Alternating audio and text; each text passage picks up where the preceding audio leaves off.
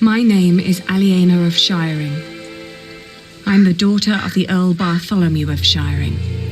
At least, I used to be, before my father was arrested for conspiring against the king.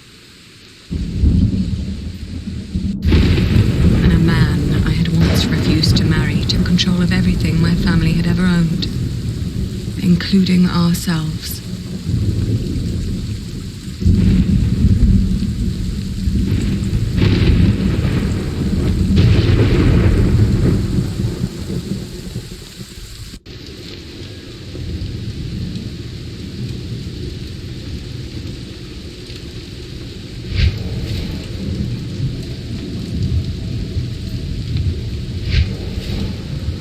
Where's the girl? She is where you put her, you fiend. Once the king finds out.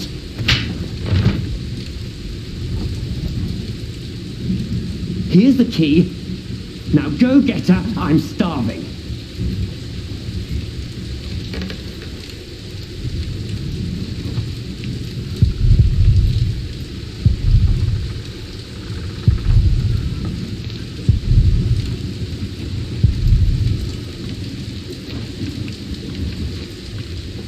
Why am I fooling myself?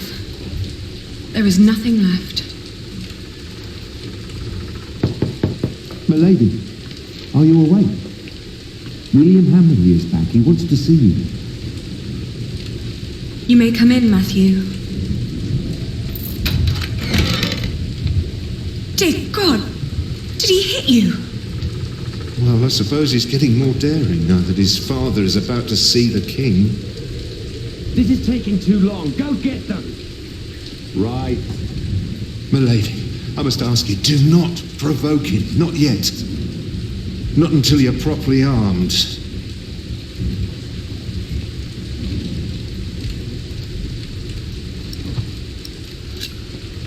How is Richard? They treat him like a dog. I gave him a cloak so he wouldn't have to freeze through that storm. There are weapons hidden in the yard. Near the gate, look for a red piece of cloth. Get down here, and no talking. And don't cause any trouble. I just cleaned my sword.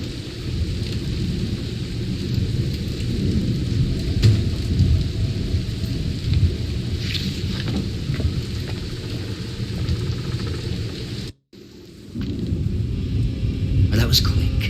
You certainly do know your place, don't you? Ugh, what's with your face? Your arrogance makes you ugly. Did you know that?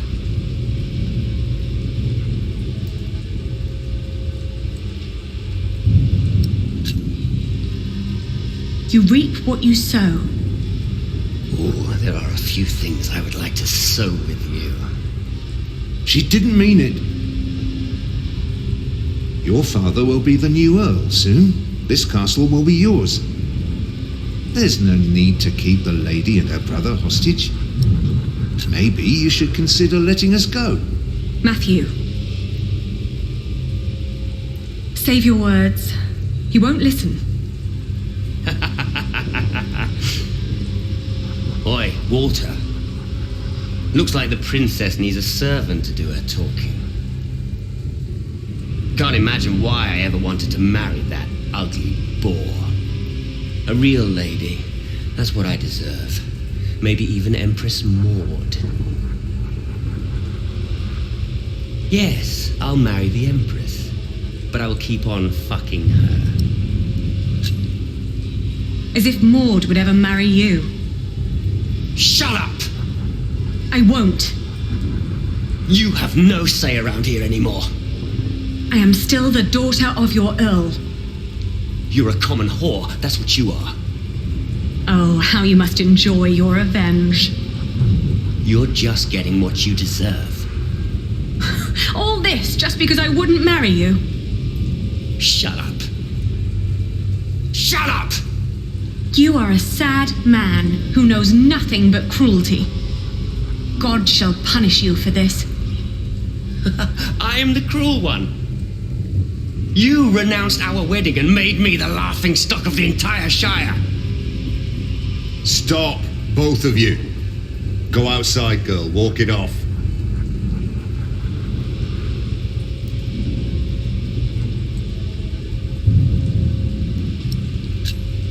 All right. I shall do so gladly. Anything you need, William? Tell the bitch to get me something to eat. I'm starving. You heard him. Go, now!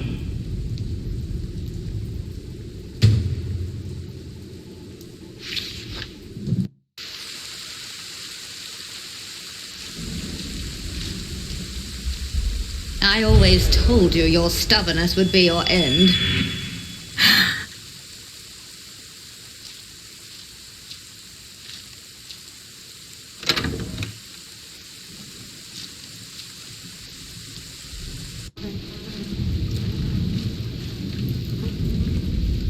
Oh! It smells horrible in here.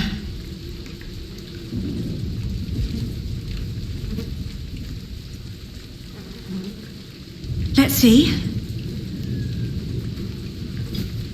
A loaf of bread. And it doesn't look as bad as everything else in here.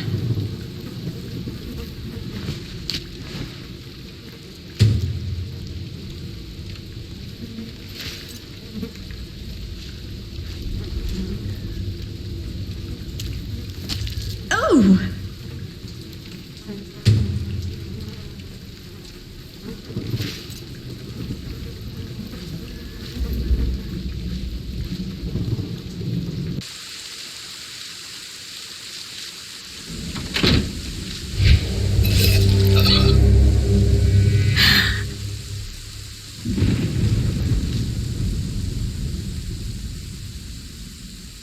Flemish, here, girl. Don't you recognize me? Ah, good girl. It must be hard to catch my scent in this rain.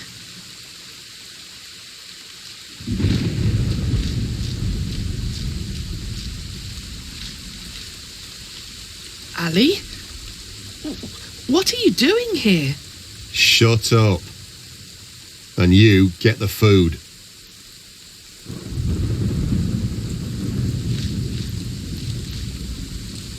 Nothing. Maybe Matthew meant the other gate.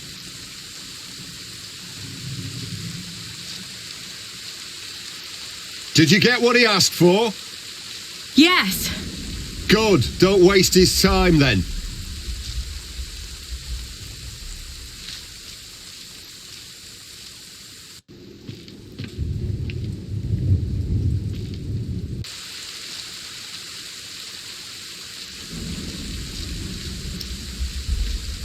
Poor girl, you must be starving. Here, eat this. I know you prefer meat, but that's all I can give you. But what am I supposed to give William now?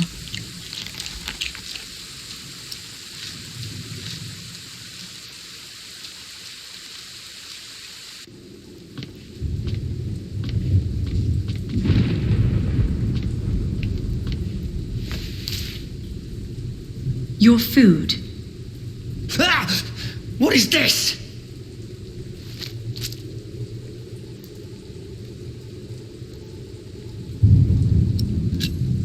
This is all I've found.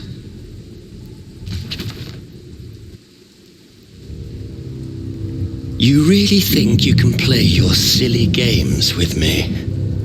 I am still the daughter of the Earl, and by the law of the King, you are my subject. Oh my. Forget what I said about your arrogance. It actually makes you quite pretty. Huh? In the name of my father, you will die for this! Master Richard, don't!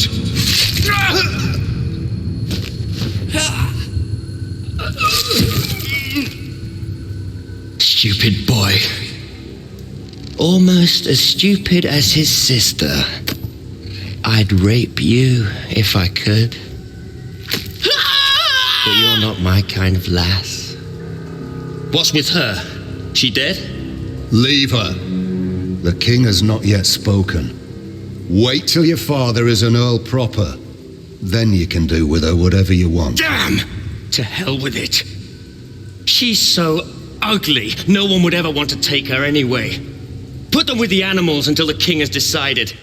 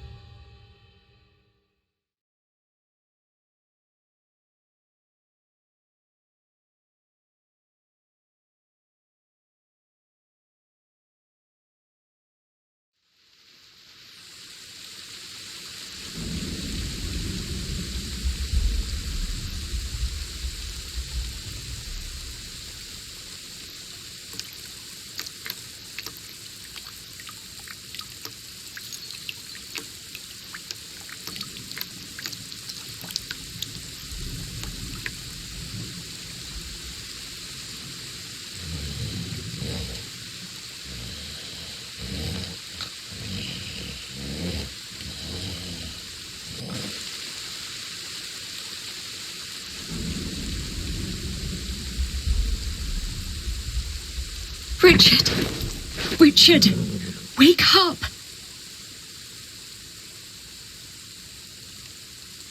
Come on, I need you to wake up! Hey!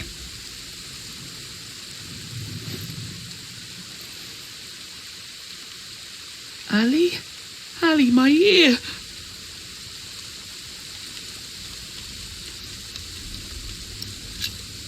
How do you feel? Hot. The wound is boiling your blood. We need to get you someplace dry and cool so you can heal. Ali, they shackled us. I will die here. Calm down. You'll only make things worse.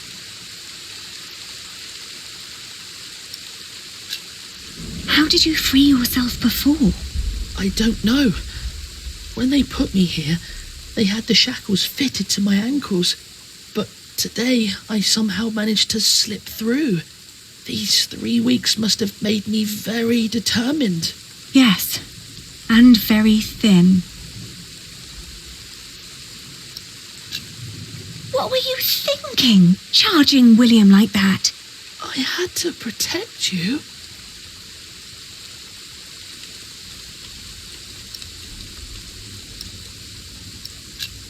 That was very brave of you. I don't know. It was. Father will be proud when you tell him.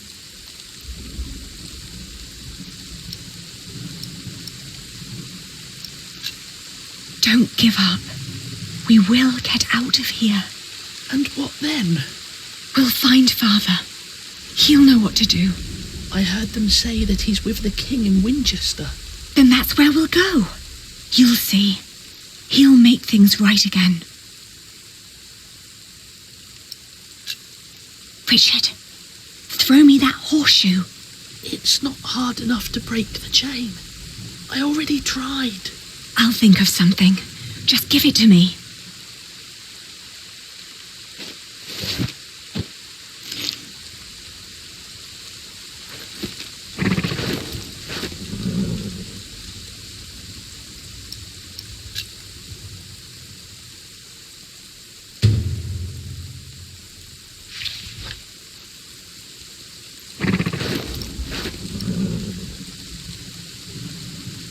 tell you, that horseshoe won't get us out.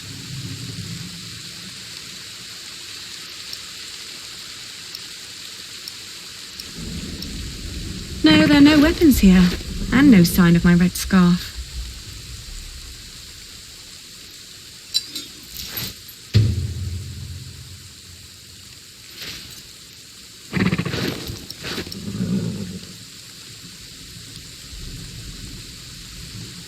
It's too high. I'm chained to a post. I can't reach it. If only it was closer.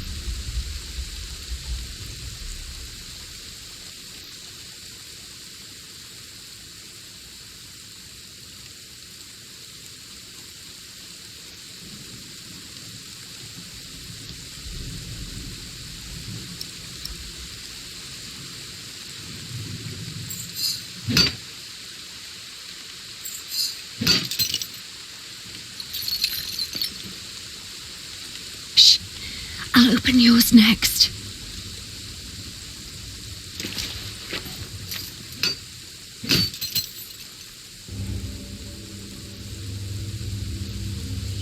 Can you stand?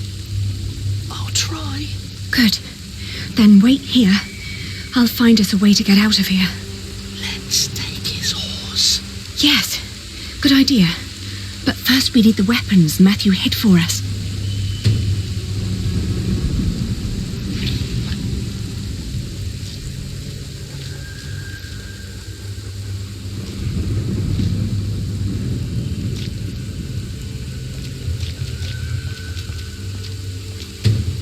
I have to say, that battle was a bit short for my taste.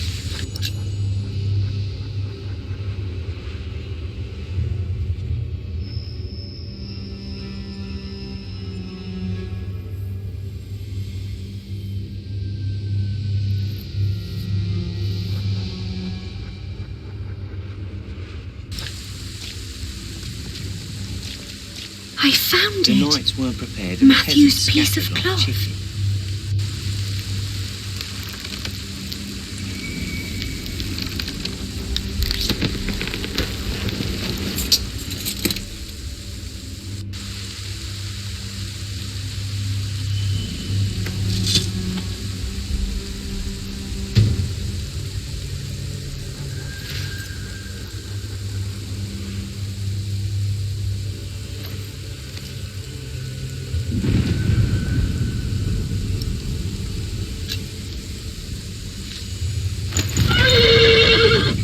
Whoa, easy. Easy now. What are you doing? The horse nearly woke the guard. The knot is too tight.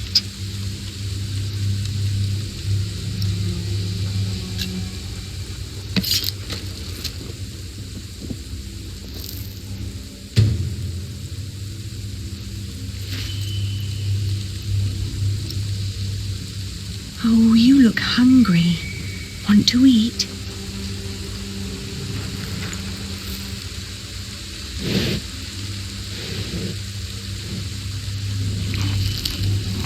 It's calm now. Try to mount it, Richard. But where do we go? To Winchester, of course. We need to find Father and talk to the king. They must find out what's happening here. Now climb on. It won't eat forever.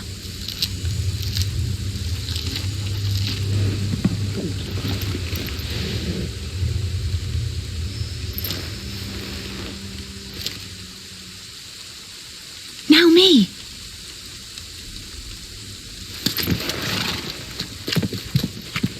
Oi! You there! Stop! Cut 'em off!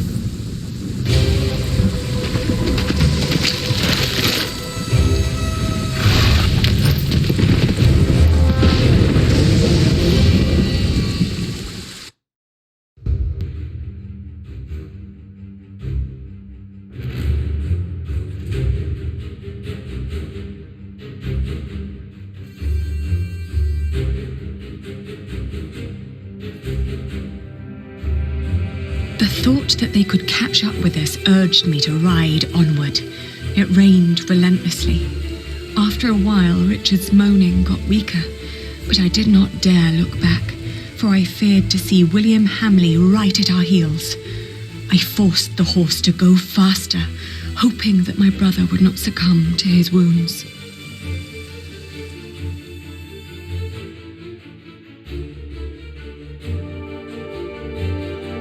We headed toward Winchester. The king would make things right if we explained them to him. He had to. It wasn't long until Richard almost fell off the horse. Touching his forehead, I realized he had a high fever. His mutilated ear was red, hot, and swollen. A sound startled me. From the thicket of the forest emerged a woman. I was ready to draw the dagger that was flush against my forearm. I asked her to give us her name. This was her forest, she said, so we should be the ones introducing ourselves. I proclaimed that I was the daughter of the Earl of Shiring, travelling with my brother. I can tell your nobility by your manners. She smiled and revealed in turn that she was the wife of the local verderer. Seeing Richard's ear, she said that he needed help. Luckily, their hut was nearby. She offered us food, shelter, and care.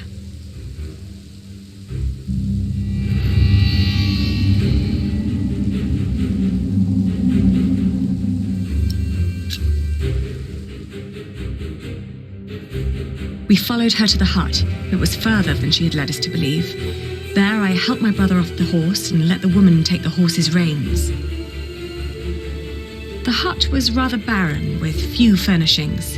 It was almost as cold as outside, and there was no sign of her husband. Richard dropped onto one of the creaky stools. The woman lit a fire, which came alive with a crackle and gave out a warming glow.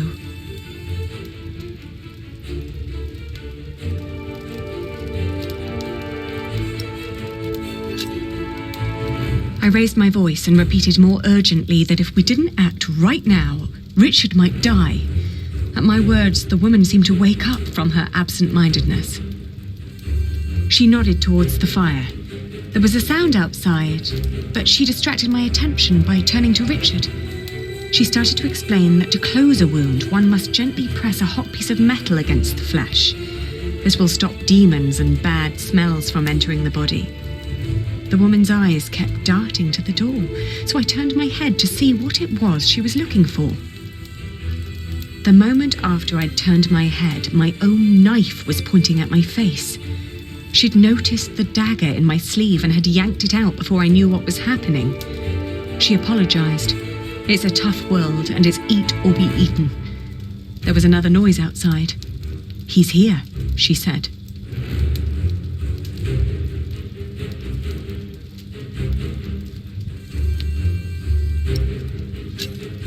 I waited for the moment her eyes were on the door again, then I dashed towards Richard, but a hand grabbed my wrist.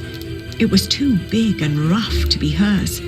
The man threw me aside and I landed hard on the floor. My head spun. He examined us and our weapons and broke into laughter. He stepped closer to reach for Richard's sword, but his wife interrupted. "We can't sell that. Everyone would know who that sword belonged to." The man grunted in agreement and turned to leave. Before she followed him, she dropped my dagger. "Burn out your brother's wound with this," she said, and disappeared. We heard the whinnying of William's horse and the stomping of hooves from outside. We stood frozen until Richard told me to go and have a look. As I did, the outlaws were long on their way, and our mount with them. The hut probably hadn't belonged to them in the first place, but at least it meant a roof over our heads for the night. The fire was still burning. We had no other choice but to trust the word of the outlaw. The heated dagger trembled in my hands. "Do it, Ali, I can take it." Richard tried to sound brave. A horrible hissing sound and the smell of burnt flesh filled the hut when the blade touched his ear, but it seemed to work. For a few hours I guarded the door while Richard slept, but soon I fell asleep too.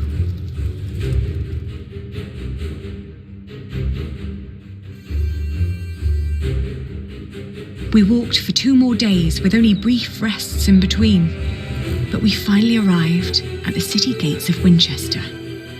Richard was weak, but at least we were still together, and we were sure that together we would find a way to escape this nightmare.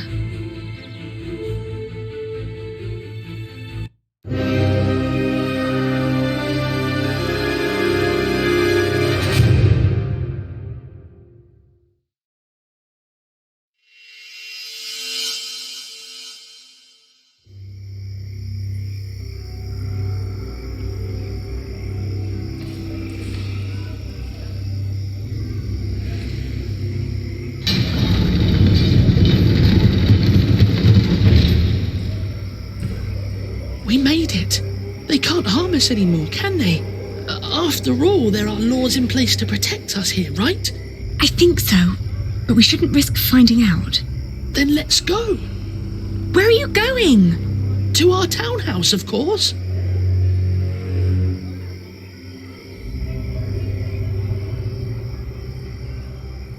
Ali, there's someone here.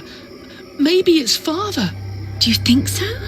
Well, they must have put him somewhere.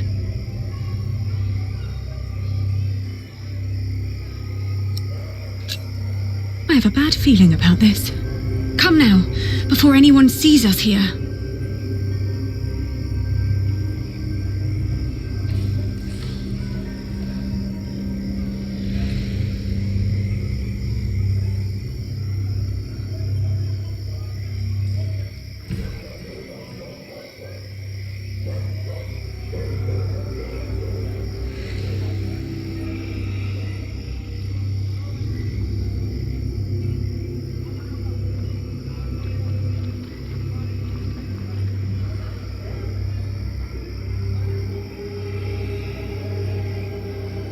Ali, this is pointless. There must be one kind soul in this town. What is it? Oh, good evening. We're sorry to disturb you, but my brother and I have been through a lot and desperately need shelter for tonight. Please. Wait here. Are you mad? Do not let them in. They're thieves. What did I say? Oh, There's a warm corner in the back. You can have a blanket, but there will be nothing to eat. is your wife all right with this? It doesn't matter. The Lord struck her with a troubled mind. She will accept my decision. Thank you. Thank you so much. You're a kind man.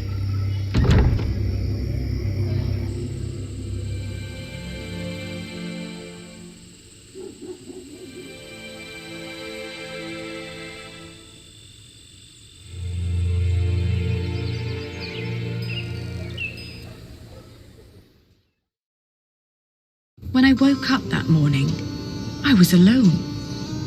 I hoped that Richard had risen early, maybe to go to the castle. I left to search for him right away.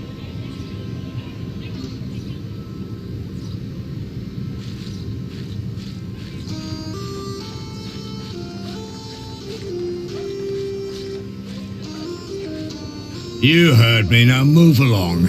Get out of my way, God. Every citizen has the right to petition the king.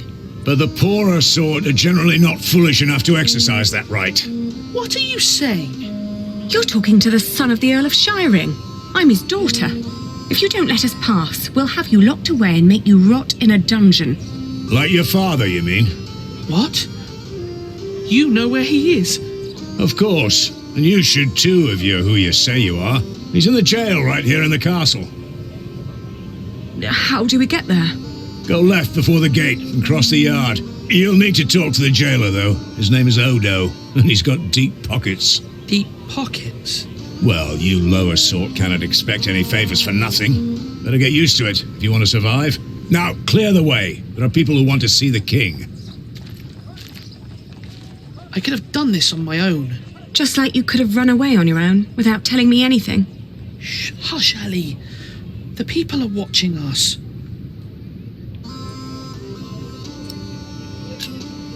How's your ear?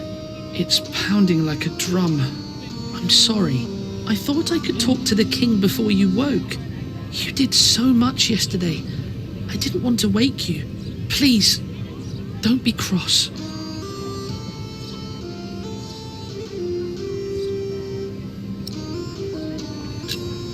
That was sweet of you, but also very stupid. Oh, don't give me that look. Sorry. Shall we go and see Father now? Yes.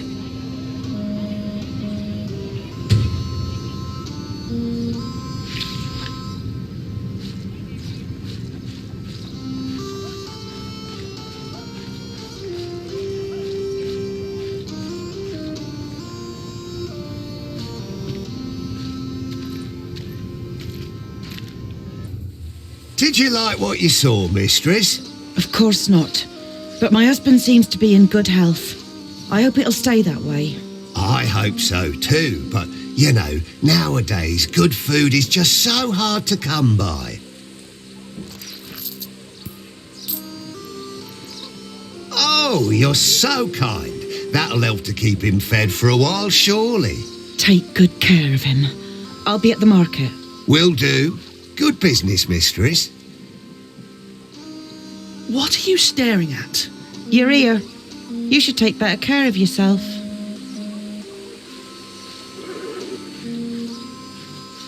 What was that all about? I don't know, but we have our own problems. So come on.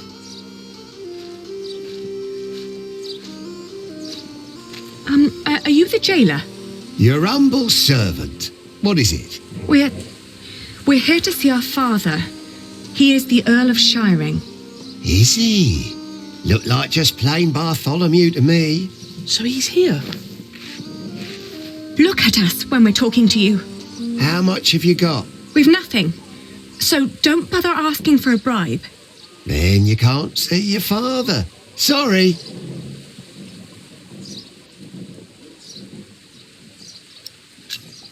Who was that woman? That'll be 2 pennies. What?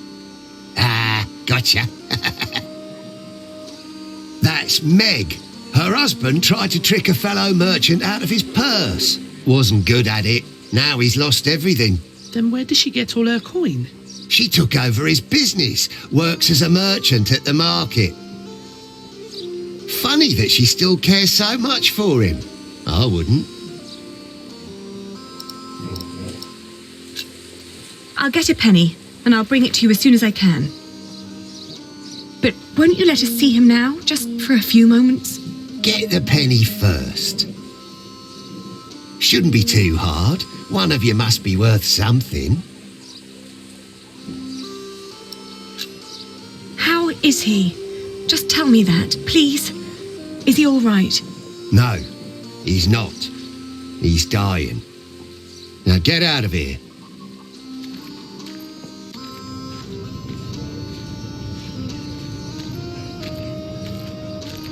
Are you crying? Didn't you hear what he said? Yes, but he was lying. The last time we saw Father, he was very much alive and healthy. Sometimes I wonder what is going on in that head of yours. So how are we going to get a penny? We could beg. Beggars usually ask for food or clothes. I never heard of anyone giving them money. Well, how do people get money?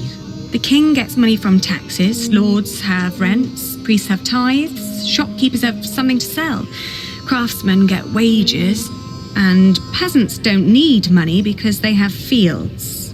Apprentices get wages too. So do labourers. We could work.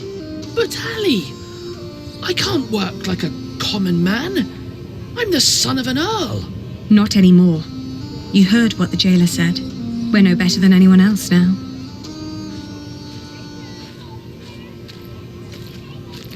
$32, $33, $34. Are you sure this is right? Excuse me, mistress? Oh, I've seen you before. You're going to see someone in the jail, right? It's the only explanation why they'd let you enter the courtyard dressed like that. That wasn't very nice. What is it?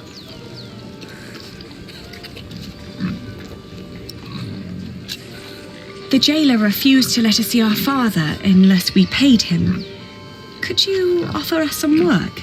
Do you even know what business I'm in? Wool. This is a wool stall, isn't it? And what do wool merchants do? Sell wool? No. Well, yes, in the end we do, but first we buy it from the peasants. The peasants bring the wool and the Flemish take it away. All I have to do is store and transport it and get the prices right. And that is cheaper if it's done alone. With some minor help from me, that is. Could you lend us some money? Unlikely. What for? We need to talk to our father. He's a prisoner in the castle's jail. And the jailer won't let us see him until we give him a penny. Once you get back to him, it'll be 2 pennies at least. What are you saying? Once Odo sees that you really want something, he'll start overcharging for it. In the end, he's just another businessman. At this rate, we'll never see father. Could you help us talk to him? Sorry, but no.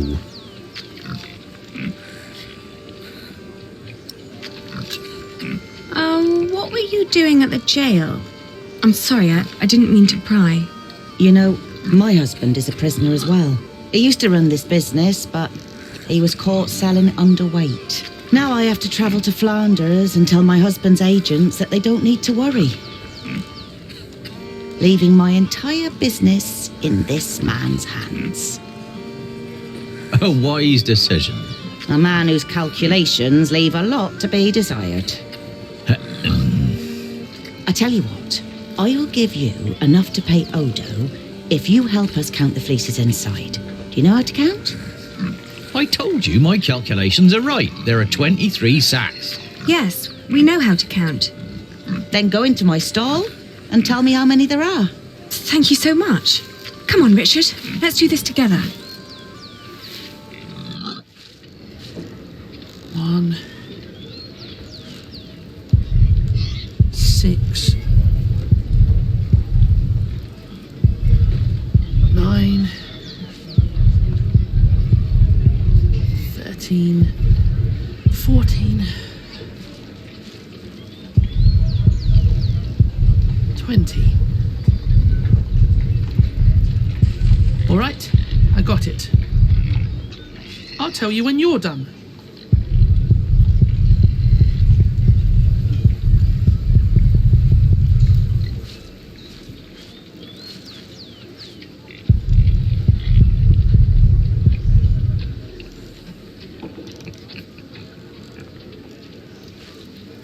How many have you got? 23. Are you certain? I think so.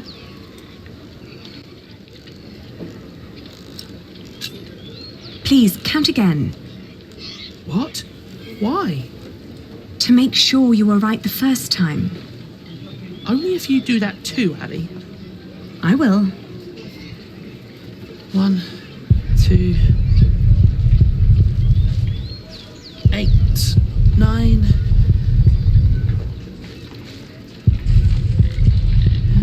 11, 16. I'm done.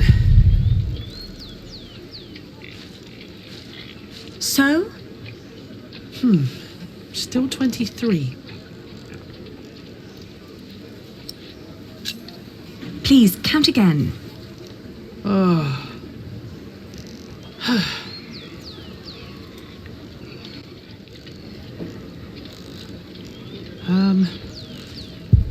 This time it's 22. And now? I'm not counting anymore, Ali. I'm certain it's 22. Let's tell them then. We're done. Good. So, tell me. All in all, there are 22 sacks of wool in there. Tell me again, Elders, how much did you pay per sack? As I said, for mixed quality such as this, it was £1 average. £1 per sack? Ah, selling wool is good business. With the coin you have here, this means... I'm right. We're 1 sack short. The children miscounted. It seems everyone miscounts apart from you. Here's your coin, girl. You confirm my own calculation, so I'm giving you more than what you asked for.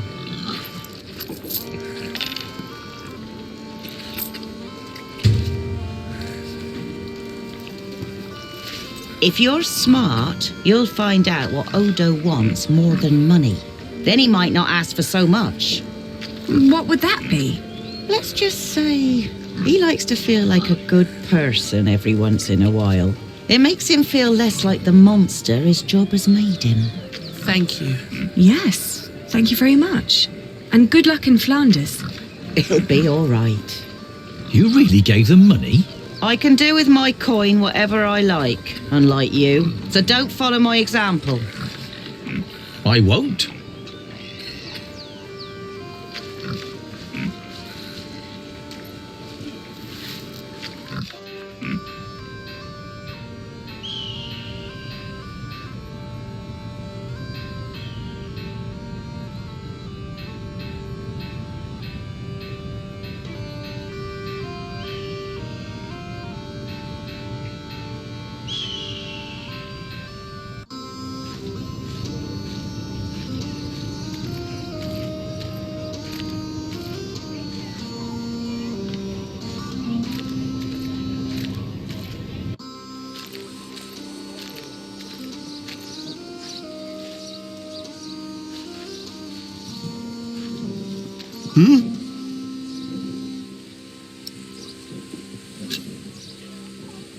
Here.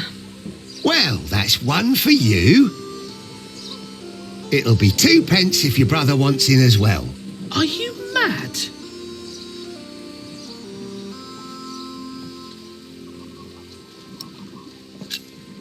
I didn't expect that from you. Why not?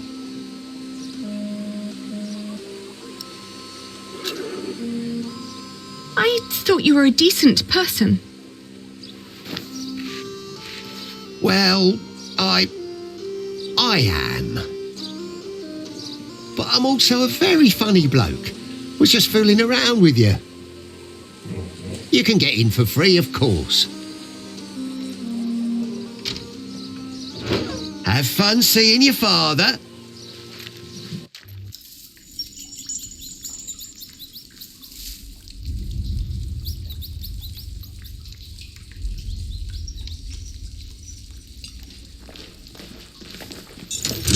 Who's there?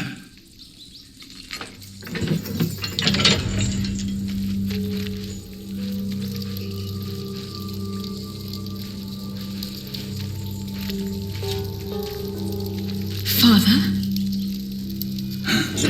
Aliena? Is that you, Aliena? Oh, Father. What have they done to you?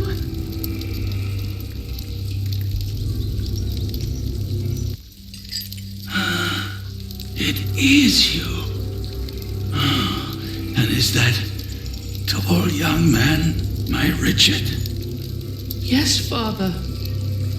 You've grown. Have you got a beard yet? Only just. It's still very fair. Are you both well? How have you managed? Where have you been living?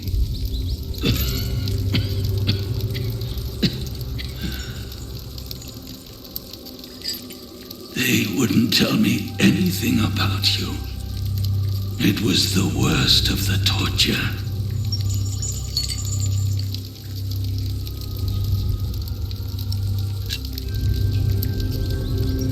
We're fine, Father. Don't you worry. We've been living in the castle. Matthew has been taking care of us. But You can't live there anymore. By now, the king has probably made that dumb oaf Percy Hamley the Earl. But where's Matthew? Why isn't he with you?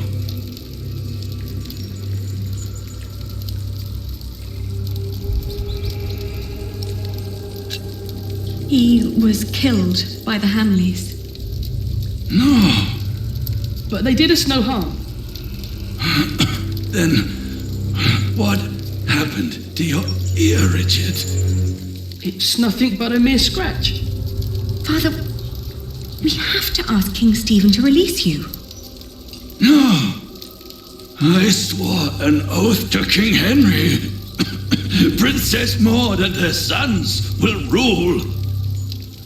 I shall not swear allegiance to Stephen, and neither will you, even if the other barons did.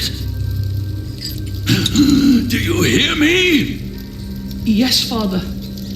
Stephen is not our king, not mine, and not yours.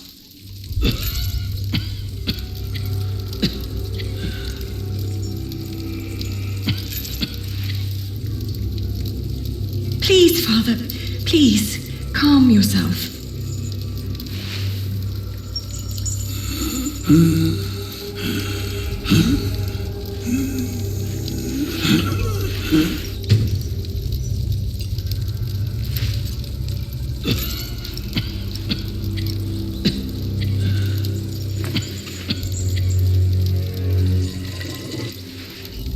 Hurry, Ellie!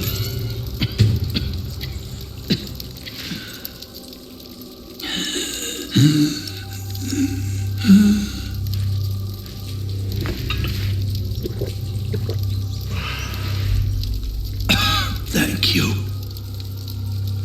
children. When the Hamleys brought me here, I hid 50 peasants on a belt under my shirt. I gave that belt to a priest. 50? What priest? I don't know his name. I gave him the belt and demanded that he keep it safe for you. He was near the west gate.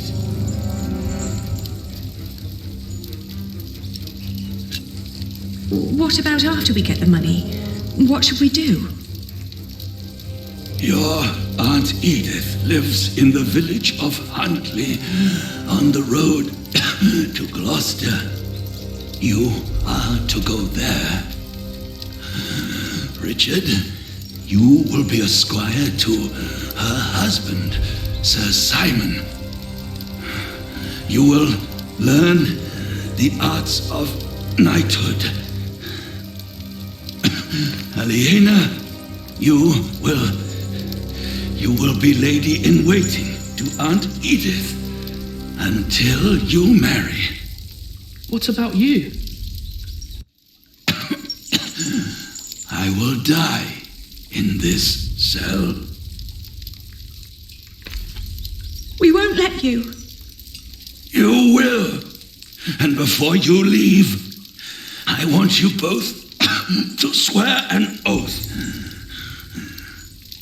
We can't leave you like this.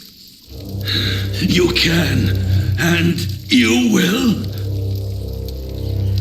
Richard, pull out your sword. Now, put your hand on the hilt, my son. Swear by Almighty God and Jesus Christ and all the saints that you will not rest until you are Earl of Shiring and Lord of all the lands I ruled. I swear by Almighty God and Jesus Christ and all the saints that I will not rest until I am Earl of Shiring and Lord of all the lands you ruled. Now you Aliena, swear by Almighty God and Jesus Christ and all the saints that you will take care of your brother Richard until he has fulfilled his vow.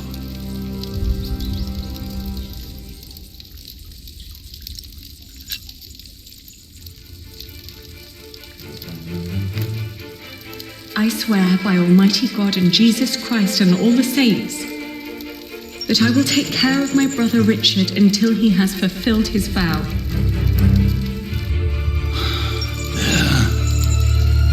Now, you need never come to this place again.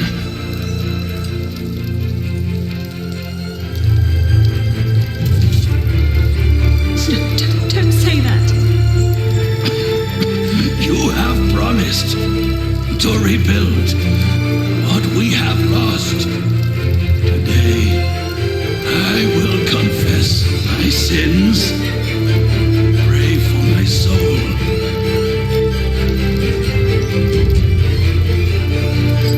Now, go.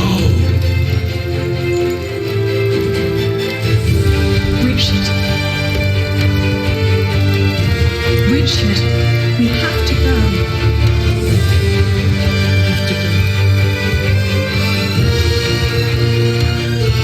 God! Open up.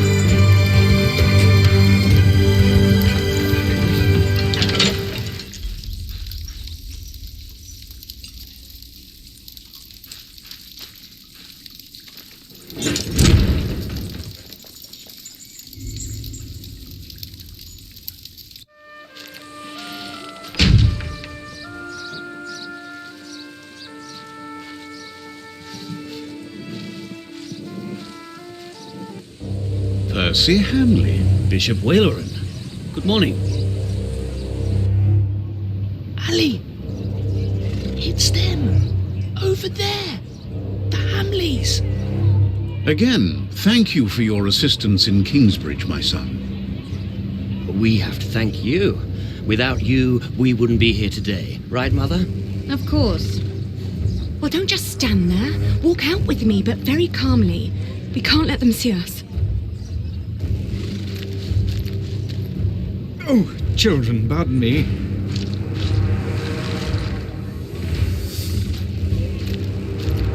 Now we're only missing one more. Here he is.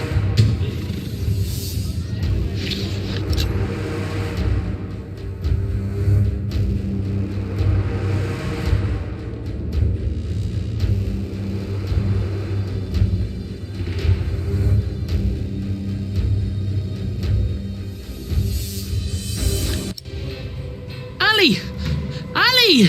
Those horrid people are about to talk to the king. We knew that they would, didn't we? Yes, we did. Father was right. They are all tied together. The Hamleys, the king, even the church. Do you think Father's priest is also in on this? Well, we'll have to find him first. Then we'll know.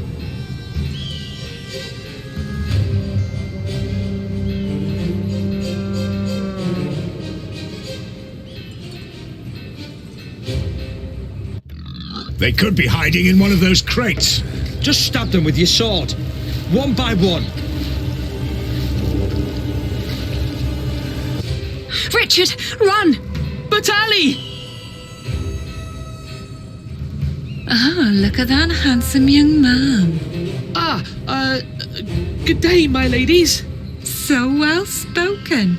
And look, he even has a battle scar. Like what you see, handsome. You can ride two of us, young lord, if you can pay. Have you seen a priest? Our father met him here at the Westgate. He owes us money. Oh, you're talking about him. That's where he got all that money. What? He even paid for Mary's dress. He didn't want to at first. All she had to do was stroke his bald head. Where is the priest? What's his name? Dunno his name, but he's a regular at that one inn. The Boar, close by the North Gate. Smells like piss there. Shall I teach you, love, how to fuck a man or a woman? You can make a fortune with that little mouth of yours. But in a year, you'll look like me.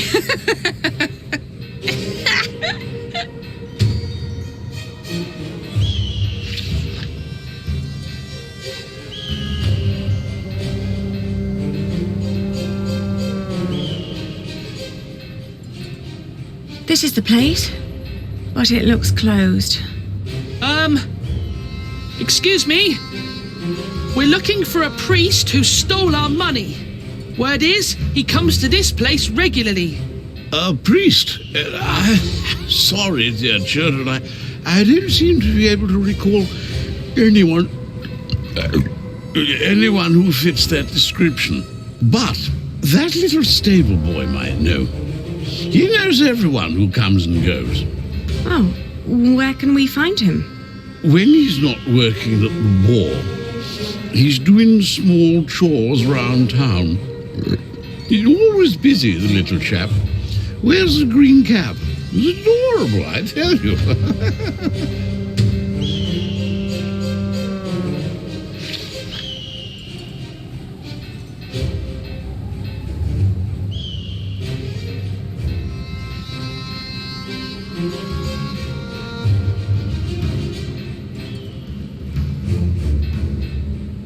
That's what you get when you work with half-wits.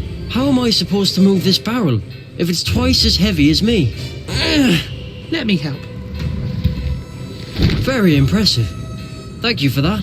I'm always telling them, if you want me to restock your kitchen, don't let them cram the barrels to the brim. So, what was it you wanted to know? Do you know a monk who frequents the Boar a lot? The Boar? I used to work there. The Boar, the Lazy Mare, and 2 private kitchens. You're talking about Father Ralph. Thought the women had sucked him dry, but he always comes back with more money. But he only spends it on beer and ladies. Never has a tip for me. Where can we find him? He's a priest at St. Michael. One of them churches round here. Which one is it?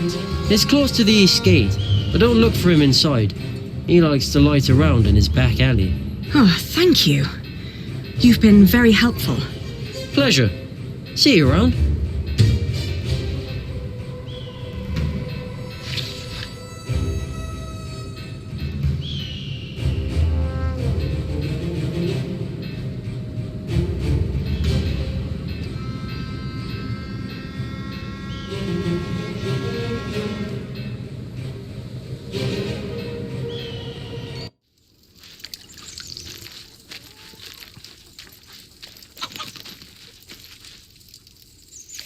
Are you Father Ralph? What if I am? Does that mean yes? I guess so. He's the only monk around. What do you want? Well, I am the son of Bartholomew, the Earl of Shiring. So?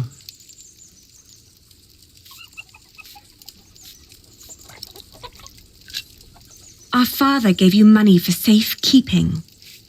I don't know what you're talking about. What do you mean? I mean, I don't know what you're talking about. Now piss off.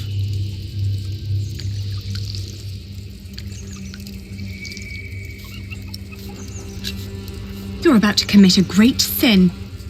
If we don't get that money, we'll starve. Start begging for alms then. You may not know it, but a lot of people live that way. So you're saying there's no money? Right. But my father said... Your father lied then. We should talk to the sheriff. It'll be my word against the word of a jailed traitor. And now give me some peace. I'm hungry. He's right, isn't he?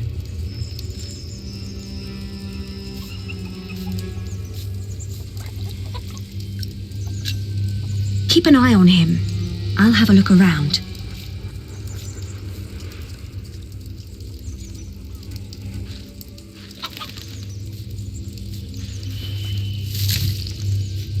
It's too heavy.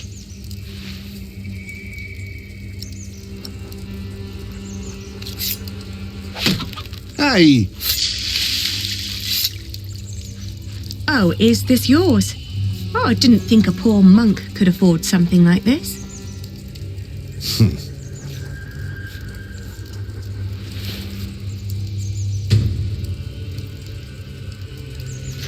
Richard, I found it! Oh no! He took all the money. What now?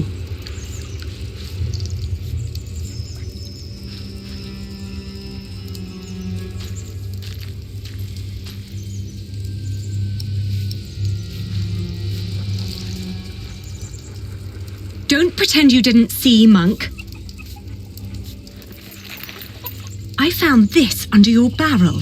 You are a thief. That strap proves nothing. You seem very certain of this. Sheriff! Hush, you stupid brats. The sheriff is a bastard. He'll take everything for himself. But first, he'll take your hands. Sheriff or no sheriff, you won't get your money. Ali, this isn't going anywhere. Well, at least we know now that he won't call for help.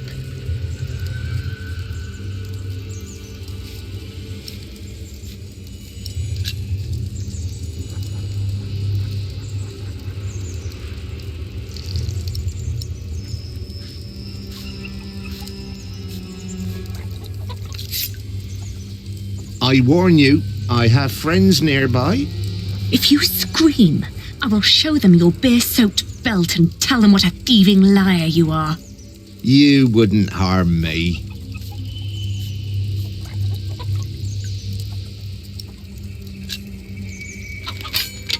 Hey! What? You're a devil! I'm going to cut out your eyes one by one. First, the left eye. No! Oh, please don't! Where's the money? Here, I got it on me.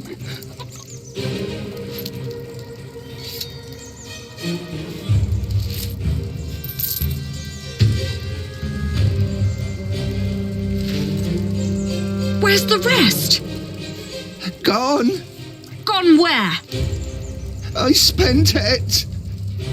Let's take what we've got and go. All right. I may come back one day, and then I'll collect what you owe us.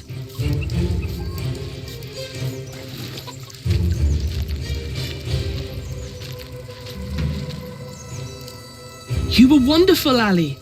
You scared him after death. Yes, well, now, come on. Father wants us to find Aunt Edith.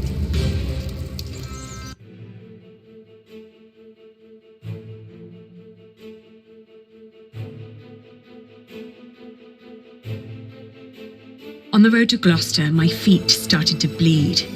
I remembered a cobbler who lived nearby in the town of Hastead who could sell us some boots. But taking the detour would cost us both money and time.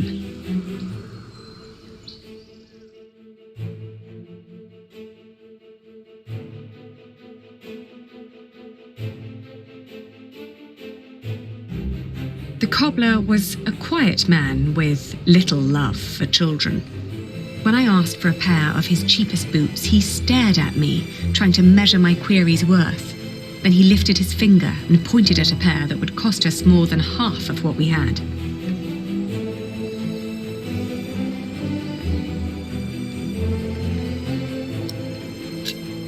The cobbler surveyed us once more. He took in Richard's sword while listening to the impatient but uncommon way I talked. In the end, he held up the boots he'd been working on, unfinished, rough and frayed, then suggested a figure that was lower but still overpriced.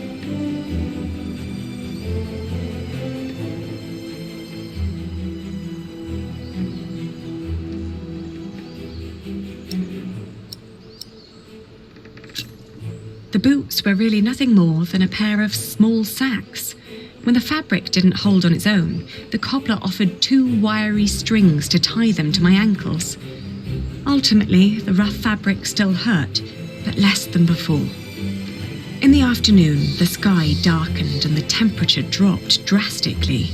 We considered setting up camp to allow us an opportunity to warm our worn-down feet. However, we were already running low on food and would soon need to reach our destination.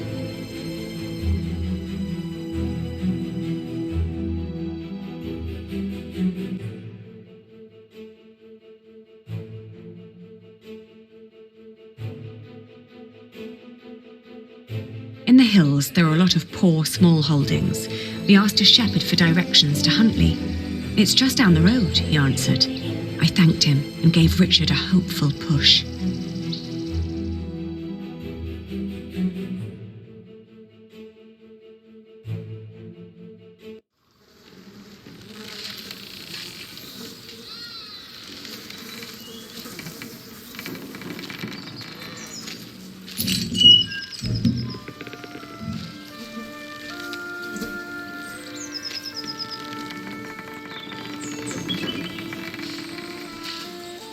It's all burned and rotting.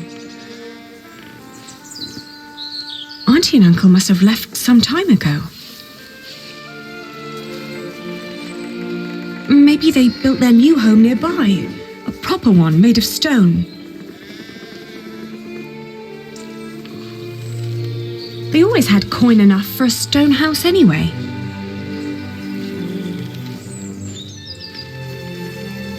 Maybe this isn't even the right house. It is. How would you know? It's been a long time since we came here with Father. These houses all look alike. Shut up, Allie, please. They're gone. Probably killed. Whatever happened to them? We will never find out. It's over. There's no place for us to go.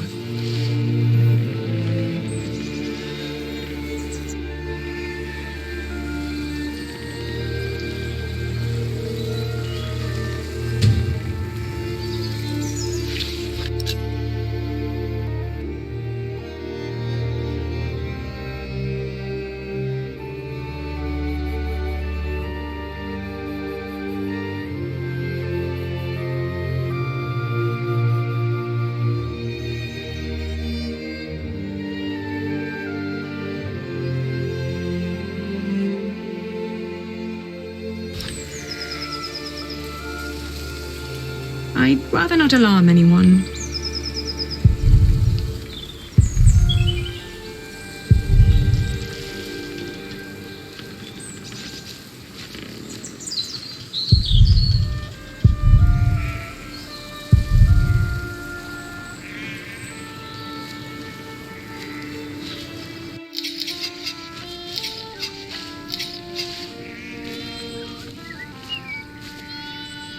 Oh, good day again.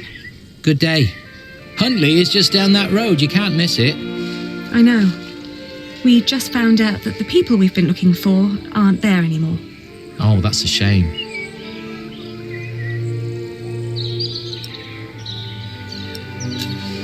Do you know what happened to the owners of that burned-down house down the road?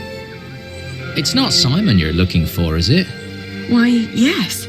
A while ago, some knights came to his house, nasty punch. Burned it down, said he was part of some scheme against the king, like his brother, the Earl. What happened to Simon and his wife? Dunno, haven't seen any of them since. I understand. Thank you.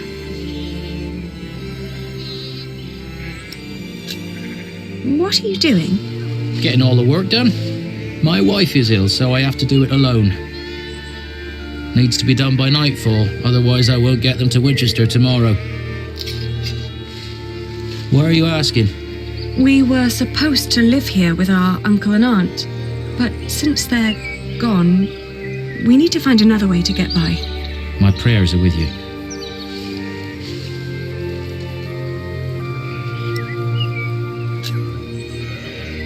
We could take the wool to Winchester for you. You could stay at home and look after your wife while we sell your stock. Well, that would be kind of you. But I couldn't trust you to negotiate the right price and bring the money back safely.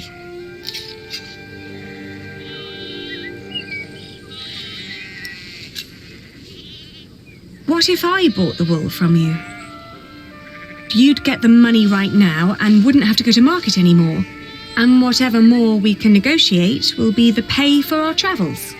Well, that's an interesting thought. But for that to work, you would need to buy my entire stock, and I doubt you have coin for that. Now let me get back to work. The sun will set soon. How much for one sack? Just name your price. £1.50.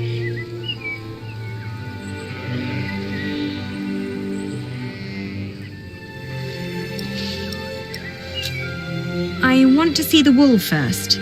All right, have a look.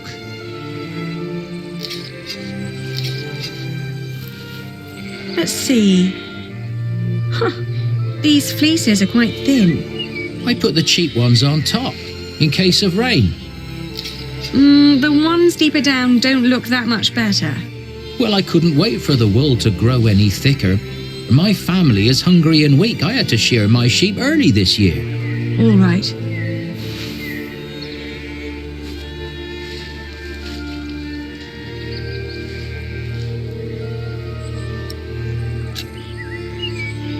I can offer you £1. That's less than what merchants in Winchester would offer.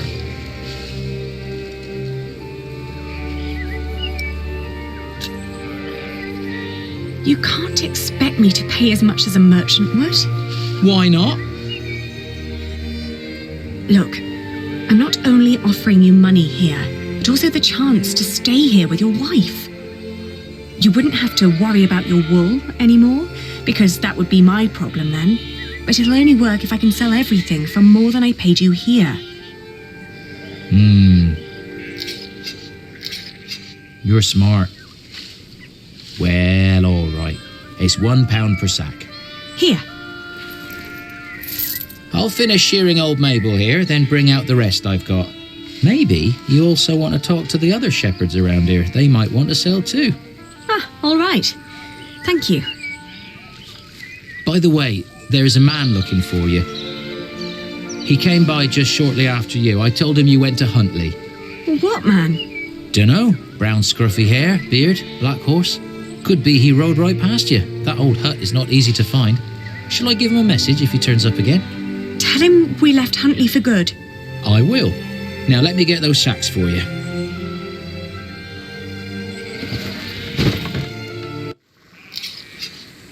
I wonder what Richard will think of this.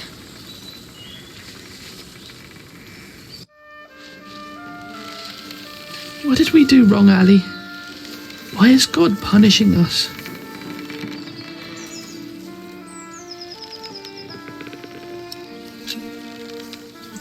We did nothing wrong, little brother. It's just the first time we're facing difficulties that other people go through their entire lives. But there is nowhere for us to go. We're commoners now. Commoners who never learned to do common work, and we both swore an oath to Father. If we don't get the Eldon back, we will go to hell.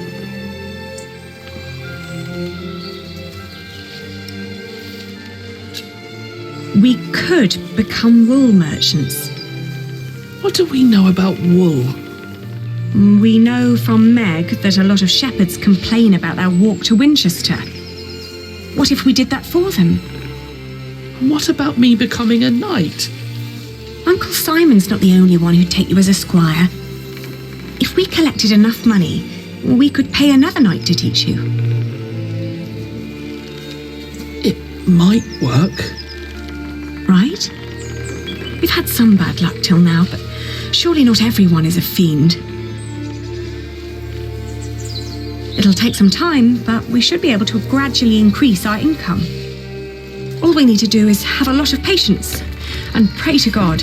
Ah! Richard! Lord Hamley caught me riding the horse you stole from him. He told me before I take you back, I can have some fun with you. Get away from him!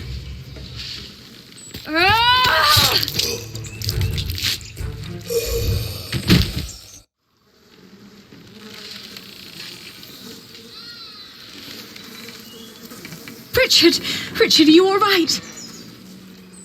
What happened? Oh, you're alive! You're alive!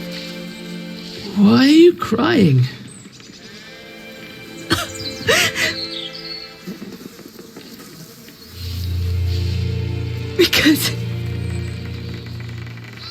Because we are both alive.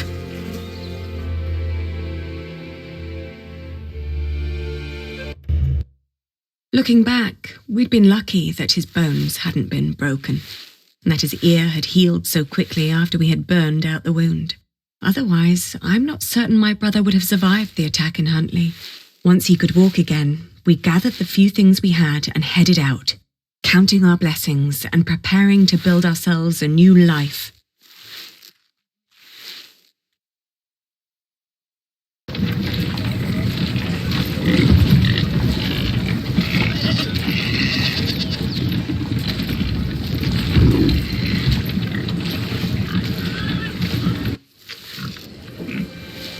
How's your wound doing?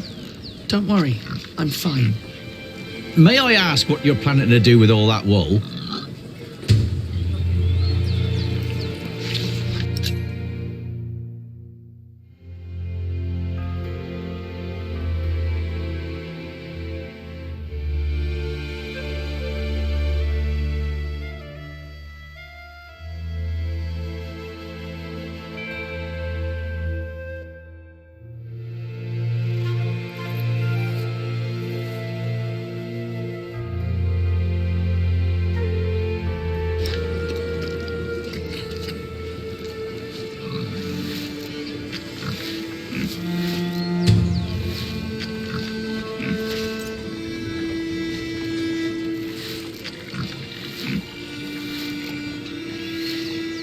Mind showing me a piece of your stock?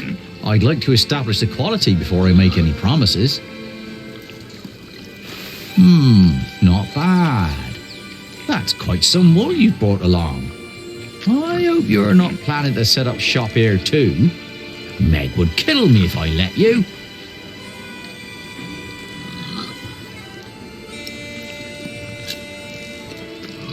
We came to sell this wool to you, not to compete with you.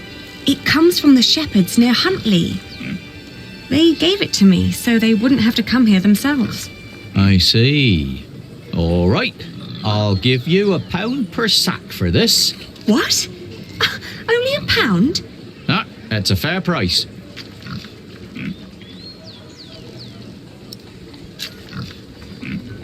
But that's what I paid the shepherds. This doesn't even make up for the cart, taxes and travelling. Then you've made a bad business decision. What? I can't pay for your mistakes, can I? You have to handle that yourself. Ali, let me handle this.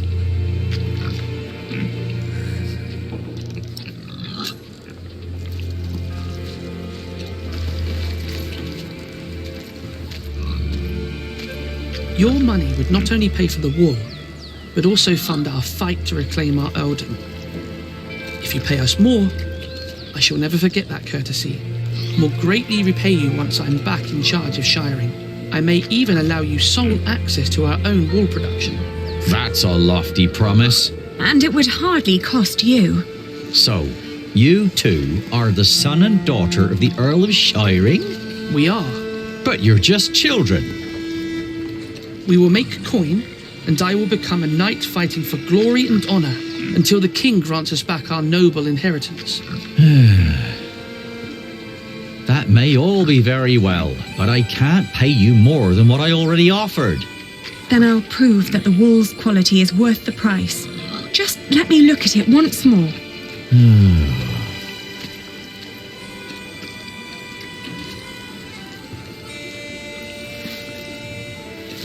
We've got to work out what signifies high quality. Maybe if we remember what the shepherds said. It's from a good breed of sheep, they said. What else? And other wool looks greasy. Not ours. It's dry, light and soft. The wool is pretty strong too. It holds together well. That's all I remember.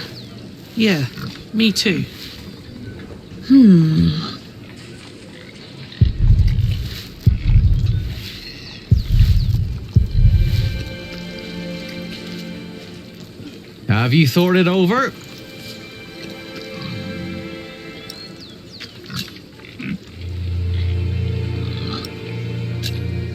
In this weather, some cartloads of wool would arrive damp.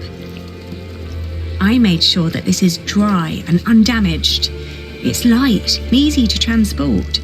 And customers are hesitant to buy wet wool. Wool is often full of grease and dirt. But this batch was scoured very thoroughly. It's very clean and soft. Even picky customers would be delighted. That is true. Some sheep produce brittle fibre, but this wool is strong. Its sheep had good, healthy lives. It's suitable for finer and durable fabrics. All right. What pricing did you have in mind?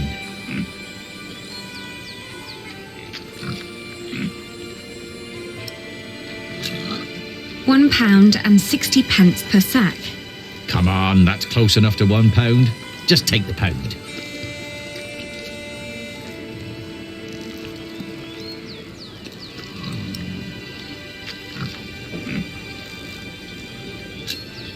£1.10 per sack then. But tell you what, I'll give you £1.25 for every sack. You've brought up some good arguments. Your wool is exquisite. Of course it is. But not a penny more, all right? Yes, agreed. £1.25 it is. Very good. Just so you know, if my mistress gets angry, I'll have you tell her the same things you told me. Thank you for your business. We've done it, Ali. We've earned 60p for each sack. That's 5 shilling. A whole crown. I know why Meg likes you, Aliena. You're just as ruthless as her. I must say, that was impressive. Can I help you? Forgive me, I didn't mean to barge in, but you are the Lady Aliena of Shiring, are you not? Yes, I am. And I'm Lord Richard, Earl Bartholomew's son. My name is Philip of Gwynedd. I am the Prior of Kingsbridge. Oh, I've heard of you. You helped a lot of people after the Hamleys attacked my father's castle. We only did what was right. I met your father. My father knew many people. Not all of them were his allies. I know. I'd like to invite you to come to Kingsbridge. Our own wool trade has fallen somewhat into neglect, God forgive, but we have plenty of sheep. I am sure we could come to an agreement. You want us to be merchants? You wouldn't work for me, you would work with me. I can see that you are not afraid of hard work. I don't know a single novice who would have been willing to pull a cart like that on his own. My friend, Brother Milius, would be delighted to speak with you. He always goes to markets for our priory. What do you say? I'll consider it. Please do consider my offer. You will be most welcome in Kingsbridge. It is the least I can do. Thank you, Father. Not much later, I found a home in Kingsbridge. I remember when I got there, there was Jack.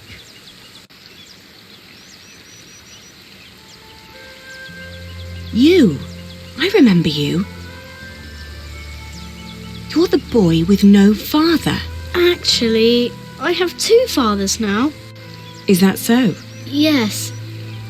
Tom Builder and Jack Sherbug. And then the days just went by.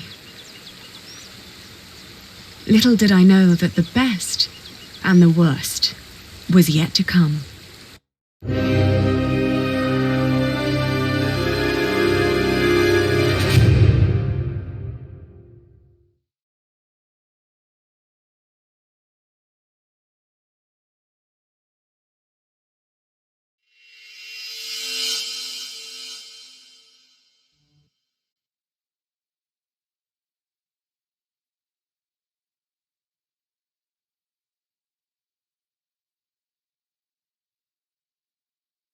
So, you have returned from Rome, Bishop Waleran. Yes, it was a very illuminating time.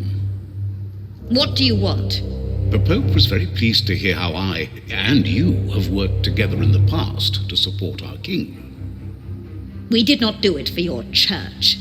He was less pleased, however, to hear about the bargain you struck with the Prior of Kingsbridge. Why should he care? Once and for all, we will not support you in your personal quarrels. The deal we made with the Priory of Kingsbridge has the blessing of the king. Of course, and you would never change your mind on that matter. Tell me, has your son returned from the Holy Land yet? We have not heard from him, ever since he set out to join that crusade of yours. If he dies, your church will be responsible. Do not underestimate your son, Lady Hamley. That would be a great mistake.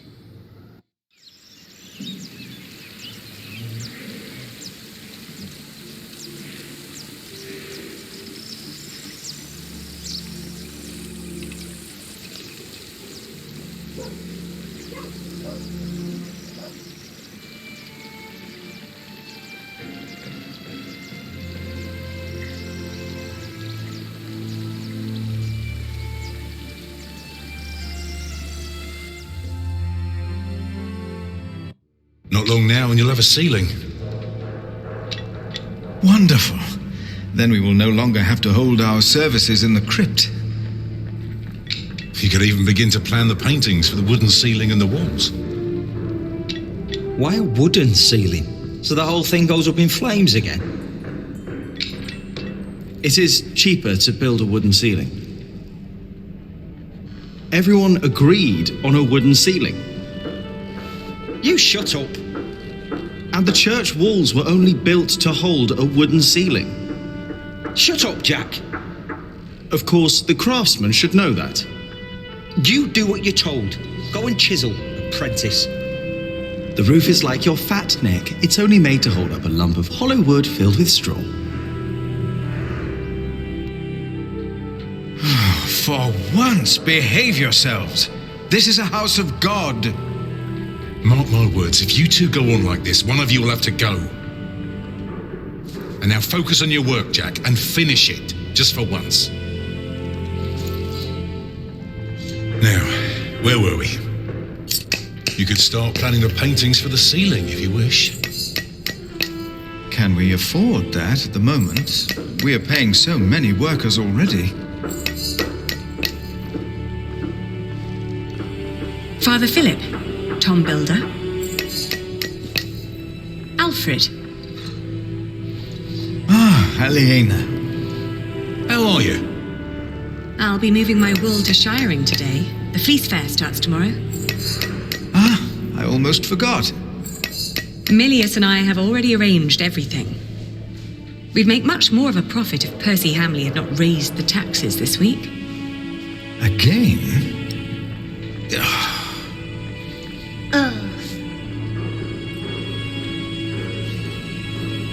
Jonathan, you shouldn't wander off.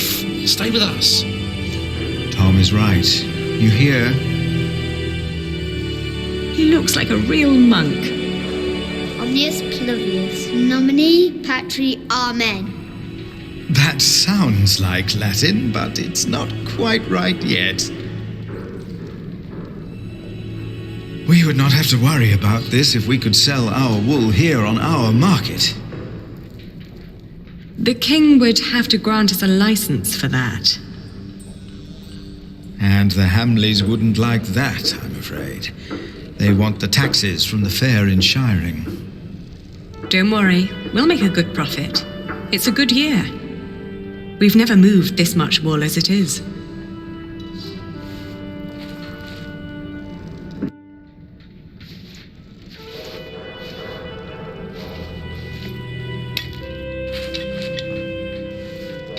Oh, and I have to build a new storage house.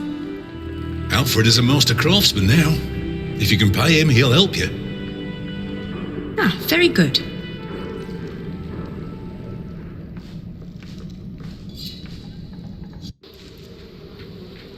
If she hadn't a business of her own, I'd hire her to work for me. I'd hire her for other things. Hey!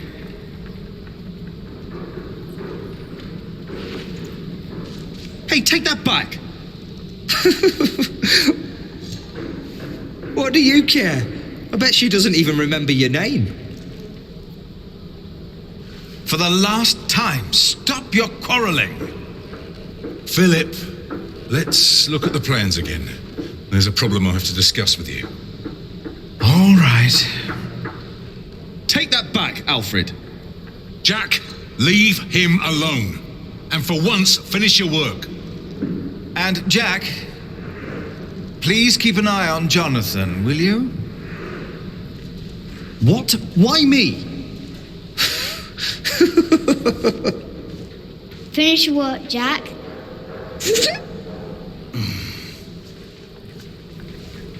That's how it always was. But on that day, I didn't care. On that day, I was going to see Aliena. And I was going to tell her how I felt. And nothing and no one would stop me.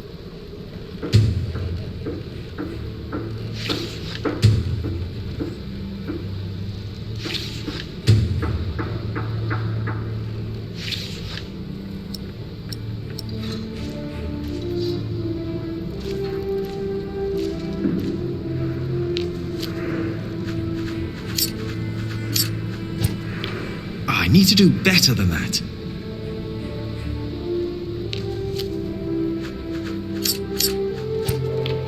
Ah, missed!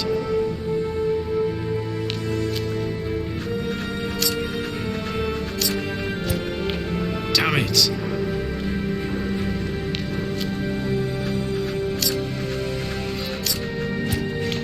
I need to do better than that.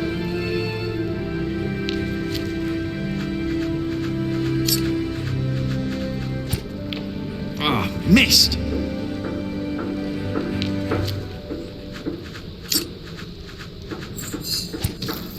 Yes! I bet there are more nests around.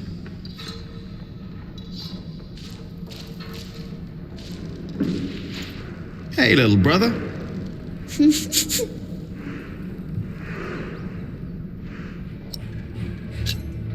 I hope you appreciate that I look out for you. I ate a beetle. Don't tell Philip, all right? It's our secret.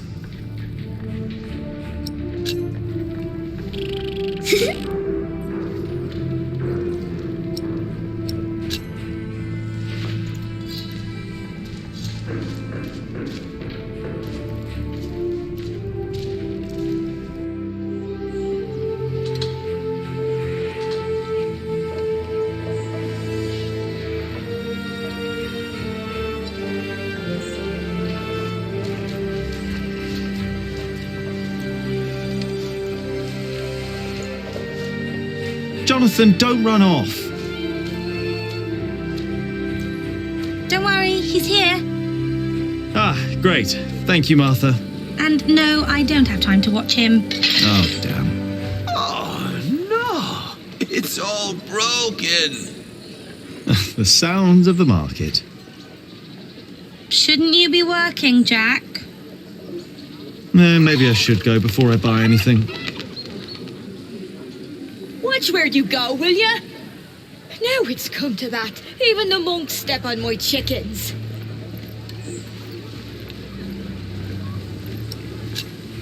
So, how's business? All well? More and more people keep coming here. Yesterday, there were 24 merchants from Shiring alone. You exhausted? Pretty much.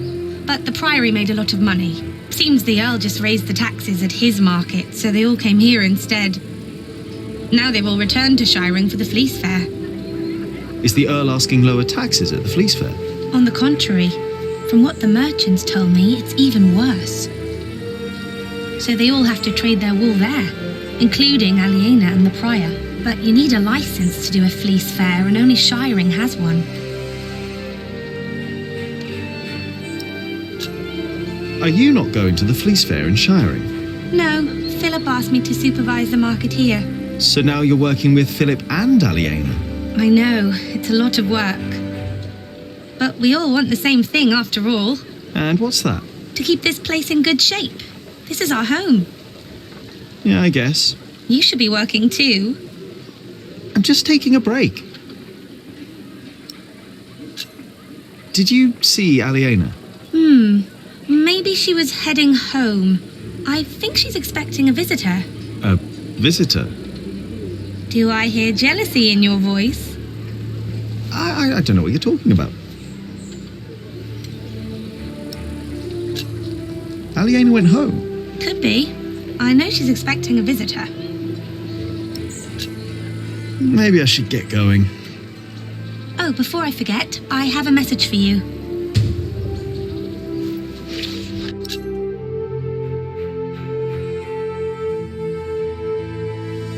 I think Ellen wants to talk to you about Papa. What's there to talk about? Tom doesn't believe I can be a builder. That's not true. That's what she wants to talk about. Papa knows what you can do. He told her. Oh, did he? Yes. He's complicated. He is. On days like this, you can almost get lost here.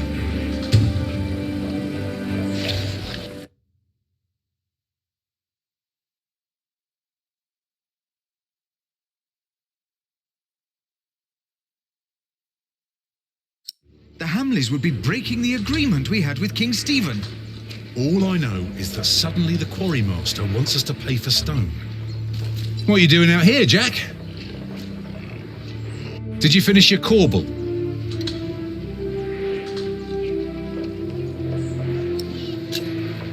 I'm not done yet, but I'll do it later, all right? Why do I have the feeling that the corbel won't be finished today or tomorrow?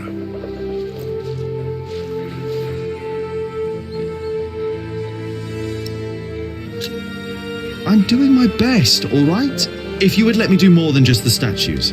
You need to focus on the task at hand. I can do much more than stone carving, and you know it. We can't always get what we want.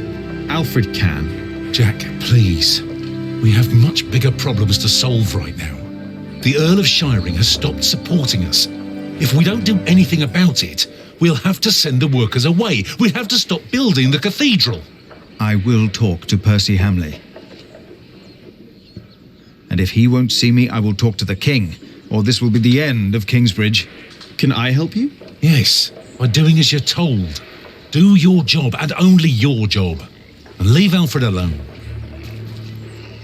The verderer and the quarry master both claim that they act on orders from the Earl of Shiring. If our workers find out...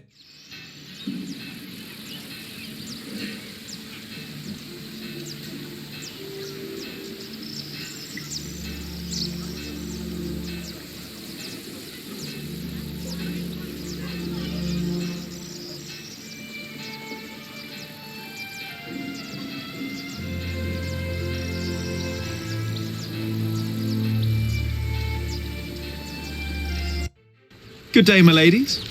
If it isn't handsome Jack.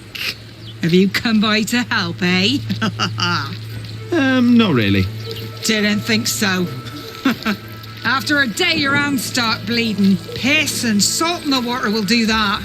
Piss? Only way to get the grease and dirt from the wall. We can use a coin, but there's only so much pain you can take. Sooner or later, Aliena will have to look someplace else for fullers. I will find a way to help you with your hands. Well, it's a start. Then maybe you should get back to work as well. I'm just taking a break, all right?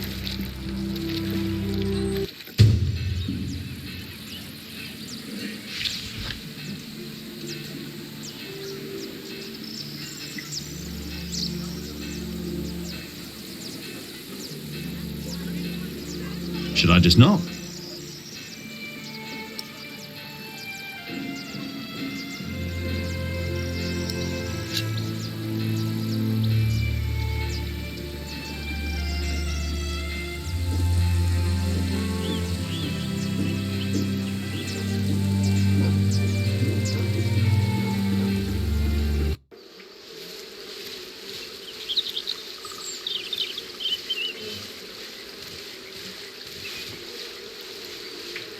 Don't always run off, Jonathan, or I'll get in trouble with...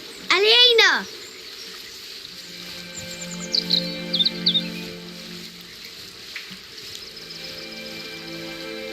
Yes? Do you mind if we sit here? Of course not.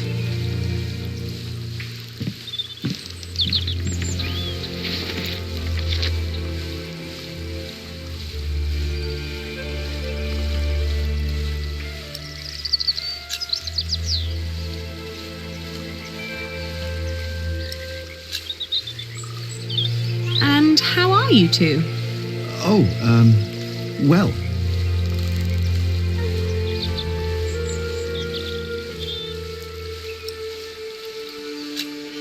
Shouldn't you be working, Jack Builder? Us? No, as it happens, my young friend here is a bit disgruntled with his superiors and needed a break. Oh, is that so? Maybe you'd like to come and work for me, Jonathan. Well... Well... Well? Jonathan! He's here! I'm coming! Jack loves you. I was just about to ask if you think that Jonathan suspects anything. I swear on this very Bible that I don't know what you're talking about.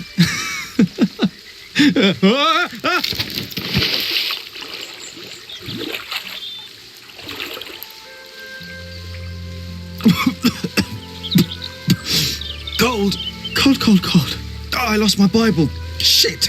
I'm sorry, but no bad deed goes unpunished. But we haven't done anything bad. Yet. You burned down the cathedral.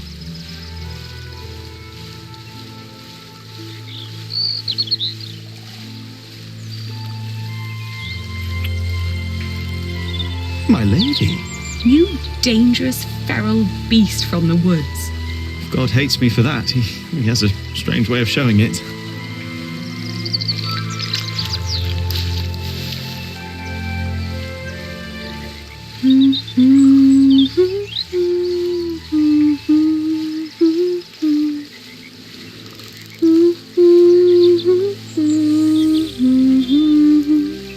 You remembered it? You sang it the first time when we sat here together. You were dangling your feet in the brook, lost in thought. Just like today. Why can't it always be like this, Jack? I know what you mean. I hate pretending that I don't love you. Then don't. Jack. I know.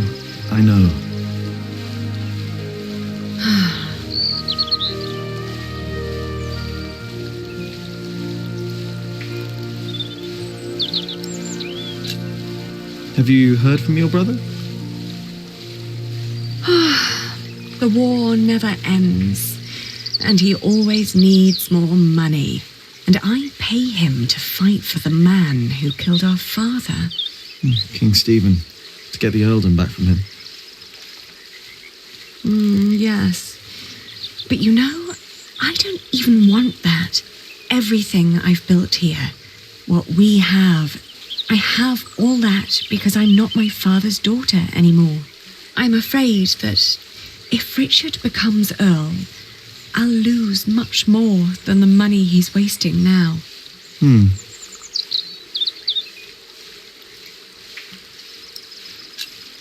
Your father meant well. I'm sure he did. Did he? He never loved anyone, not even my mother. It was not my fault we lost the earldom. It's not my responsibility. How could Father make me swear that oath? Did you fight with Tom again? Tom always takes Alfred's side. Well, he is Alfred's father. He worries about him. It was the same with Richard. If Tom's worried about Alfred, then why is he always telling me off? Because you are the clever one. He probably worries about Alfred. Hey, it's not my fault that I'm smarter than Alfred. Everyone's smarter than Alfred. Exactly. Tom thinks you should know better. Maybe.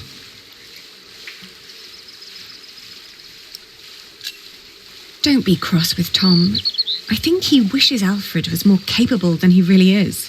He wants Alfred to be his successor, after all. Well, perhaps he could be if he only put his mind to it. I mean, even I can do it. I'm sure you could. But who would want to build a cathedral anyway? Were you still reading the Bible? Philip insists. I better be angry that I lost it. Oh, don't worry. He'll still keep teaching you. I think he sees something in you. Oh, maybe I should become a monk. Oh, but you aren't allowed to kiss monks. I shall love you like a brother, then. Yeah, that's not funny. Say, what was that book called you told me about last time we met? The Amores by Ovid. I've only heard about it from a travelling scholar. The title sounds promising. Yeah, but maybe it's not as interesting as we think. Let's find out. I'll ask around Kingsbridge and see what I can find. All right.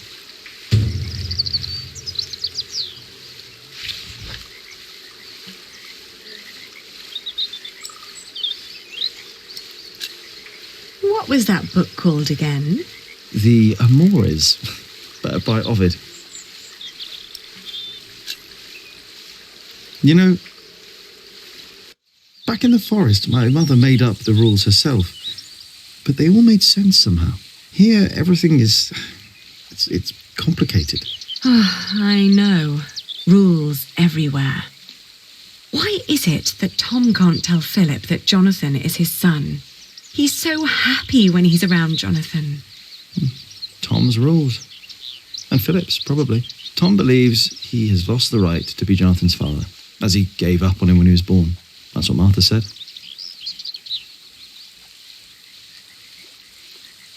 And what about us? When will we tell other people about us? I guess when we're ready to play by their rules. Or they by ours. I guess.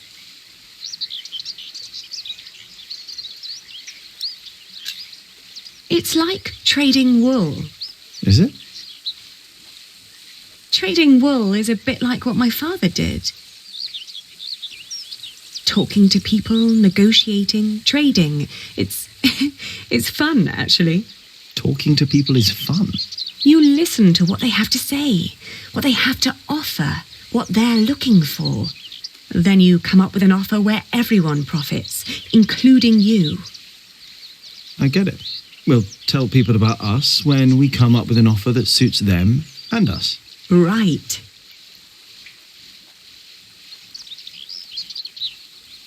And you should try to remember why Tom and Philip keep nagging you. They want the best for you and for themselves. Which is you. If you say so. I know so. I want the same.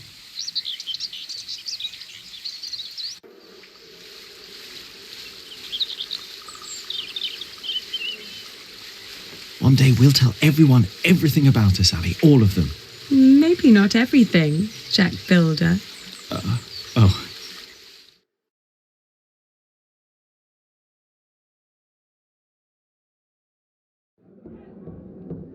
What's going on? We better go and find out. Everyone, calm down. What happened at the quarry? Listen. Yes, there was an incident. Our friend Otto Blackface was hurt at the quarry.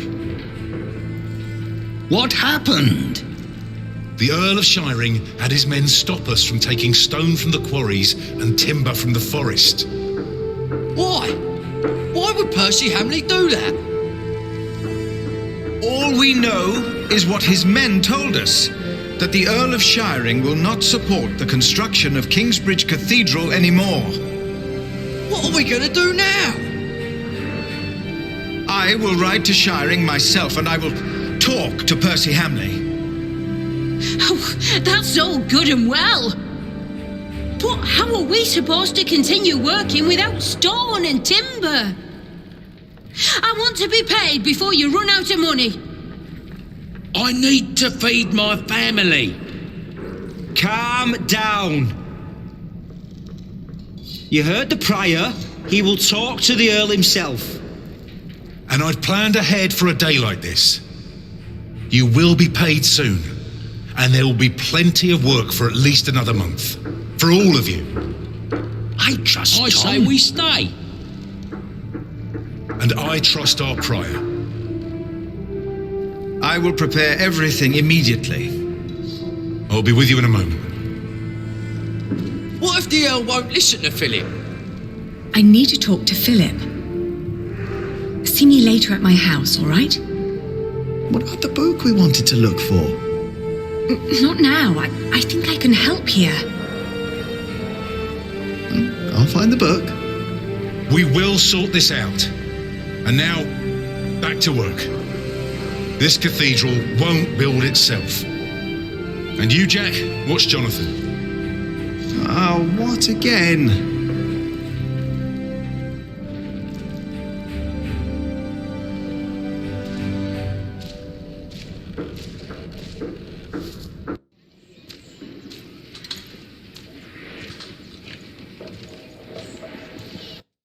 I will do everything in my power to make sure you are paid. I know that you showed us mercy before when we had to flee from Earl's Castle. My husband has worked here ever since, and we would like to be close to Our Lady Aliena, but we have no choice. Oh, Mary. The same goes for us, Mary. We all owe Philip much. I trust you, Father, but I risk my neck up there every day. My wife is right. If you can't pay, we'll have to move on. Kingsbridge is our home. I don't want to leave. Let me think of something. Maybe there's a way we can pay your workers early, Philip. But selling the wool at the fleece fair will take at least a couple of days. I'm sorry, but me and the other workers can't wait that long. Not now that everything is so unsure. Trust me, Philip. I'll think of something. Jack, you said you were done with your corbel. What I saw did not look finished. It's hard. I need time. I need it finished today. If you don't do it, Alfred will. That's my corbel. None of this is ours. Doing the carvings is the only job you didn't give Alfred to screw up. We should be thankful of the work we're allowed to do. And in our work, we must be thorough and steadfast. Thankful for what we are allowed to do. You are the one who wouldn't settle for less than a cathedral. You could have had other work, but no. For months, you remained steadfast, no matter the cost. When are you going to tell Jonathan about what happened in the forest?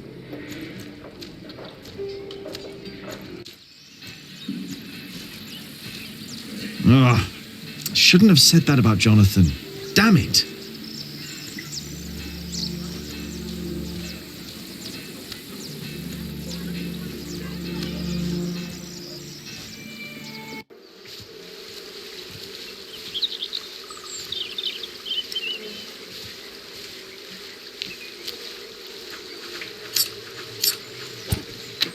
I need to do better than that.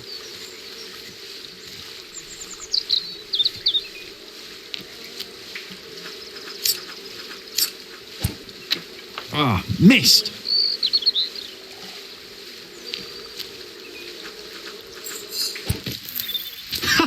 I bet there are more nests around.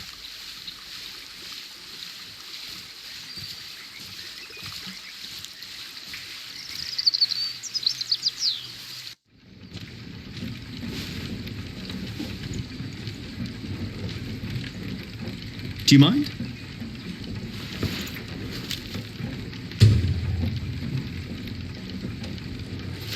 Oi, my ants! I just took a few. They aren't all your ants.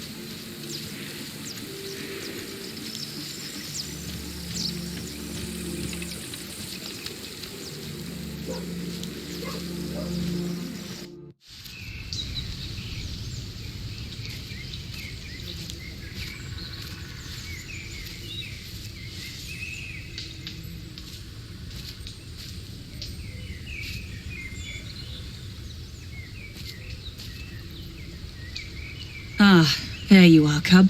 I wanted to talk to you. What is it? I'm afraid there's a lot of trouble ahead of us. From what I heard from Tom, they're trying to shut down the construction. They? The Earl of Shiring. Tom is under a lot of stress. If it weren't for him, it would already be over. Why are you telling me this? Did he say something about me? No, but I know that he just can't stand to see you and Alfred arguing. Just don't see why Alfred gets to do everything he wants. Alfred is a master builder. You are an apprentice. There are rules. They may not be my rules, but they are yours, if you want to become a master builder. Maybe. Don't be angry, Cobb. I'm not. The Fullers down in Kingsbridge are having trouble with their hands. I'm not surprised. I could only do it for a few days, even though Aliena paid well. Here, take this.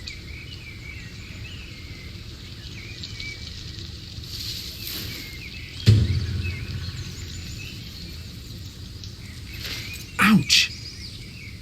Stinging nettle. Yes, and you need to crush it with a pestle and mortar and then make a balm from it. Cuthbert had a mortar, I think. The Fuller's hands will improve for a while. But only for a while. If they want to stop their hands from suffering, they need to stop fulling. Maybe you're right. Thank you.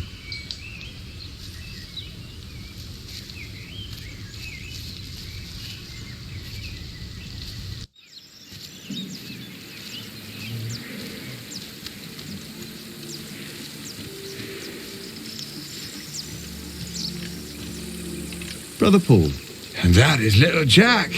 You see, he never paid the bridge toll when he came here. Sometimes you must show clemency and let those in need pass into our town without asking for coin. I'll remember your words, Brother Paul.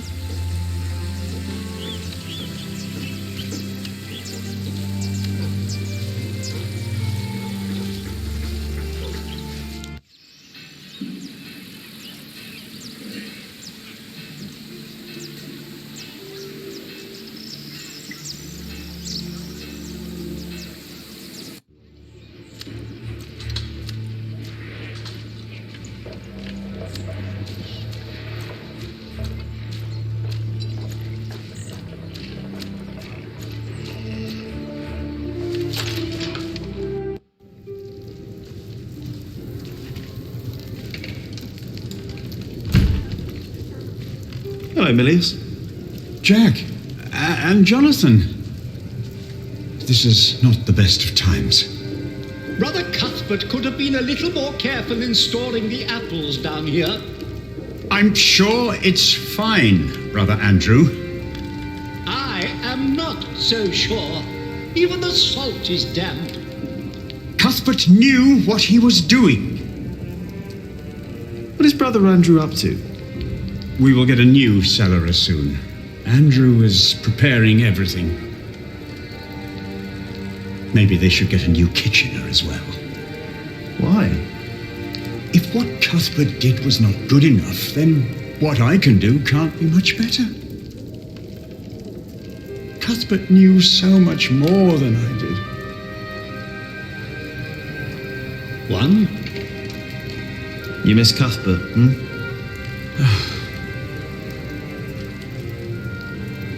I do.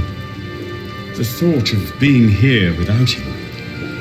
You won't be alone.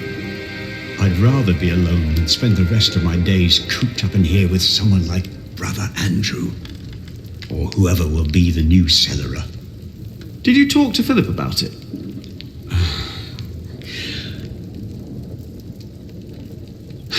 You know, I think I should. But Philip and I haven't talked since Cuthbert passed on. As prior, he always has something else to worry about. 2, 3, 4. Now, let's see.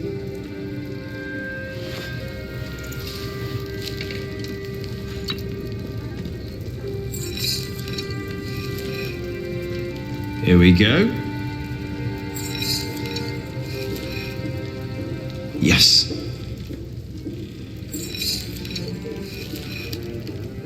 Just a little more. Good. And now, what? Milius? Yes? Do you know how to make a balm? Indeed. All it takes is some hot fat and beeswax. Ah, thank you.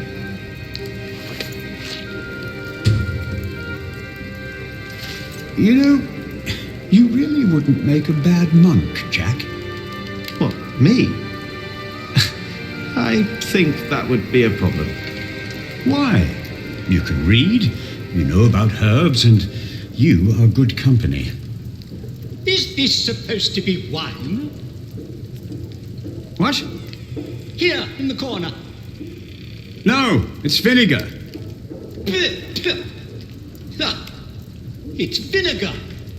That shouldn't be here. What was Cuthbert thinking? Oh, Lord.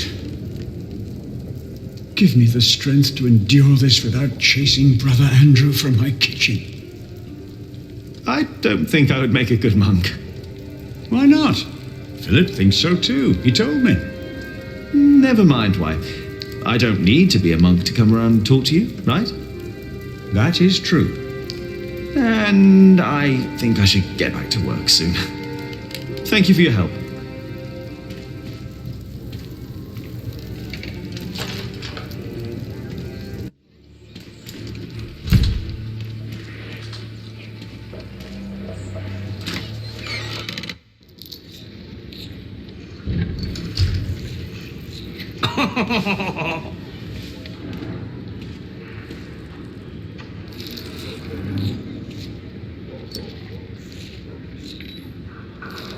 Hey, Alfred. What? Ow! What did you do that for? What are you doing? I want you to take back what you said about Aliena. So what if I would fuck her? What's it to you? Mind your own business. Look who's talking. Shouldn't you be working? How can I if you keep distracting me with that face of yours? Oh, that was me. Alfred? What? Bah! Hey! You're never gonna be a mason. You will end up hung in shiring. Like your father, the thief. What did you say? Oh, he doesn't know. We heard it in a tavern. Your father was a thief. They hanged him. Are you gonna cry now? Oh, here comes the waterworks. At least I'm no fat pig and no damn ugly monk. Piss off, you bastard. And don't steal anything on your way out.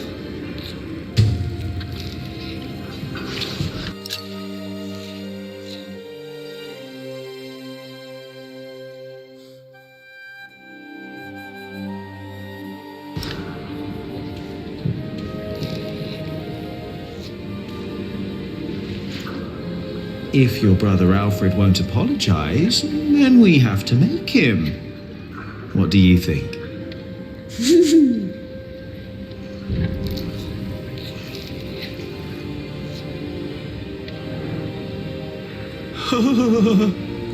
What did he write? Tell me. What? What did he write? Alfred can't read. Just your name, you pig. He wrote that you are a pig, Alfred. Stop it, goddammit! What are you doing? You see what happens when you mess with me, Alfred Builder? Damn it! Will you take back what you said? All right. I take it back. And now piss off. It wasn't so hard now, was it? Stop laughing. And leave me alone. I've got things to do.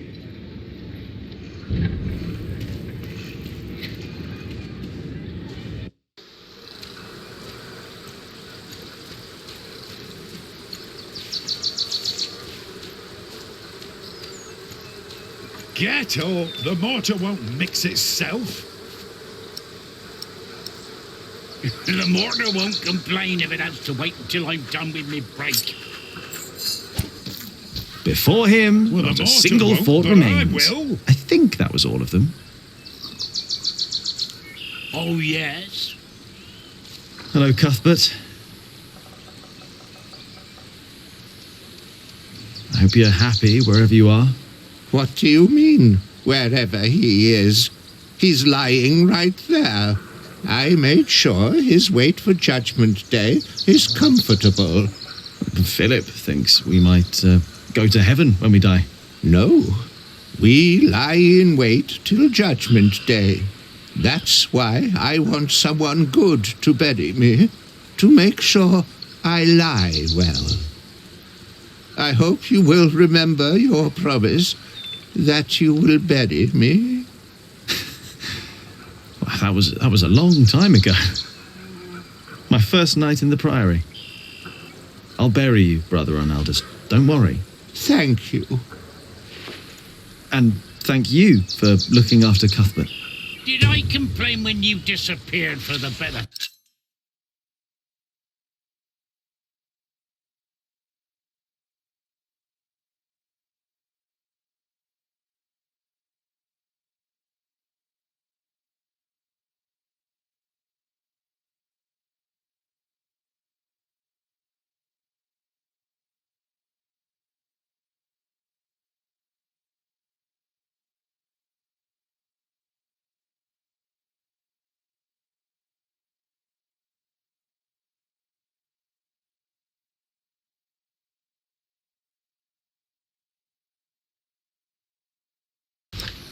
That's none of your business.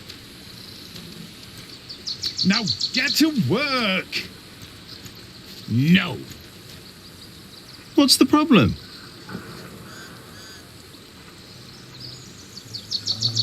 I'm taking me well-deserved break. Well deserved.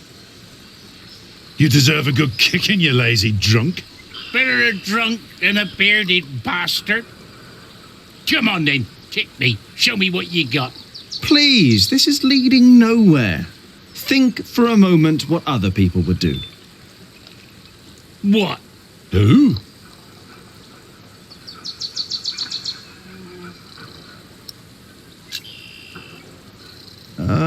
Tom Builder. Now he's a hard worker, isn't he? True, he's a hard worker, that he is.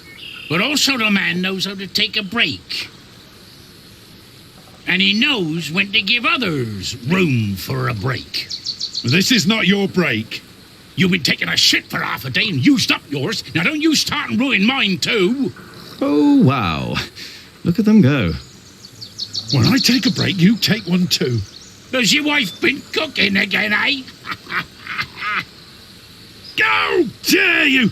Go! Drink yourself to death!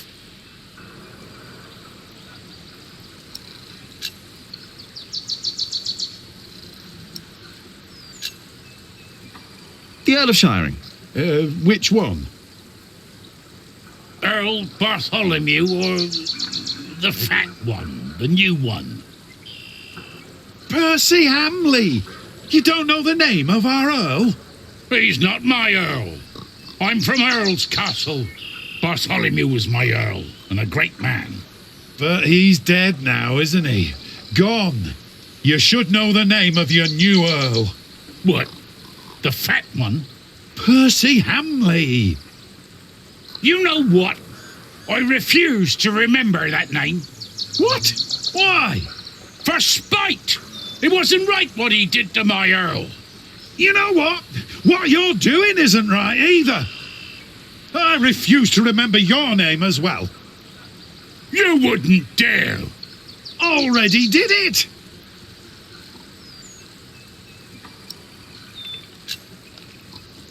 Alfred Builder. Oh, he's a good example. He's a master builder now. But he likes his beer, doesn't he? Oh, yes, he does. But he's always sober when he's working. Always. You know, maybe I should be a bit more like Alfred Builder. Me too. You have got to be kidding me. Well then, back to work. No! I'm not done with me break yet. Alfred Builder would know when his break is up. Alfred Builder will know when to shut the hell up. I doubt he would.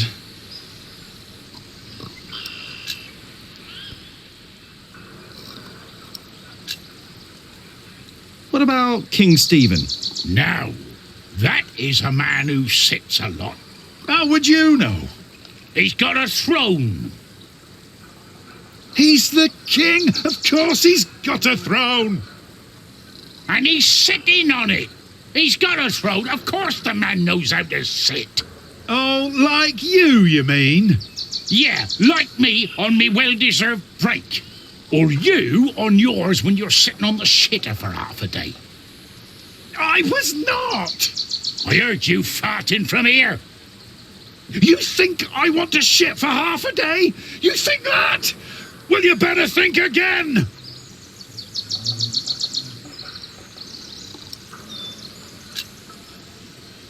Ah, Jack Jackson.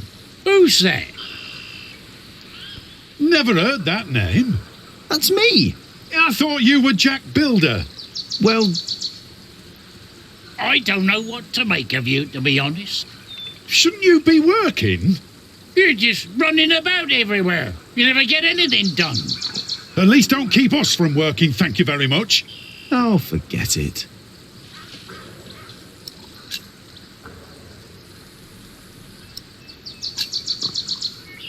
Brother Arnaldus. Good example indeed. That poor man is as good as dead. What's your excuse for lying around in the cemetery? What's your excuse for having a beard like a bear's arse?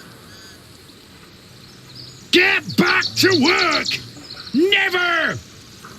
And stop yelling! Never!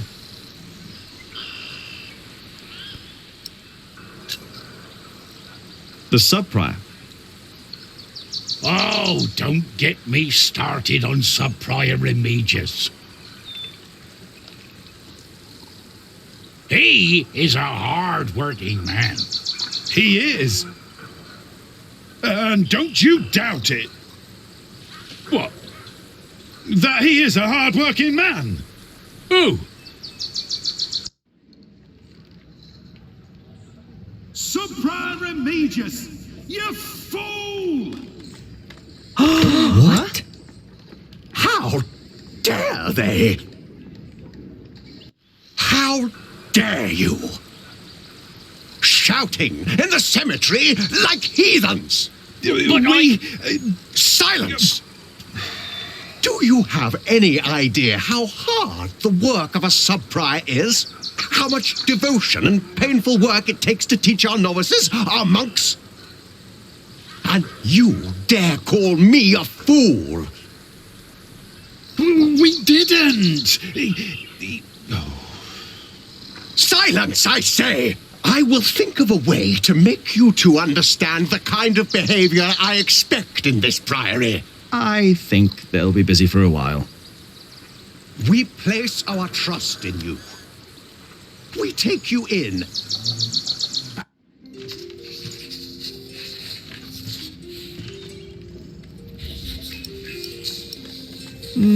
I should ask someone who knows about books instead. I'm looking for a book by Ovid.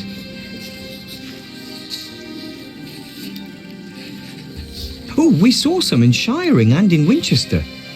There are also a few copies in Salisbury, I believe. Which ones are you looking for? The Amores? Have you heard of that? That was one of the copies in Winchester, I think. Did you read it? Me? I don't remember. He did. Just a page or two. Sounds like the right book, and Winchester's not far. I should tell Ali what I found out. What is it that you're working on? I'm copying pages of the book Prior Philip wrote. We finished the original last year. I didn't know he wrote a book. Not many know of it. The content is critical of the church and bishops. After his experience with Bishop Waleran, he studied about what he calls Judicia Cleri. Judicia Cleri? The judgments of the clergy? Yes. In the past, there were many cruel tests that were made to discover whether a man was guilty or not. The Lord was to judge them. These ordeals were called Judicium Dei, the judgment of God. Some had to hold burning iron in their bare hands. Others were drowned. Some were burned on the pyre. And if they were innocent, God would save them. There'd be no martyrs if that were true. Even Adolphus would have been saved. Yes, God works in mysterious ways. The prior wants these horrible ordeals to become a thing of the past, for cruelty only leads to more cruelty. But I heard of miracles. Saints that survived burnings. True. However, Prior Philip believes these were not judgments of God, but judgments of the clergy. Judicia Cleri. Yes! Stories and fake ordeals to redeem friends and allies of the clergy. Fake miracles? By the church? Ooh, that sounds like Philip is asking for trouble. Whoever is accused of fakery and heresy will not be likely to respond well to that. But we believe Philip is right. This is the second millennium. We must finally learn from past mistakes.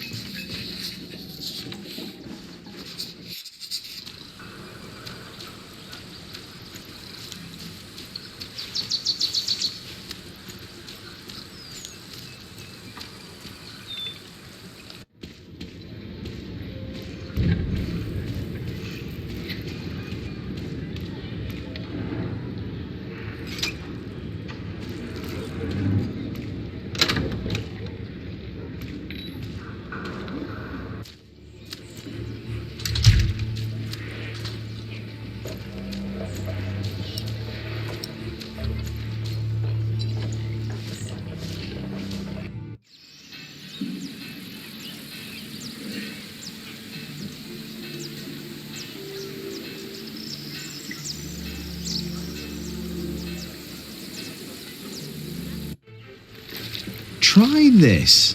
Whenever did you find the time to make a balm, handsome Jack? Don't you have work to do? Who would I be if I could just pass by ladies in need? Does that mean you'll join us and do some filling? I have my own work to do, so that won't work, I'm afraid. Oh, of course. Suddenly you've got work to do. But I dare say, that balm works. My hands feel much better. Thank you. You're welcome, ladies.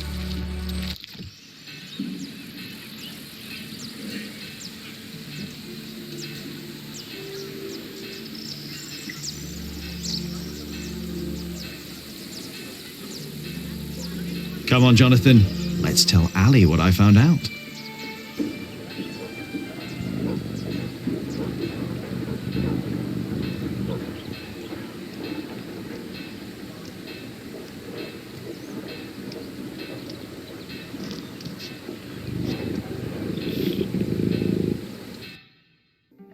Ranulph of Chester and his half-brother stole Lincoln Castle from Stephen. At least this is a chance for us to take it back. For us? Who is us? The whole of England is strangled by new taxes and torn apart by this senseless quarrelling. Senseless quarrelling? You still think I'm just playing around? No. I put my life at risk, Ali, for you and me. This isn't a game. I know that. Do you? It's an honour to be one of the King's Knights. An honour that costs a lot of money. Oh, now you broke it, Jonathan. There's someone at the door. I'll be right back.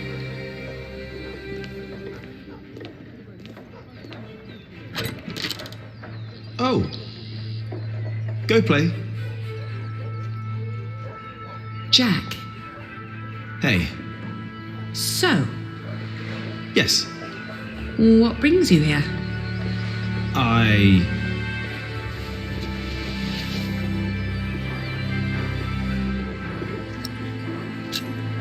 Do you have a visitor?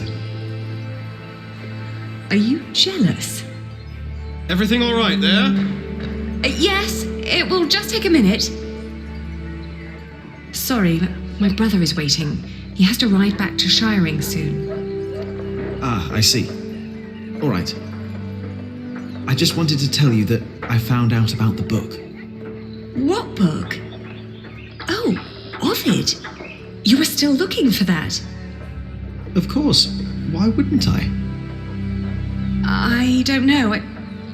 It just feels like there are so many problems right now at the construction site. That reminds me. Could you tell Philip that I've come up with an idea how he can pay the workers? Oh. How? I'll buy up all of his wool and sell it on the fleece fair myself. But I need to go to Shiring first and get the money. All right. I'll tell him. By the way, they have a copy of the Amores in Winchester. Oh? I think I know someone who might be able to get it. But first we need to make sure Philip gets his money and talks to Percy. Who? Percy Hamley, the Earl. Percy Hamley, the fat oaf. Congratulations, everybody heard you. So what? They're all bastards. I think I should be going. Oh, all right. See you later, Jack? Of course. Bastards. You're going to have to forget that word really quick, little brother. So for them you've got money, Ali? So you were eavesdropping on me. Great. That deal with Philip will help them and us, Richard. Robert of Gloucester is advancing on Lincoln as we speak. Tomorrow we will ride from Shiring. And what I need from you is money for a new sword and a gambeson. And I want my shield painted in Stephen's colours. Is this leading anywhere, Richard? You've been doing this for years now, and has the king ever considered making you Earl of Shiring? Not yet. But I fought side by side with him before. He knows my name, Ali. Oh, all right. I will meet you in Shiring, and I'll bring the money.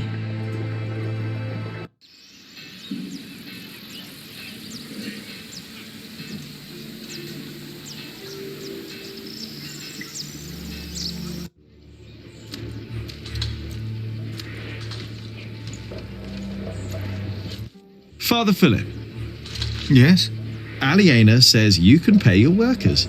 She has enough money to buy up all the Priory's wool and sell it in Shiring. And that way, you get your money earlier. Really? But you have to accompany her to Shiring. She has to fetch the money first. The sooner the better. I have to talk to Percy Hamley anyway. Thank you, Jack. Now you better get back to work. Tom wanted to talk to you.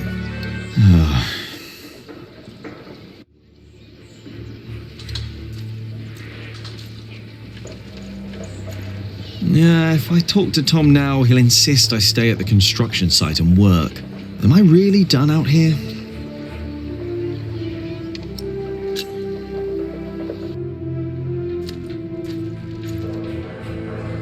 Jack! What? Come here, please. You wanted to finish your call bill and I let you. But you didn't even try. I wanted to. Instead, you pick another fight with Alfred. You mock him in front of others because he can't read. You throw ants at him. You hit him. And don't tell me he started it, because everyone else told me you started the fight. Sub-Prior and me just told me you disturbed the monks in the scriptorium. Philip told me to practice reading. The Bible, not the kind of book you were looking for.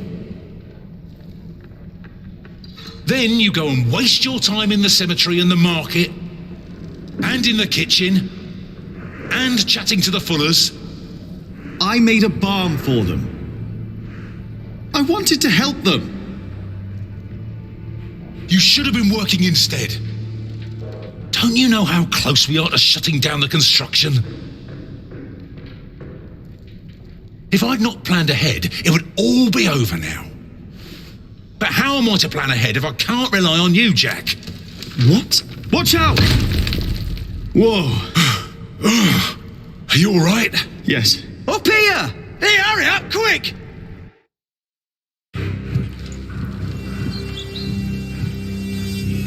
What's going on here? Your son thinks I dropped the stones. You were the one who pulled them up, weren't you? Of course. That is my job. He was probably angry because he might not get paid. Alfred, stop it. What? Peter, what happened? I'm not sure, but there was a monk. He was wearing a black robe, and when he saw me looking at him, he ran away. Maybe it was him. A black robe? Are you saying this was my fault? No. I'm sure I didn't recognize him. He wasn't from here. No. Peter dropped the stone and doesn't want to admit it. I assure you, a monk would never do such a thing. I don't believe him. I saw a monk in black in the market. Oh, did you? I was there too when you were. Tell us, what did he do when you saw him?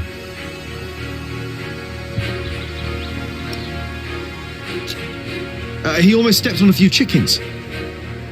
Wait, Jack is right. I remember now. There was a monk there, and he went into the cathedral.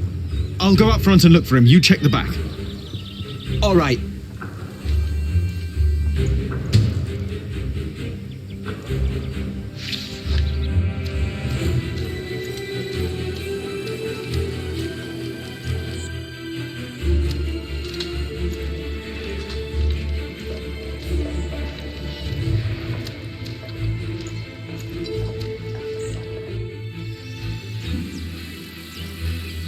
Where did he go?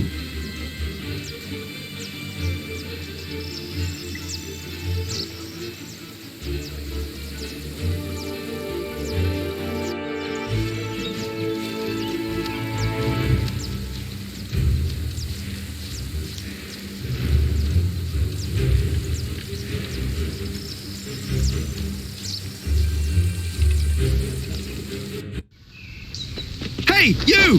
Hey!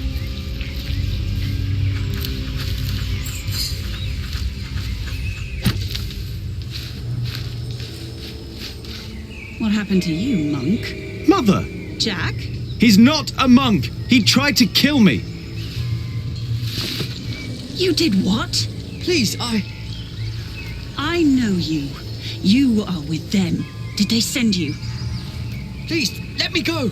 What did they send you for? Tom Builder. I was sent here to kill Tom Builder. Tom? What is going on here? Take heed. I know you. I know your face. Tell them that you succeeded. Tell them that Tom Builder is dead. But Tell them, or I will find you. Yes. Speak up, or I'll put a curse on you. I will tell them what you ask. Please.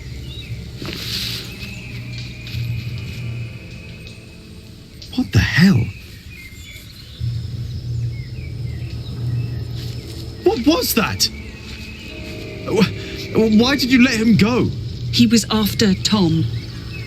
After all these years, it's happening again. What is? Just tell Tom to stay low. If we're lucky, they'll think he's dead. Why don't you tell him? I'm the reason they're trying to kill him. It's my fault. What? We should never have come to Kingsbridge, Jack.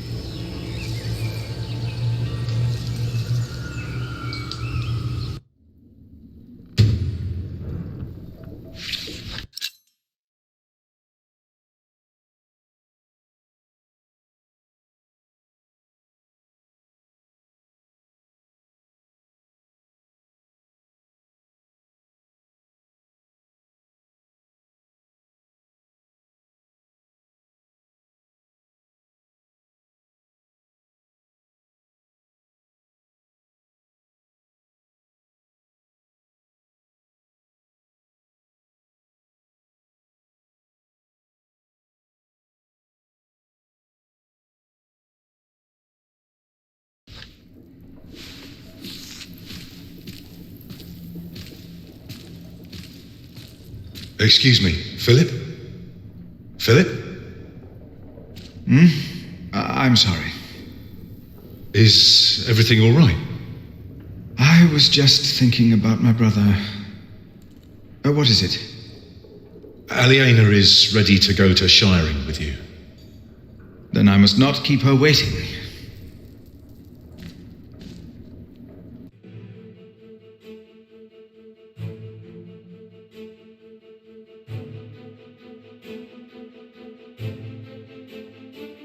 As we rode, Aliena expressed relief that Percy Hamley held court in Shiring Town during the Fleece Fair, and not in her father's castle. I had not yet confessed to Aliena that I blamed myself for her father's fate.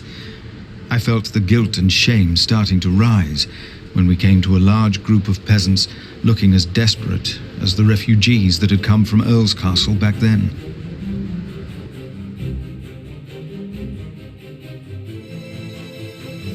Philip stopped to talk to the peasants, and so did I. Of course, he couldn't pass by people in need of help, not even when he was on his way to try and save Kingsbridge from another attack by the Hamleys. Two of the peasants broke into tears and begged for food.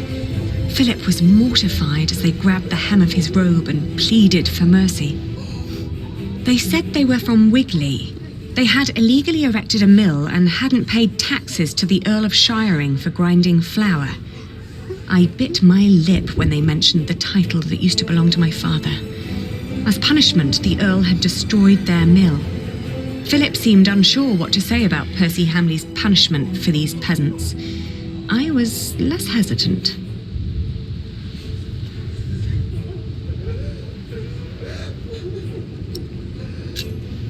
I asked why they'd built an illegal mill. The peasants told us that milling taxes had doubled in their village. The peasants shouted and cried that the Earl had also burnt their fields, destroyed their houses, and taken their livestock from them. A few of them had even been killed. Philip told them to go to Kingsbridge for food. As we rode on, he said nothing. Maybe he had begun to lose hope that he would ever solve his problems with the Earl in Shiring.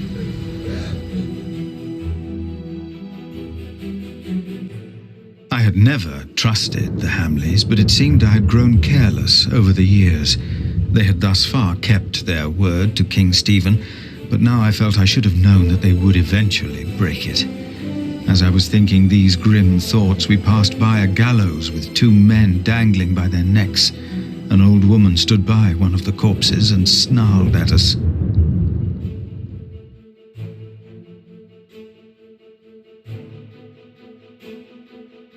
The old woman looked at us like a cornered animal. Philip demanded to know what had happened. She cackled and shook her head. She continued looking through the dead men's clothes.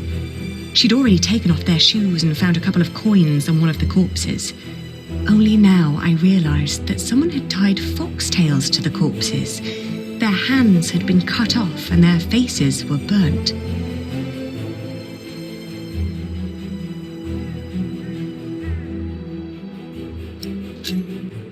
I confronted the old woman and called her a thief. The old woman cackled and said there is nothing wrong in taking from dead thieves. When Philip told her it was still a sin, she became serious and gave him the coins. She told him that these men were poachers who were caught by the Earl's men hunting in his forests. Philip rode on, and when I caught up with him, I could see that now, more than ever, he was determined to talk to Percy Hamley.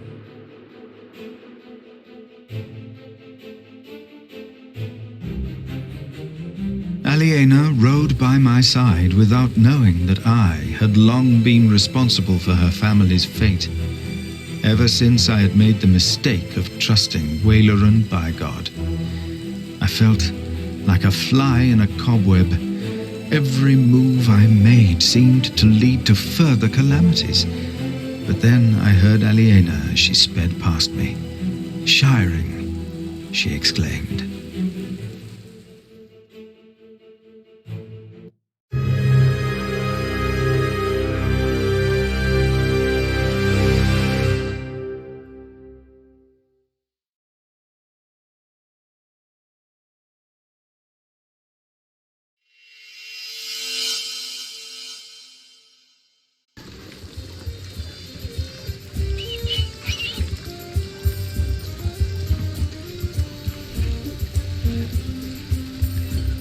This is him. A face like that never changes. If anyone can get you an audience with the Earl, it's Sheriff Eustace. I hope Percy Hamley will show more understanding with us than he did with the people of Wigley. I'm concerned what kind of man Percy Hamley must have become to kill people for mere poaching. Good day, Sheriff. I must talk to the Earl. It's a legal matter of utmost urgency. Get in line, monk. Are they all waiting to see him? What did you expect on court day, monk? I fear this is going to take a while. I'll go look for Richard. Seeing that he's going into battle, he needs equipment. In the meantime, let's hope I can persuade the Earl to rethink this breach of our agreement. I'll talk to Meg about the sales of the Priory's wool as well. We will find a way to keep the cathedral's construction going, Philip, with or without the stone and timber they took from us. We must.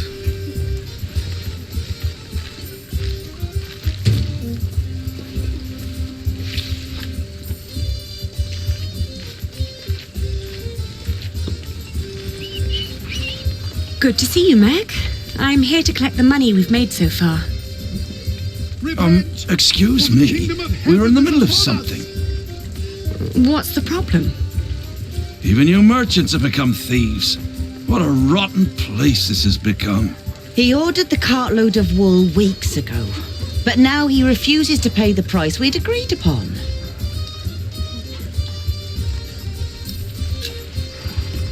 Let's think about why the prices are so high this year. So you can put more money into your pockets? Actually, the Earl has raised all fees. It costs more to pass the gate, to set up shop, to get a license, and to trade.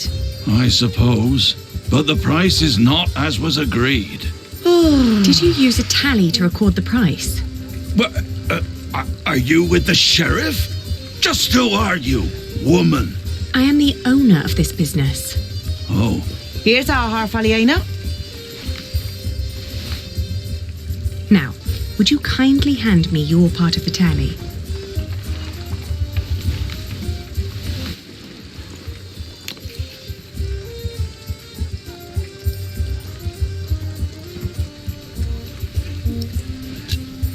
There are more notches on our part. 2 pieces, 2 different prices. Granted, adding notches to our part would have been much easier. Aha! You're admitting it.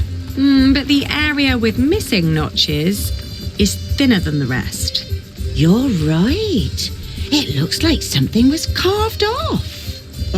What? Are you saying I'm a fraud? Look, times are hard for all of us. I won't report you to the sheriff. This wool will not make enough cloth for all of my master's servants' clothes, let alone all the shirts he wants for himself. Whoever pays servants and wants to wear many shirts should be able to pay the price for quality wool like this. Quality? Yes, but it is not high quality. Now that you mention it, I see it. I cannot pay that much money for bad wool like this. Now he's doubting the quality. Fine. Then let me prove the quality of my wool. Just you try.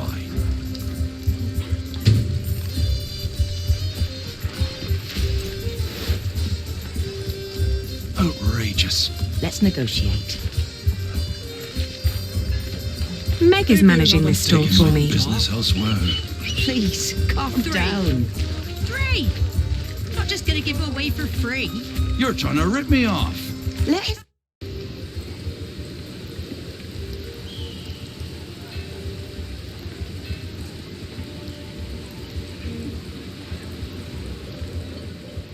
Aren't you tired of Christian art?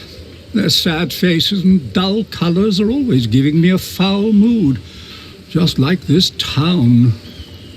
I agree. I'd prefer to see lush paintings of the fine things in life. Excuse me, would you care to give me your opinion on the quality of this wool? Of course. Please show us.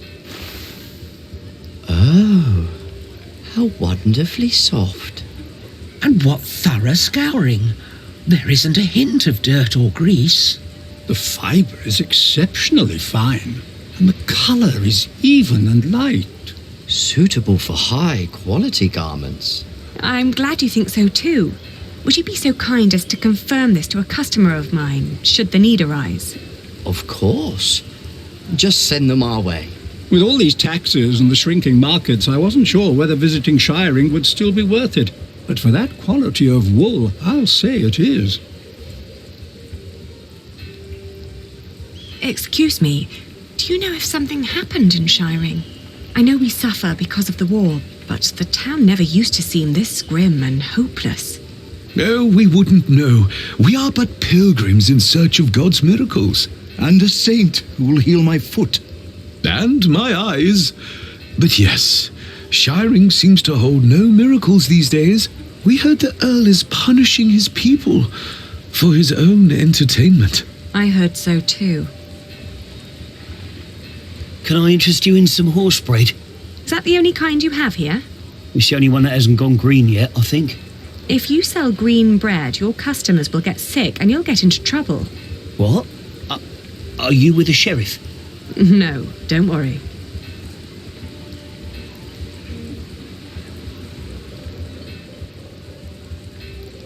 That's not the price we agreed on. It is what we agreed on. And both of us. Half of my crops. I'll take my business elsewhere. You won't find a better price. There are Flemish merchants just a few streets away. They were very interested in my wool, and they would be delighted to confirm its quality to you. Anyone can let their friends lie for them. Then we'll leave it to the people. We'll sell the wool at the afternoon auctions. That way it fetches a fair price for certain. No, wait. Maybe we can negotiate. My master would not want me to leave here with empty hands.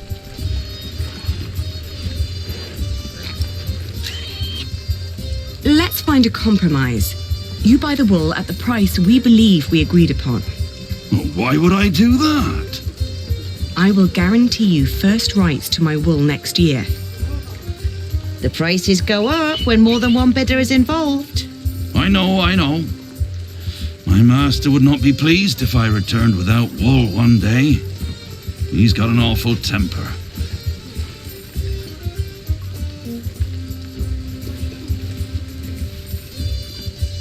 Fair enough. We have a deal.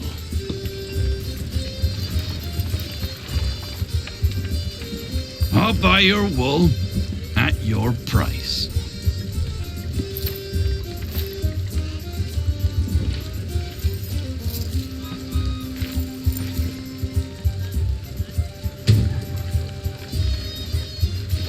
A pleasure doing business with you.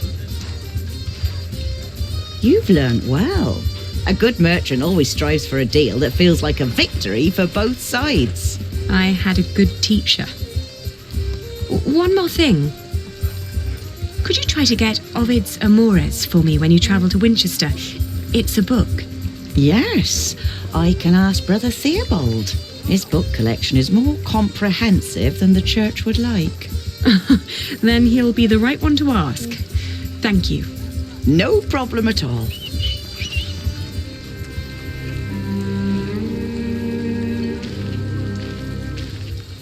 You thought the Earl was bad before. Damn taxes. How's your family?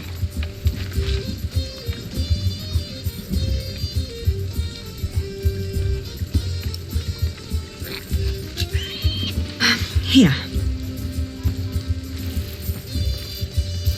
Thank you.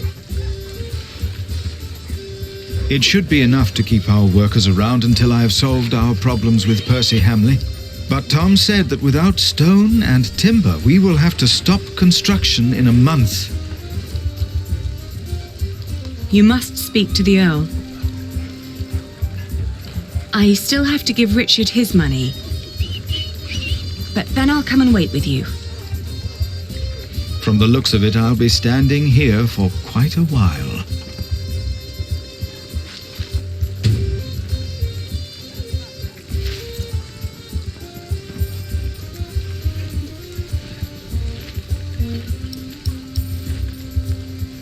That's not him. Have you seen a group of knights led by a man named Richard of Shiring? You mean King Stephen's knights? Last time I saw them, they were chugging beer at the Lion and Lamb Tavern. They're going into battle, so they'd better not fall in love tonight. How thoughtful of you.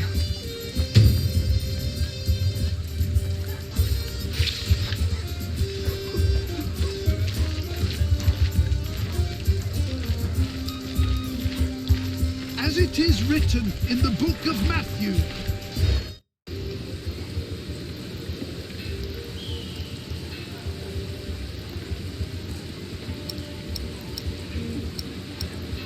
Where can I find the Lion and Lamb? Oh, is Sir Richard enjoying himself again? Well, then you'd better hurry up before he drinks up all your coin. The taverns are right round the corner.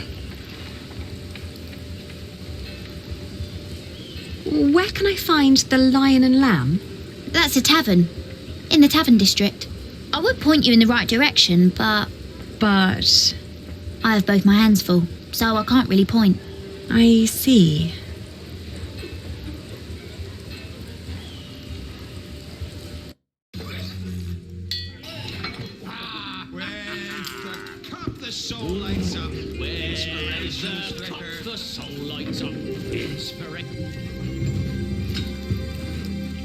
Today we ride to Lincoln. Drinks are on me.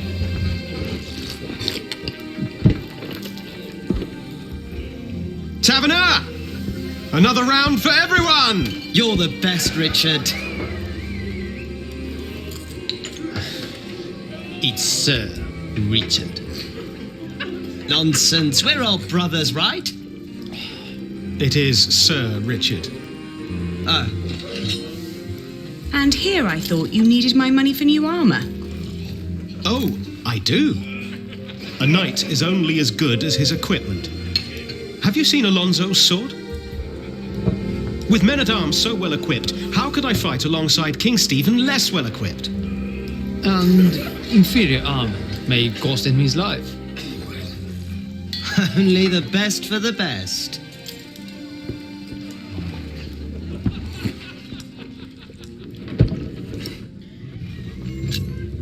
Hey, you should be more responsible with our money. I spend it on my reputation. What's more responsible than that? You are paying for other people's wine. of whom you don't even know. Knighthood is about more than fighting, Ali. It's a way of life. We fight together, we drink together, we die together. Right you are. To hell and back we go. To hell and back. Alonso, you make that sound like a bad thing. But you could spend our money a little more wisely.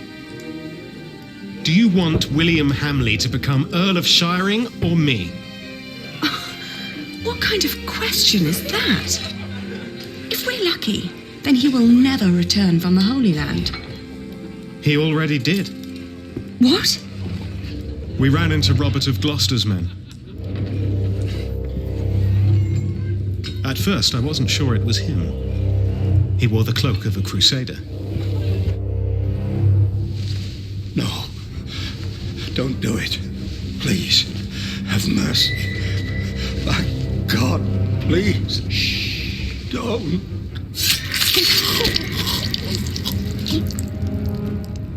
And then King Stephen called out his name. William Hamley, join me. We ride. Why didn't you tell me? I didn't want to upset you. You what? This is not about you or me, Annie. Allowing the father of that monster to remain Earl would not only betray our father, it'd mean betraying everyone. William is a butcher, a filthy bastard without honor. Mind your tongue. You speak of the son of the Earl of Shiring. I am the son of the Earl. Sir Richard, your father went against our king and lost his title and his land. You are not the heir to the title, not as things are now. What did you just say? Oh, easy. You treacherous bastard! Calm down. Do you want to slaughter each other and help the enemy? Accusing me of treason. You most loyal man at arms. Me or William? Choose a goddamn side, Alonso of Toledo. Come on, choose!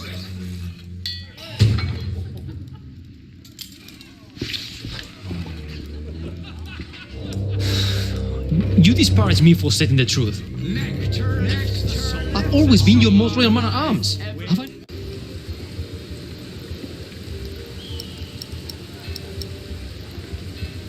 How would you settle a fight? If you're in trouble, run. Oh, but they're usually friends. Running wouldn't help. Then let them play a game to decide who's right. Good idea.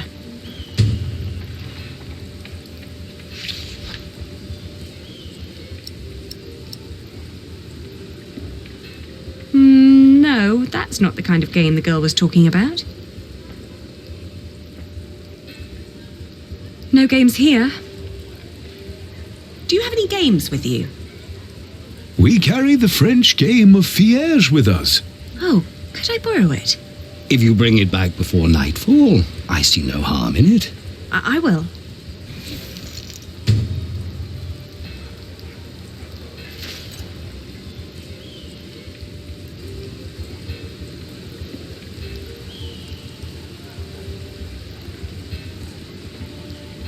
The one with the biggest mouth, too.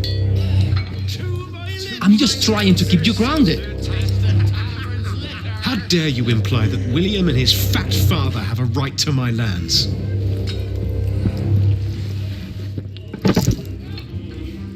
Now fight it out like real knights should. With a battle of wits. Playing a board game, I don't know. You're scared I could win. Oh, let's begin. Now, let's start with a careful opening.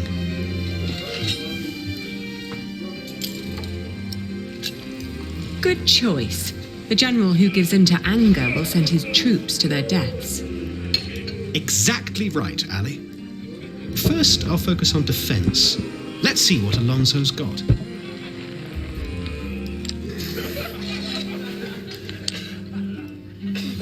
Ooh, well played. A classic opening move. Now's a good time to attack.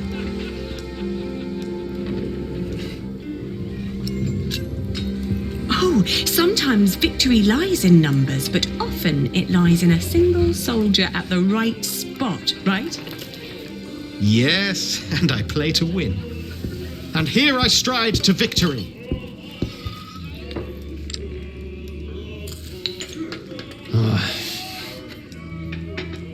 You reached the end of the board. What a crowning! I got a king! You call this piece a king? In Spain, we call it a queen. She's quite powerful and has a mind of her own. All right, a queen then. Now I can sweep the entire board with her.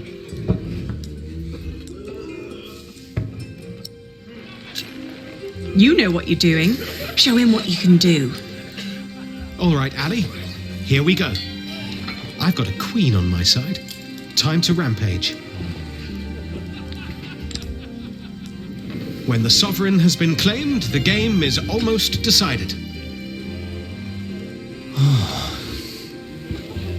I could fight to the last piece. But I would command the house foresight, and I can see this game is lost. I admit defeat. You ended this before it even began. Even a scribe would struggle making this an epic of glory. This was about strategy, not showmanship. And it seems like Lady Aliena is an excellent strategic advisor. You work exceptionally well together. He never makes compliments like this. He's the tactician. I trust his instincts and experience to guide him. But you yourself are an exceptional diplomat and businesswoman. You complement each other in the way you think. I guess you're right. If you are wise enough to trust this queen's instincts in these matters, my friend, you too will indeed be able to take back the earldom. You think we can do it? So, can I rely on your loyalty? You can. Of course, we're brothers in arms. Good. You've an important battle ahead of you. I'll bring you the money.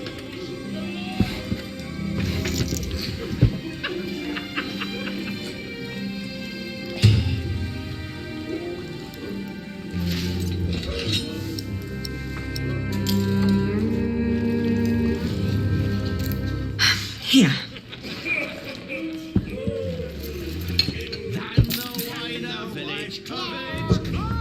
Finally. Thank you, Ali.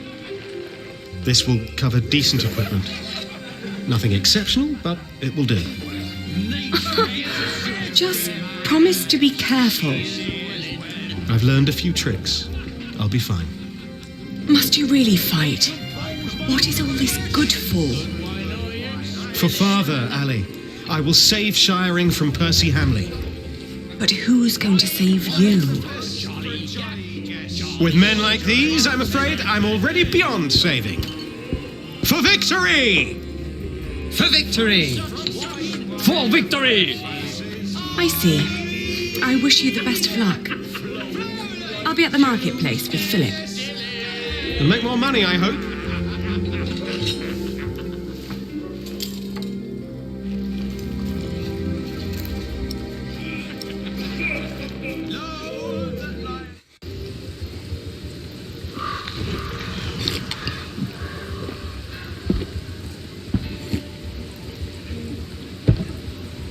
You've done me a great favor.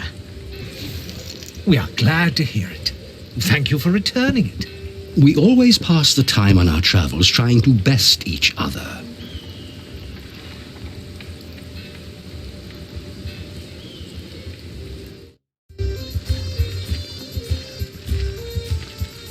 My father caught a cold. Gets sick from worrying too much. Have you finished your business? Yes. Glad to hear it. Philip, I now understand why our market at Kingsbridge has had more visitors lately. Shiring isn't what it used to be. Steep taxes and strict laws have taken their toll on the town. Is that so? These merchants would give anything to do their business at another fleece fair, but there's none nearby.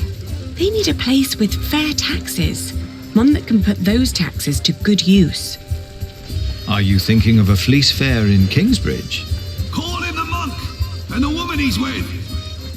You, impatient monk. It's your turn. The girl, too. Me? What? Did you want me to come with you? No. We're not first in line, are we? Well, lucky you, then. Get moving.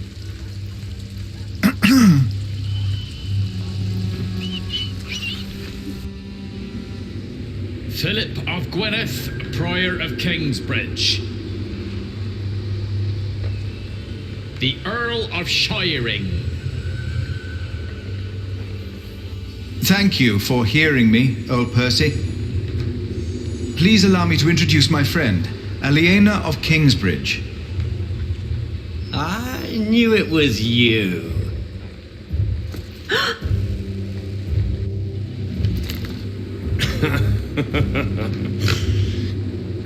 Oh, it doesn't sound like you missed me. I demand to talk to the Earl of Shiring. He has broken his word. You are talking to the Earl of Shiring. Bishop Whalen.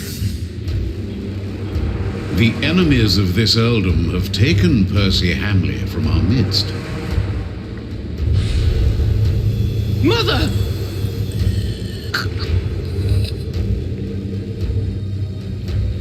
Do you consider yourself a friend of the earldom of Shiring, Philip? Friend? That damn monk is drinking the blood of my earldom! It is not for us to damn them, Lord William. But judge them we must.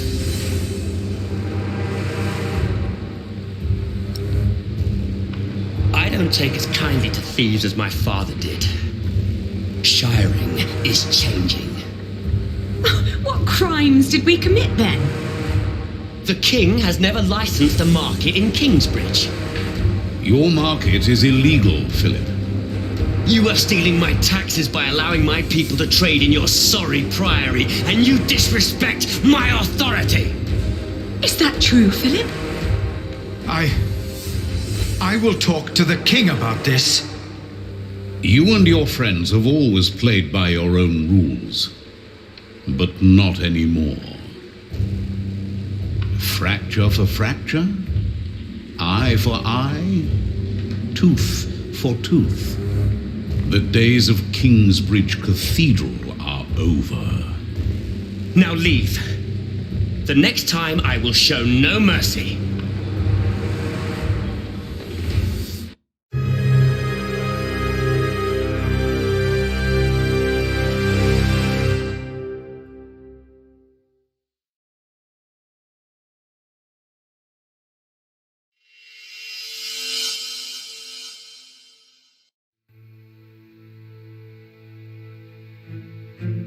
I had assumed that as long as the market was held within the walls of the priory and the taxes supported the construction of our cathedral, Kingsbridge would need no market license. I had made a foolish mistake.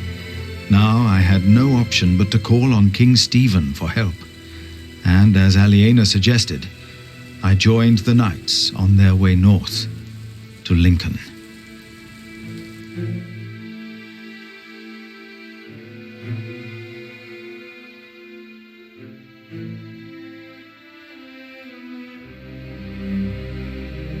More and more men joined our group.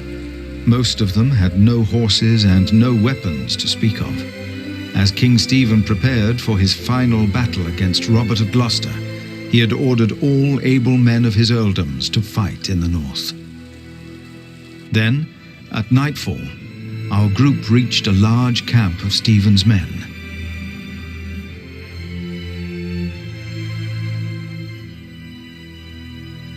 Many men asked me to pray with them. They were husbands, fathers, and children about to fight in a war that most of them did not understand. It was then that I witnessed Aliena's brother Richard shouting at a man. The man was in tears, saying he did not want to fight and begging to be allowed to go home.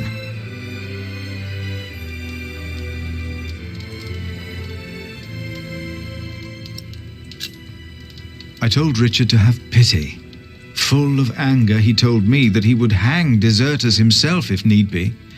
Then the man interrupted us by shouting infamities about Robert of Gloucester and started to laugh. Richard and his knights joined in and began to cheer for the king. Richard seemed to me just as desperate as the young man, but he did not know it. His temper would not make him a just earl, I thought. But again, I hoped to see a cruel man win his battles, only to defeat a man more cruel than him, William Hamley.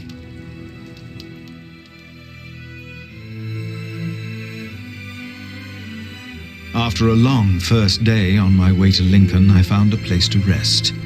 I fell asleep soon and dreamed about soldiers. But these soldiers were not on their way to Lincoln. They had come up the twisting hillside path to our little hamlet in North Wales. My brother Francis and I had tried to outrun them and to warn my parents. But as always when I had this dream, we were too late. King Henry's men had killed Mam and Da. Abbot Peter came to take us in, just as it had happened so long ago. But this time, in my dream, something was different. I was 6 years old then, and Abbot Peter had not yet taught us about God. But still, I asked the monk the question, why did God do that?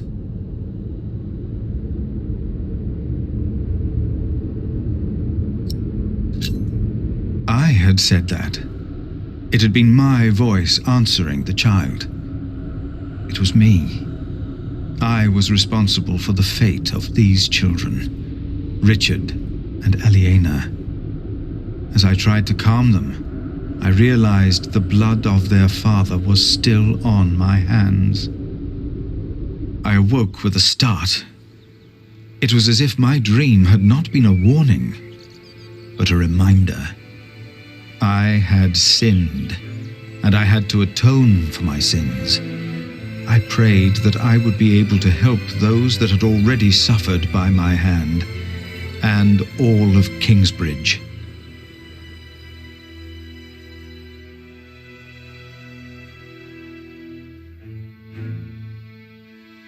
After what felt like an eternity, the sun rose and we continued on our way to Lincoln. As we moved, I remembered hearing that Bishop Waleran had been to Rome, and William had fought in the Holy Land. I told myself that King Stephen would eventually see these men for what they really were. He had to. And I tried to convince myself that God would make things right.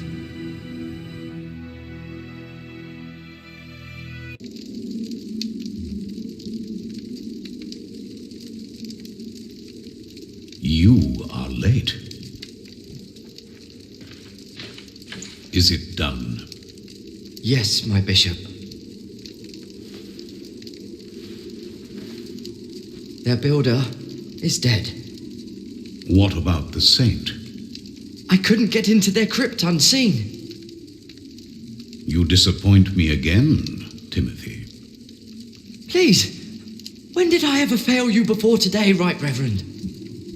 Regan Hamley is alive.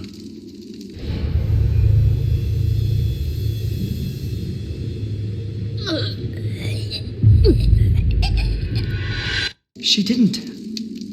No. Your poison has left her in a deep sleep. When the time is right, I will send our Earl of Shiring to finish what I asked of you. Kingsbridge will fall.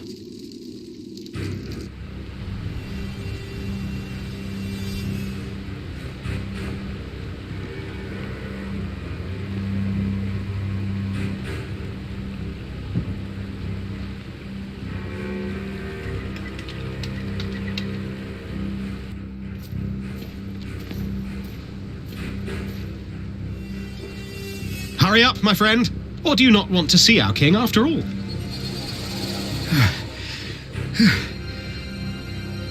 I fear I must. Then let's not waste more time. Come on, Philip.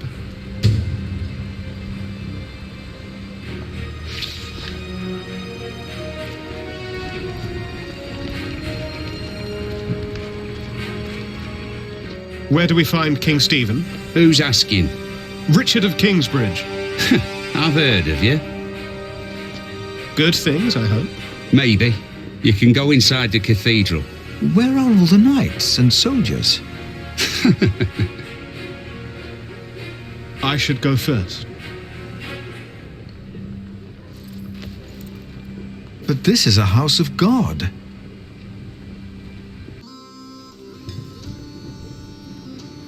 Only 2 more days. If they know what's good for them, they'll surrender.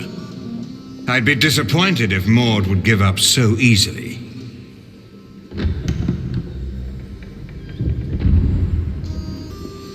My king! You have my sword! Good! Who is that? Richard of Kingsbridge. Him. Now, what about those archers out there? Ah, Sir Richard, you made it. Had a monk to look after. You should visit our enemies, father. They should be praying, for we'll cut their heads off. Yeah. Hear, hear.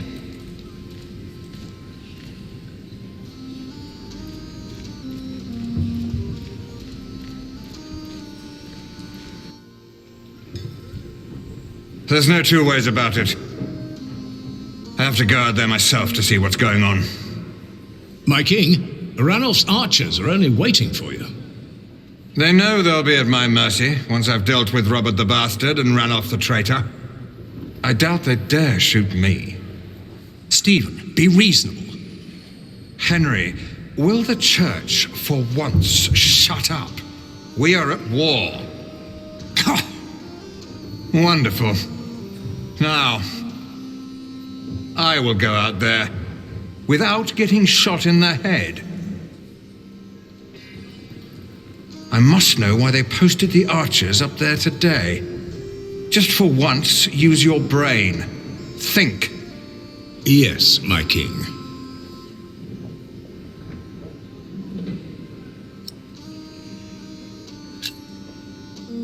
My king? You? What are you doing here? Have you come to atone for having your monks write that heretical book? No, my bishop. So you continue to doubt your bishops, your pope? Henry. How dare you show your face here? Henry! I told you I am not to be disturbed. This monk should be thrown into a cell. Maybe then he will see reason. What? Because he doubts your miracles? I have to admit, having someone walk over red-hot plowshares or putting his hand in boiling water to prove he's innocent is entertaining. I give you that. Stephen. But the monk is right, of course. There is a tendency that your miracles conveniently happen when the church needs them most. Whoever believes that to be a coincidence or miraculous deserves no place at my table. What is your name, monk? Philip of Gwynedd. I will make sure my brother won't arrest you. If anyone will have you arrested, it's me. My king, I have come to see you. I have no time for you, unless you know a solution to my problem. There are archers outside, probably looking forward to killing me. But I have to see what's going on out there with my own eyes, without getting shot. If you have no solution for my problem, better not waste my time, or I will have you arrested.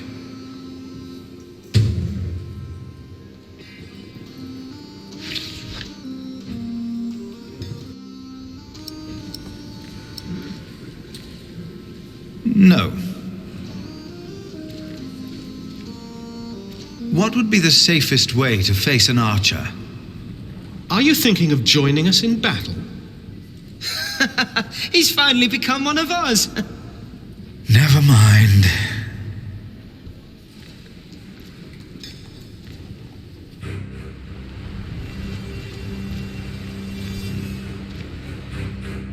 Our king's advisors believe it would be dangerous for him to stand out here in front of the archers. They're right. They are? Don't worry. They won't waste their arrows on monks and peasants. But the king would definitely be a tempting target. Would end the war in the blink of an eye. I wouldn't hesitate to shoot the bastard of Gloucester either.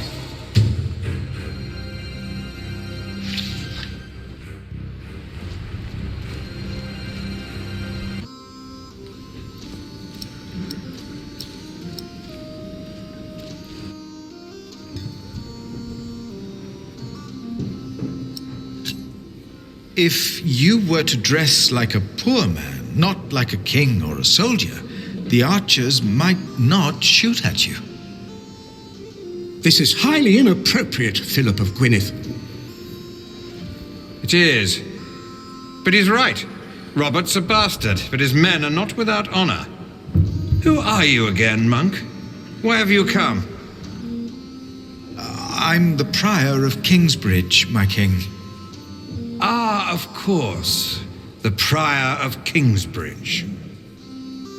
I have come to ask for your help. What could be important enough to disturb the king at a time like this? Robert of Gloucester will attack in 2 days' time. Let us find out why he's here, shall we? Get undressed, prior of Kingsbridge.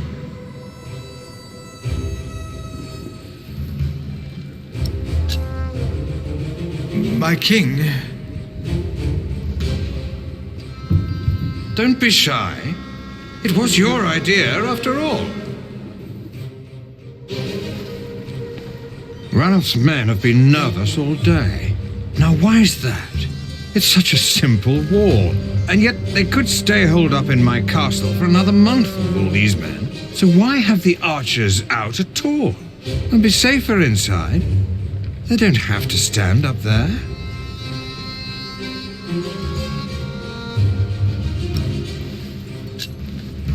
My king, I have done all you asked of me. Now please, listen to me. Of course, monk. Let me guess. You're here to ask me for help with your illegal market. What?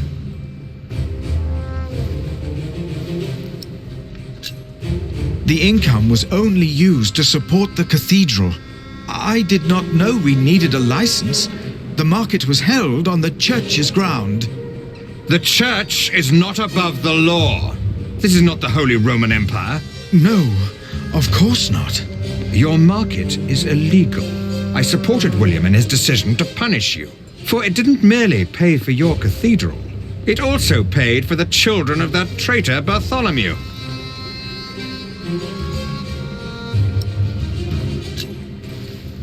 I feel responsible for them. That is why I invited them to Kingsbridge. Oh? And why is that? Because of your loyalty to Bartholomew? No! I was the one who found out that he planned to go against you. I am responsible for their father's death.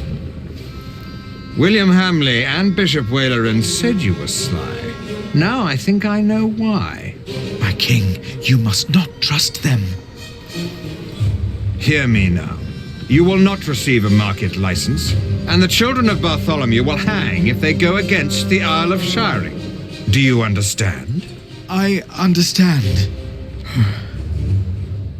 Of course. That's why all those archers are up there. Robert of Gloucester is not attacking in 2 days. He's attacking today. To arms! It's an ambush. Do not use the front entrance. They knew that would draw us out. Get my clothes. I need my horse.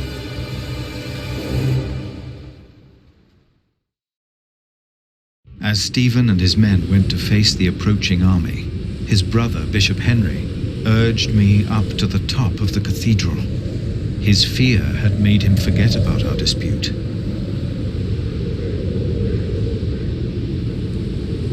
I had never been that high up.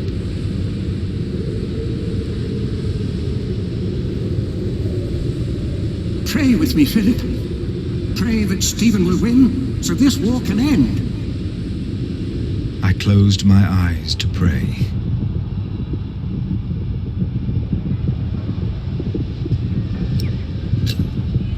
forgot about Kingsbridge and the market and what I wanted.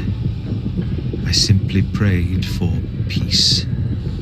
And as I did, I realized that ever since the dream about my parents, I had not prayed. What if, as in the dream, my prayers would not be heard now? I begged the Lord to make me see that He was there. Philip, look! I was too far away to understand what was happening. Robert's men! They're winning! Stephen is lost! It felt like the world was spinning under my feet. I was afraid that I would fall. I closed my eyes. And then I saw.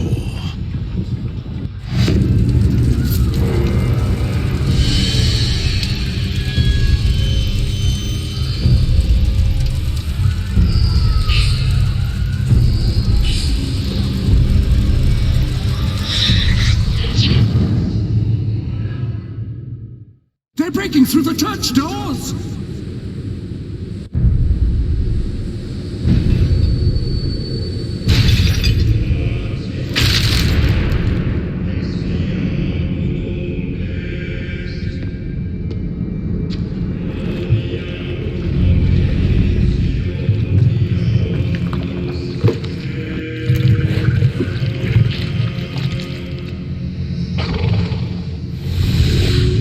Where are the women?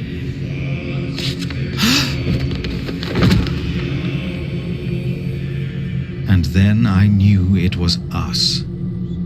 Only us. No devil to harm us. No God to protect us.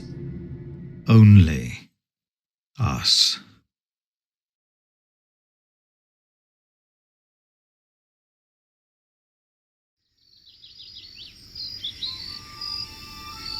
Philip was gone for 2 weeks. We had no idea what had happened to him.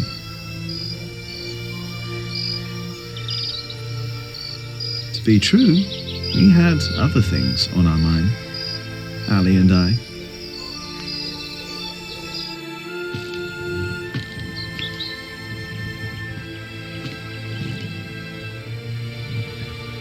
Are you sure we're alone? Right now, there's only you and me.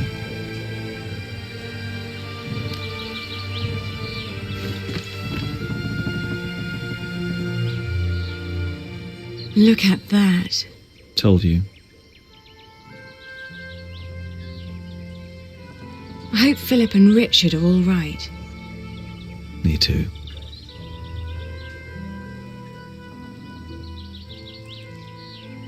Say, Jack, have you read our book? What about you? What did you think?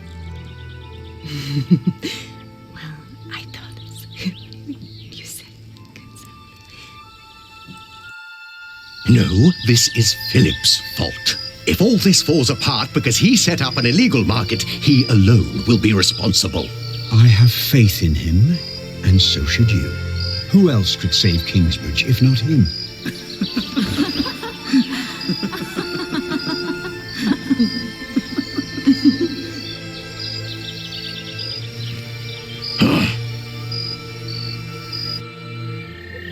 Do you still remember the text? Well, do you?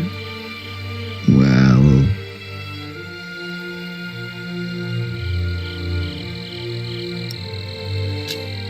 Before me he stood, his clothing set aside, no flaw to be found in all his body. Was that poem not about a woman? Oh! It seems I mixed that up. With what? I'm not sure. No?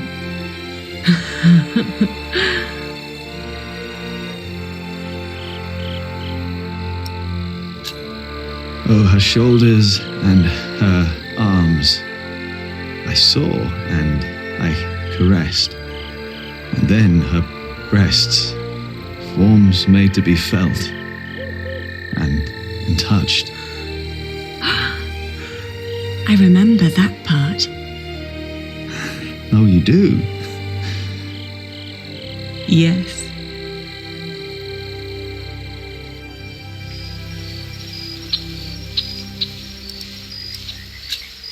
How flat his belly beneath his slender waist.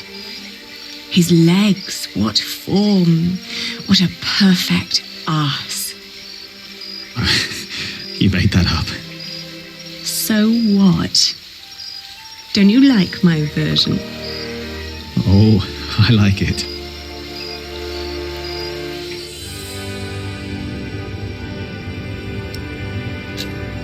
Why recall each aspect? Nothing that I saw lacked perfection, as I hugged my naked body close to hers. Jack. Yes, I love you. I love you too. I always will.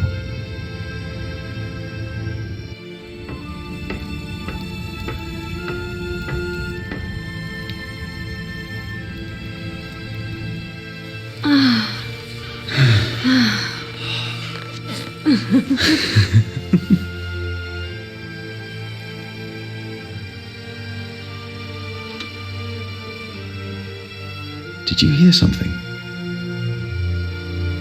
No.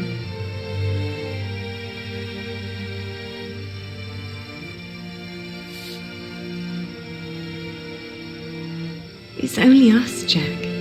You and me. It is us. Only us. Hey, Philip the Prior.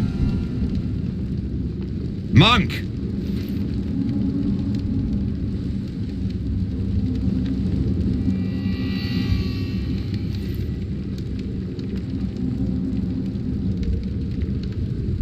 That's better. Never let them see you weak. Stand tall.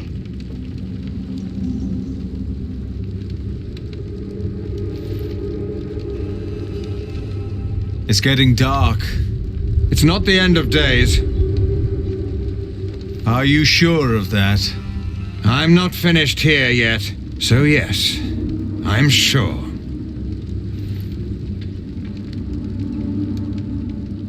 How many died? What? How many people died in the battle? Too many. I even lost my horse. But Robert is not an animal, I'll give him that. Or we wouldn't be here.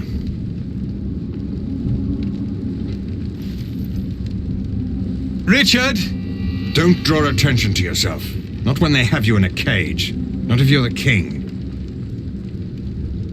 Why am I in here? You are with us, are you not? I prayed for peace. Peace is the wait between one battle and the next. You were right about William Hamley. How so? The moment the battle took a turn for the worse, he and his men switched sides. The Earl of Shiring is fighting for Maud now, and for Robert. William Hamley is only fighting for himself and for Bishop Waleran. He's over there. Thank you. Francis! Oh, Philip. Of course. You came with your master, Earl Robert, did you not? Yes. When I heard from Bishop Henry that you were in Lincoln, I started looking. He thought you were dead. Not yet. It is good to see you, brother. Henry said you came because you need a market license. Yes. I think I know someone who can help. I'll have you released, and then we will go to Winchester. Just be patient for a moment. What about you? My loyals will make their moves. The game is not yet over.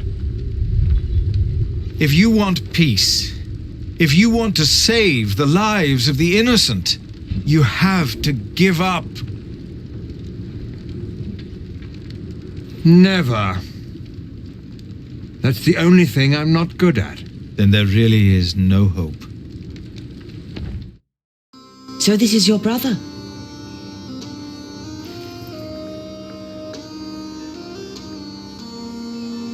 I have heard much about you, Prior. Your brother has supported our family for many years now. And we remember those who are loyal to us. Hereby I grant Kingsbridge the same market rights as Shiring. The same rights? The same. Thank you, my queen. Thank you. The bloodline is restored. Not long, and my son will take his rightful place here on the throne. All will be as it was. I will be a just king, as Grandfather Henry was. Peace will be restored in England. Do you have anything else you wish to tell us, Prior?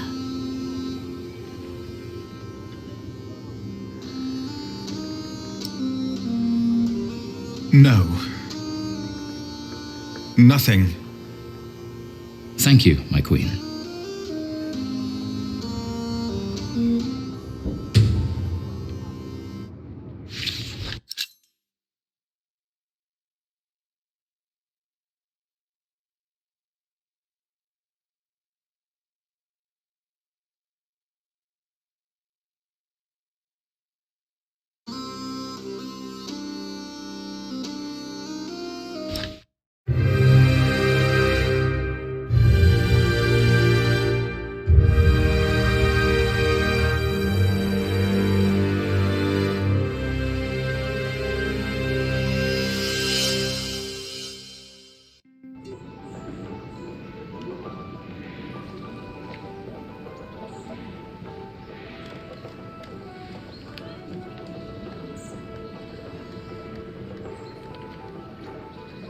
In the last 2 days of the Fleece Fair, we have collected more money than we did during the last 3 markets combined.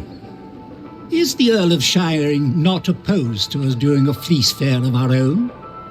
The law protects us. And our lord. He is. Our time of trepidation is finally over.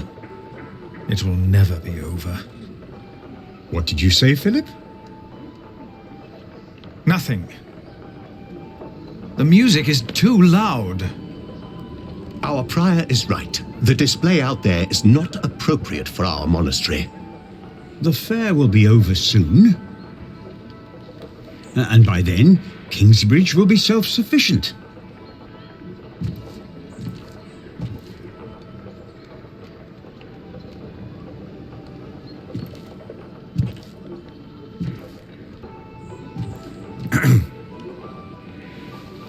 Philip?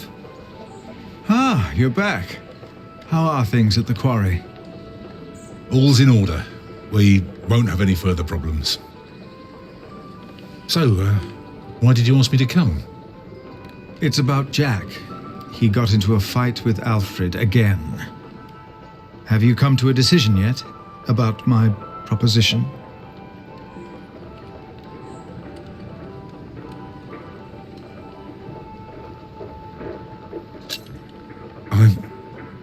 I'm not sure.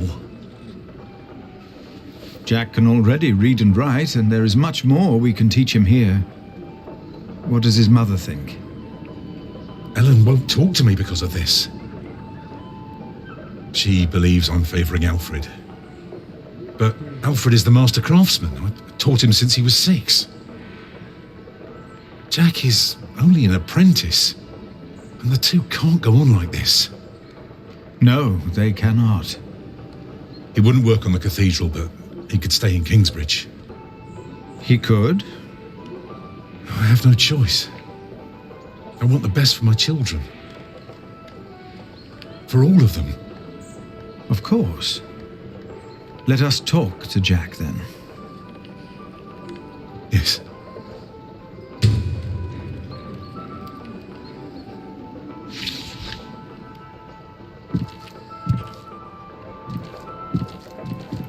Tom, wait for me. Philip? Something is ailing you. isn't it? Philip, you told me in Cuthbert once that if you became prior, you would want to fight the priory's debt. Remember? It was the day little Jonathan came to us. Yes, I remember. He was so little. You achieved what you set out to do, and so much more. If only Cuthbert was still here with us to see this. Milius, we have not had time to talk since I returned. There was time, but you avoided it. I have a bad feeling about all this. Why? For once, all is well. It started even before I left my brother in Winchester, but he's still in the middle of all the chaos out there. I'm afraid. For him. For all of us. But it's not just that. No? I think I've lost my faith. You? Let us talk later, like we used to. Yes, of course. We will. Are you not coming, Remigius? I have pressing matters to attend to, my prior. All right. And what kind of surprise is it? Well, I think you'll be amazed, both of you. Ooh, now I'm curious. When can we see it? It should be done this afternoon. Come on, Jonathan. Let's have a look at the bear. Yes, please. Have fun, boys. Any idea what he's up to? I have no idea. Father, Jack took tools from the site. I don't know what he did with them, but I know he took them.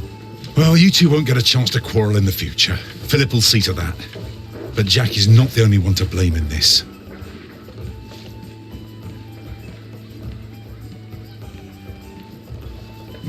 You want to buy twice as much? I'll sell you twice as much. Martha, have you seen Jack? He went with Jonathan to see the bear fight. With Jonathan? That's dangerous. What is he thinking?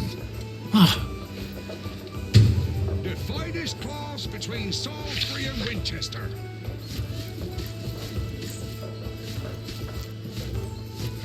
Oh, by the way, I've heard from Richard. Is he all right? The message didn't say, but I assume he's fine. Why's that? He says he needs me to buy him a new horse.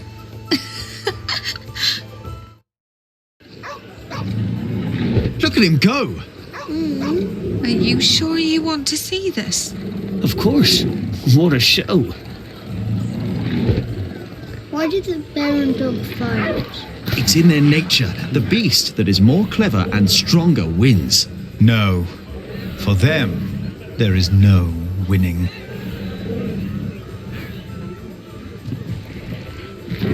Jonathan, come here. You shouldn't have brought him here. It's dangerous. I'm always doing something wrong no matter what I do. If Alfred had brought him here, I bet there wouldn't have been a problem. There would have.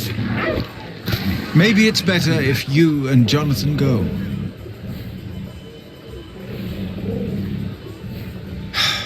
Come on. Jack. What? I know how you feel. Oh, really? The world is unjust. We are like these poor animals, forced to tear at each other's flesh. It is a game that they force us to play. Who? Tom? No. The kings and empresses, even the bishop, Tom, and all of us are made to live in an unjust world in which we are forced to make unjust decisions again and again. And we don't even know we are playing their game. You have every right to be angry. But there is a way to remove yourself from that cage. Perhaps not for the sake of God, but for the sake of man. What do you mean? I want you to become a monk.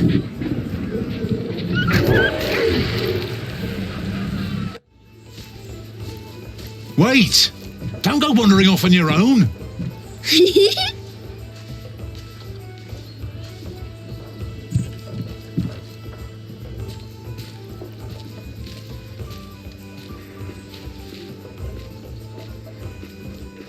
Have you two seen my son?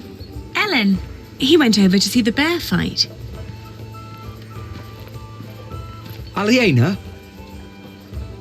I have come to... To what? What's wrong with your brother? I've no idea.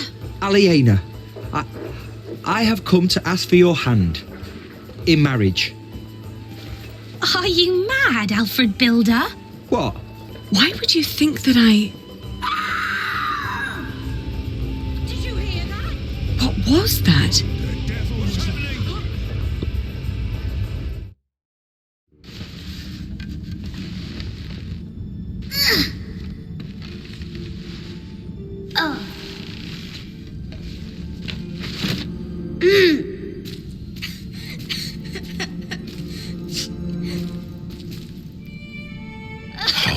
Now. I'm here.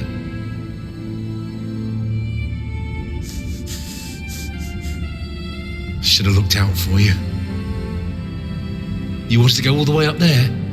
Like Alfred and Jack do? Come on. We'll go together. You and me.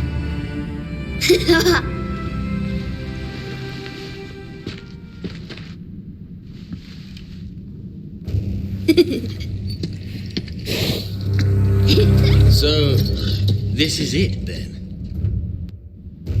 Who's that man? I am the Earl of Shiring, boy. Stay with me, Jonathan.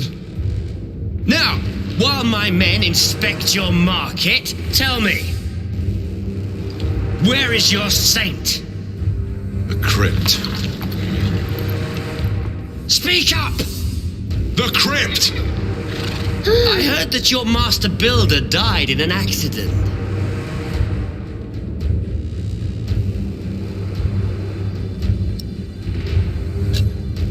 Yes, he did. A shame. This could have become a great cathedral. Now, out of my way! Jonathan!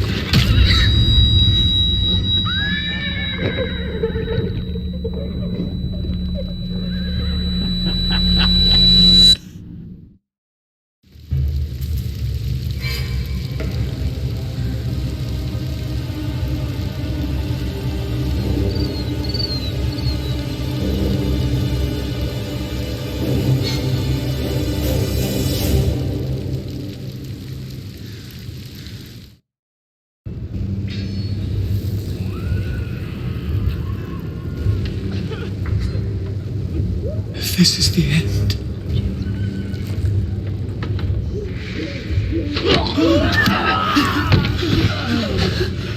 They were burning by God. They were on fire. Where are the others? They're going to kill them! Aliena! Milius locked the door. From the outside? Is he still out there? No.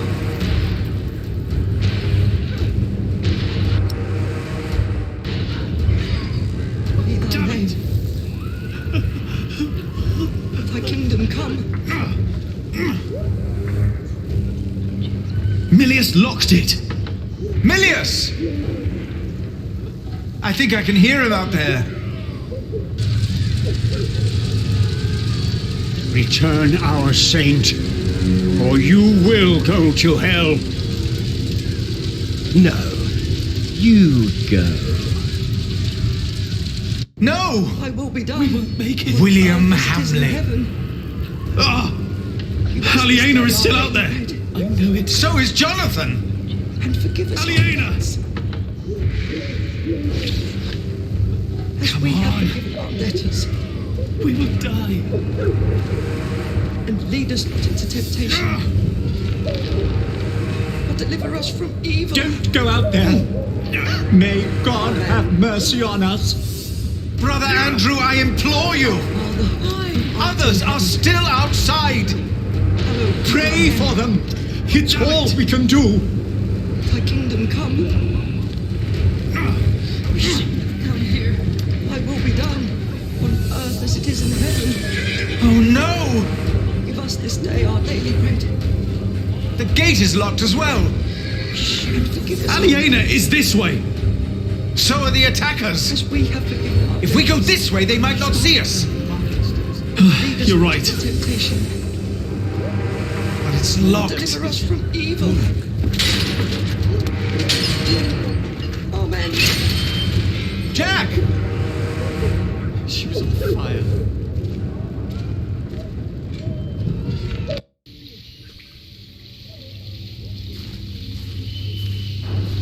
Jack! Jack!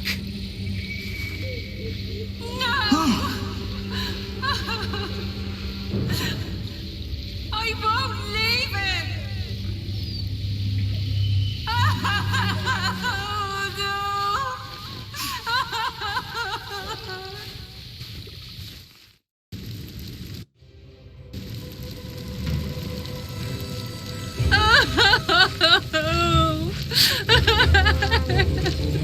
Move, Mary, please. We must leave him here. No! I have to help him! Peter! We cannot leave her here. Words from the scripture will calm her. Look at her husband. Look at her.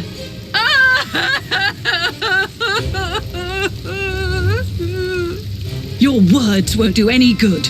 I won't allow you to poison her, woman.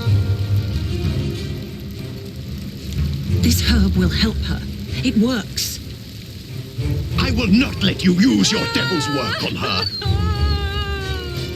What's going on here? Look at that poor woman. Her husband has died in her arms. Your sub-prior refuses to let me help her. Her herbage is the devil's work. We must get her away from here. William and his men will ride this way. I know it. You are right. We must make haste. Philip, I told you this woman is a witch. You're a fool. This is henbane. Henbane? The devil's eye. So you admit that you are trying to poison this woman? Oh, does the evil eye of the flower intimidate you, you old goat? Calm down, all of you. Prior Philip, take this.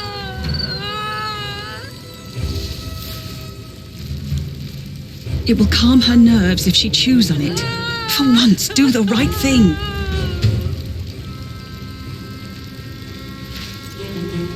Prior James was right about you. Prior James? Ugh, you have no idea what kind of man Prior James was. You are a fool. Are you sure this won't harm her? Yes, I am. No! We grow herbs too, Remigius.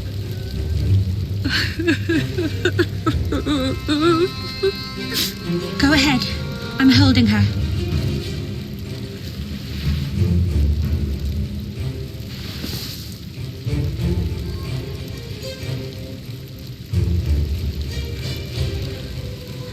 It's working. I told you. Maybe I was wrong about you, Philip. How could you do that? Oh, piss on you. They're coming. We need to move now. It makes no sense.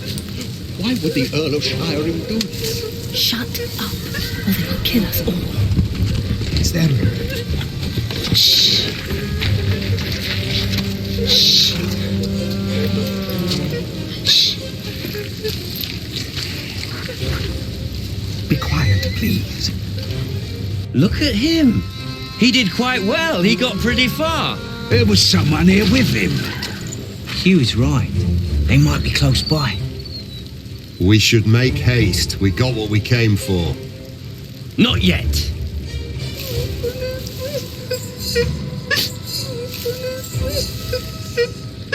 Walter, why do I get the feeling you're upset? We didn't have to do this. We came for the saint. They deserved it. Like this ugly bastard. Kingsbridge defied us for the last time. That monk, the bitch, and the bastard she's fucking.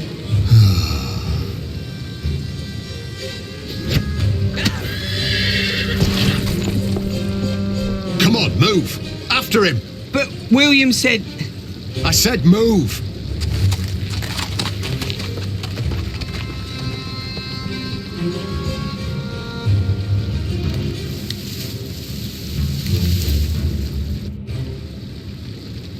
My little cub, are you all right? Did you see Aliena? She was in the market. I heard William calling out her name. Jack, come. We must find her and Jonathan.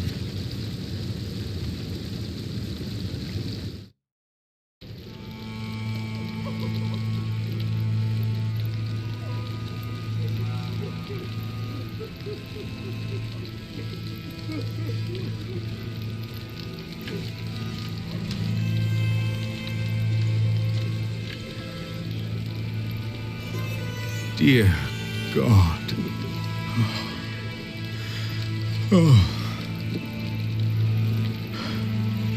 No. Aliena! Aliena! Jonathan!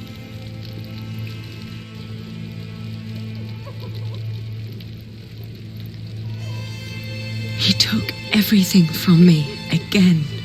Aliena! No matter what you do, no matter where you go, I will find you. Every time you think you're safe, every time you play house, I will find you, and I will crush you. Now, kill them all, and make her watch.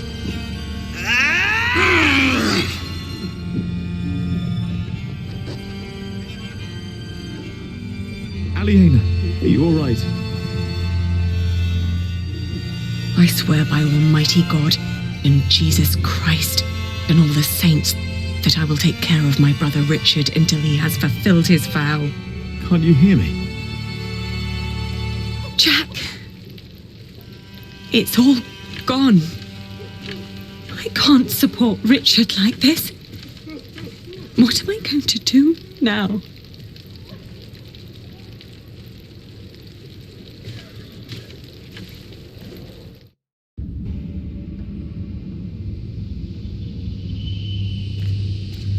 Tom. You are alive. Thank God.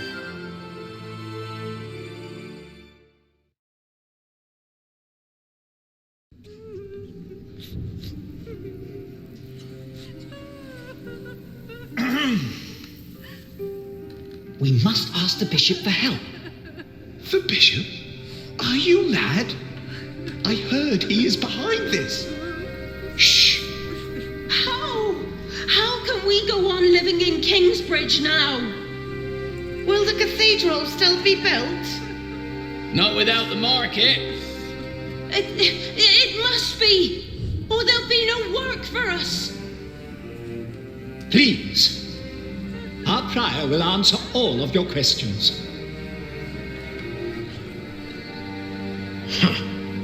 Philip, they are waiting for you. Yes. Can we stay in Kingsbridge?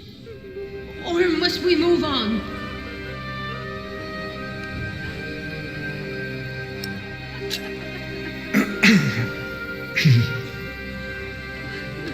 Too many people have died. Many were injured. Among the injured was our master builder, Tom. He protected our little Jonathan. It will take time, but I'm sure he will recover. Thank God. Tom's alive. 2 of our brothers have perished. Brother Arnaldus.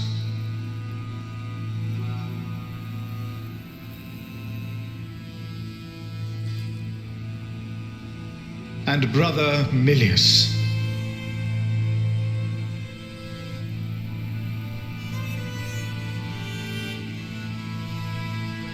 He rests by Cuthbert's side now.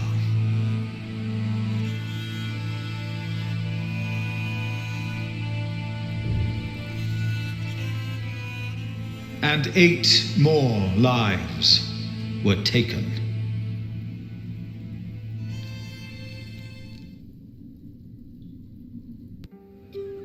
Will the Earl of Shiring be judged for what he did? He must be! Yes, he must! What about the saint? Where is the saint? Adolphus will protect us. It would be better if you answer their questions. Please tell us what to do.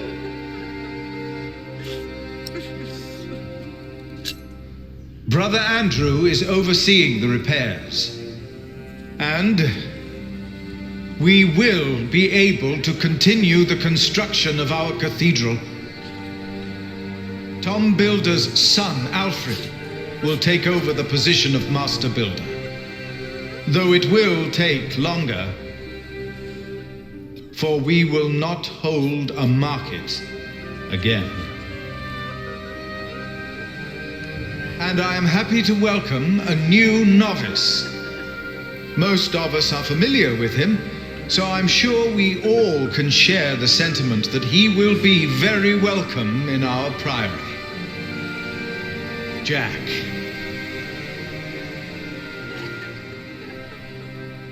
As was Tom's wish. Why were we attacked? Was that really the Earl of Shiring? And the saint? Yes! Yes, what about the saint? He will answer your questions. All of them. Is he not well? He looks pale.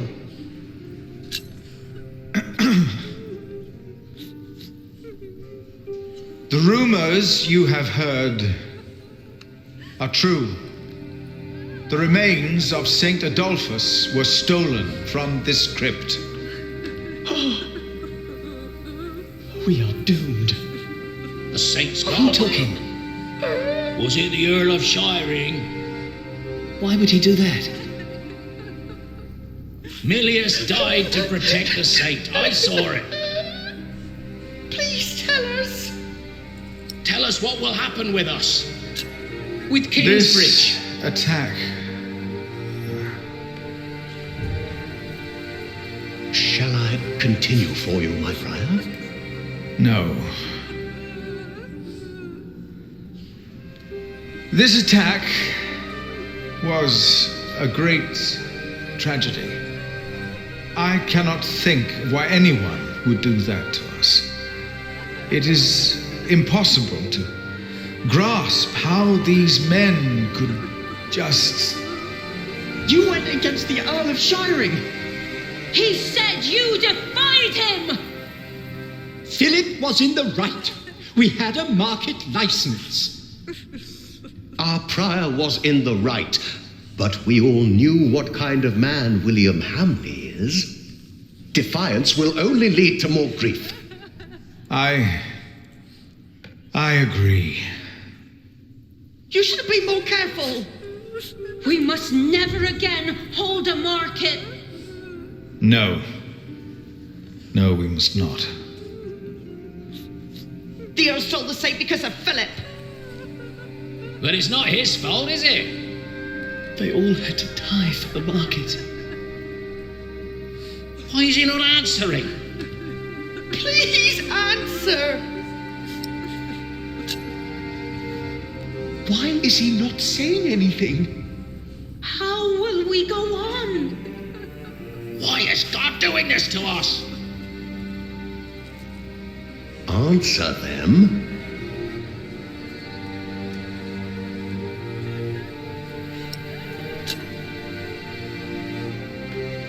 No. I cannot give you confidence. The stories of how God tested the faith of his followers. I see now how true they are.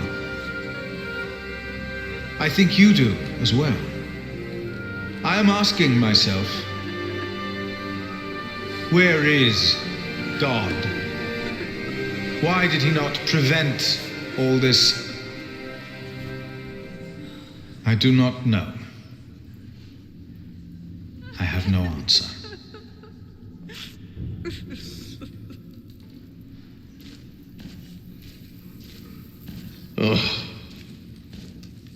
One day, God said to Satan, "Look at my man Job. There's a good man if ever I saw one." So Satan said, "You've given him everything. That's why he's a good man." But God said, even if he were to lose everything he has, his faith in me would not falter, and I will prove it to you.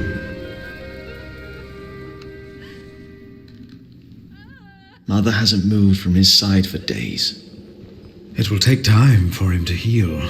You know, this wasn't the first time someone wanted to kill him. If we hadn't scared off that monk in black, I'm sure Tom wouldn't be with us anymore. Did you ever find out who he was? I have no idea. It was Bishop Waleran's servant. What? Waleran?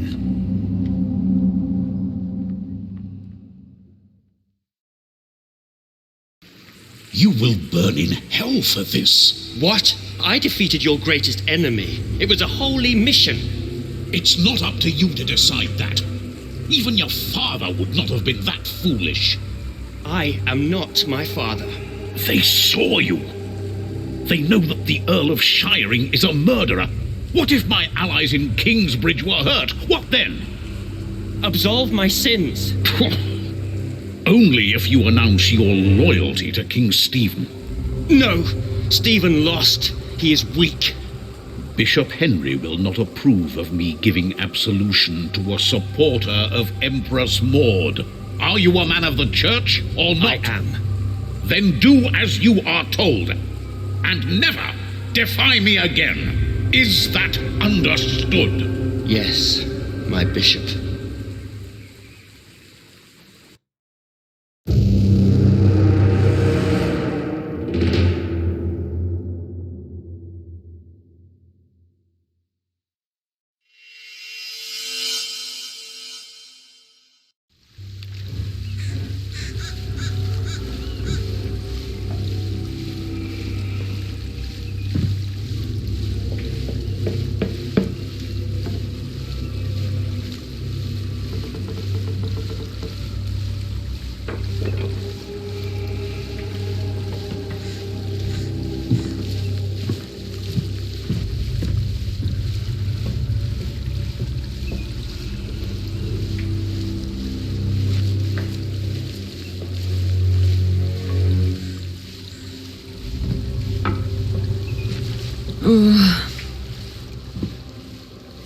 One day we'll tell everyone everything about us, Ali. All of them.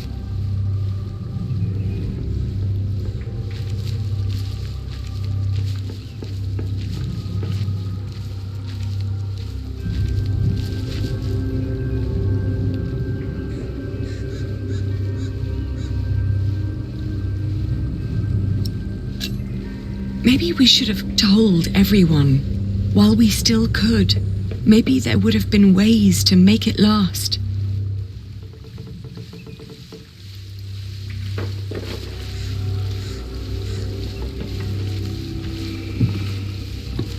Jack! Oh, what is he doing in there? Jack!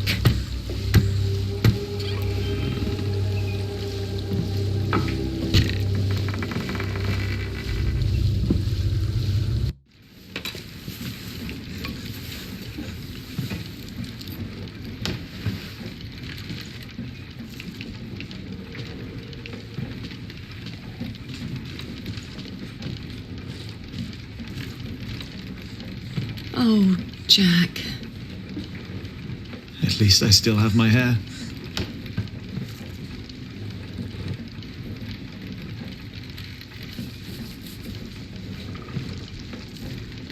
we go from here?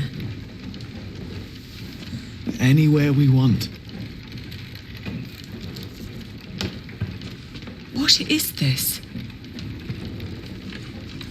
I told you I had a surprise for you. Remember? This is it.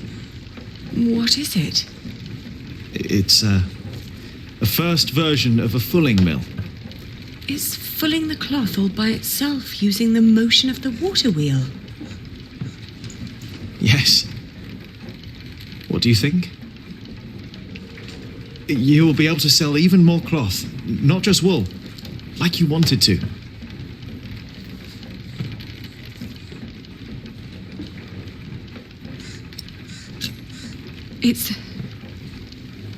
It's a brilliant invention. It's what I always wanted.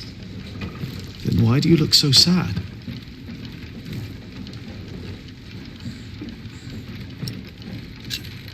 Because there will not be another market. No, not in Kingsbridge. We will go someplace else then, where he won't find us. He will find me, wherever I go. You can't just give up. I'm not giving up. And I'm not running away. And because I'm not running away, there is something I have to tell you. It's not what I want to do. It's what I have to do.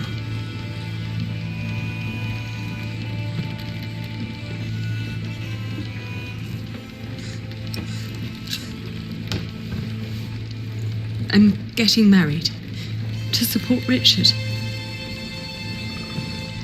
To whom? It's not important. William will burn down anything that I build up.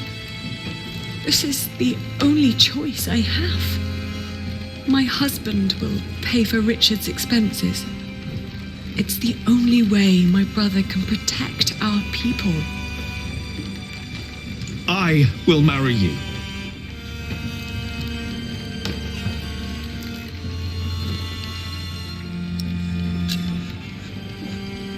I love you, Jack. And I always will. But look at yourself. You are a good man, Jack. And monks can't marry. Then I will stop being a monk. And what then? I don't know.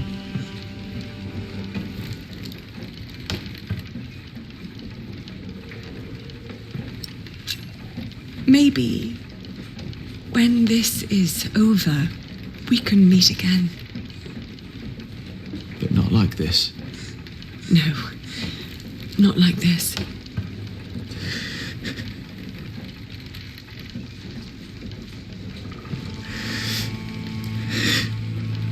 Don't say that.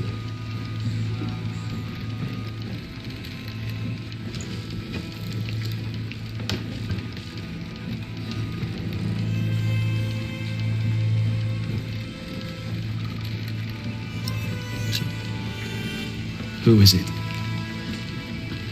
What? Who are you going to marry?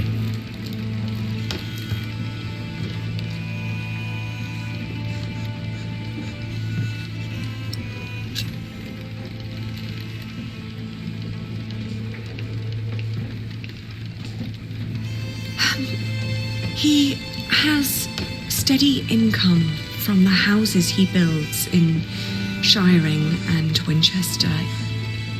And he is a master builder now. What?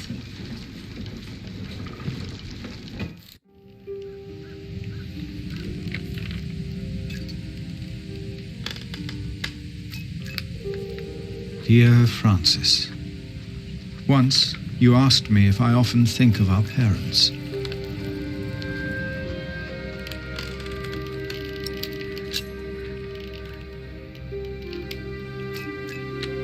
I do. And I often think of the day they were killed. And of how Abbot Peter took us in. Peter raised us and taught us about God. We grew up in the safety of the monastery.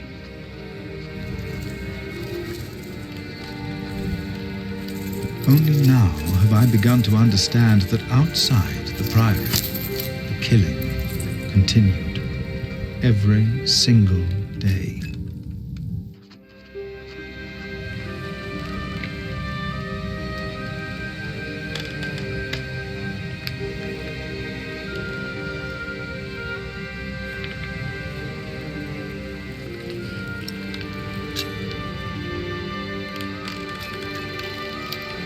I've come to believe that if God was just, he would not allow all the pain and bloodshed.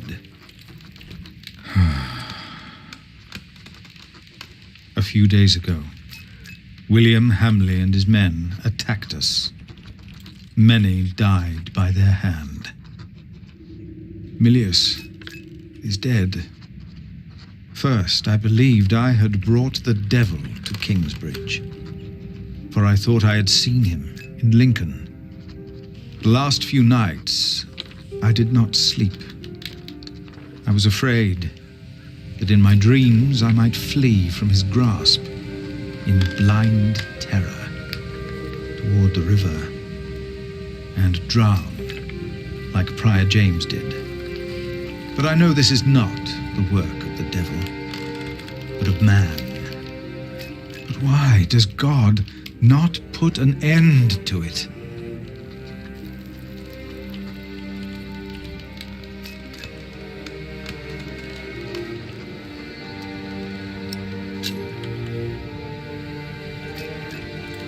Most of what Abbot Peter taught us was wrong. Where is that loving God to protect us? But in one thing, he was absolutely right.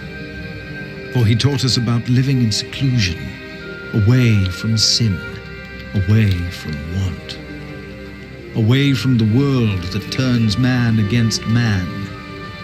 I know I blamed you for what happened after we got involved with Bishop Whalen. I do not anymore. But I blame our church and men like Whaleran, because they involved themselves in the bloodshed. As Peter taught us, I will go into seclusion. The answers I seek are not out there. Maybe I will find them in here.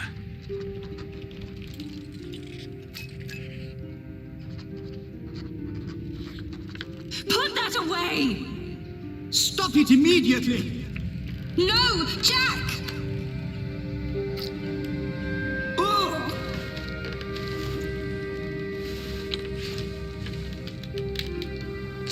Jack! No! This is not what we do! Get off me, you freak! No!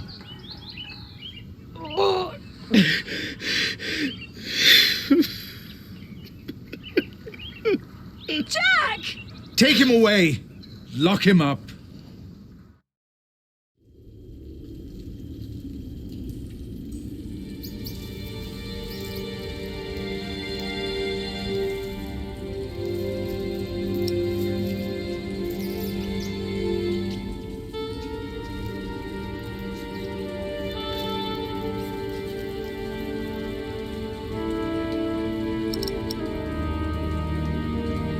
It's all useless. No. It's all useless. No.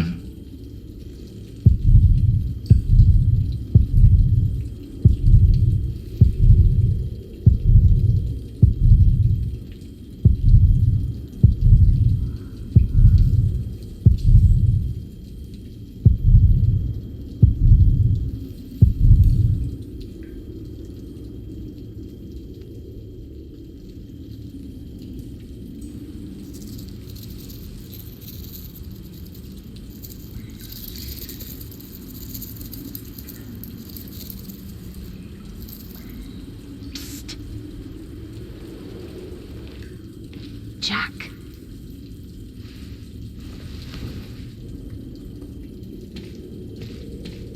Mother? The water duct runs right under the cell. Look for a loose stone in the floor. It'll sound hollow. What? How do you know that?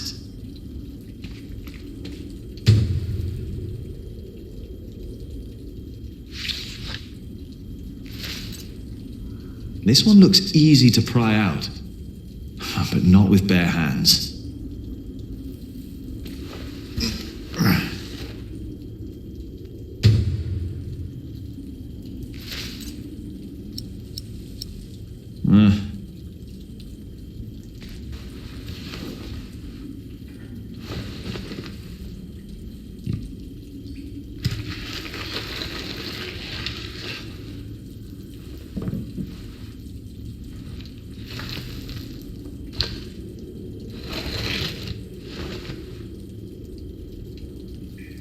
With that hole, I could lift the slab out.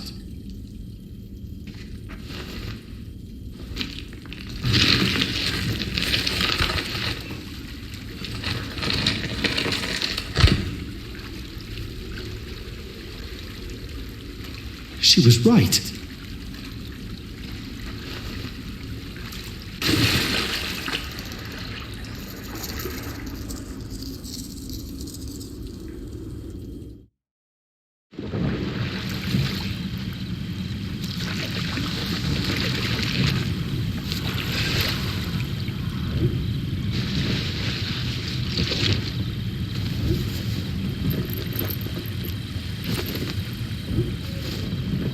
Jack, tell me, was it about Aliena? I know about you two. I have known for a long time. And how did you know how to get out of that cell? How did you know? Your father. He was locked up in there as well. Was he a monk? No. They said he was a thief, but he was not.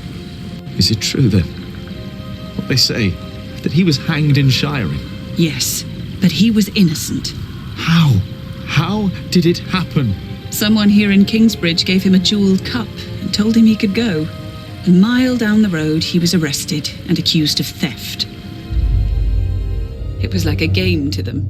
They said he had stolen that cup from the priory. Who said that? 3 men. He managed to escape the way you did, but they caught up with him. They hanged him in Shiring. Who were those men? It does not matter. It is all in the past now. Once you told me my father was a jongleur, that he came from France. That is what he told me.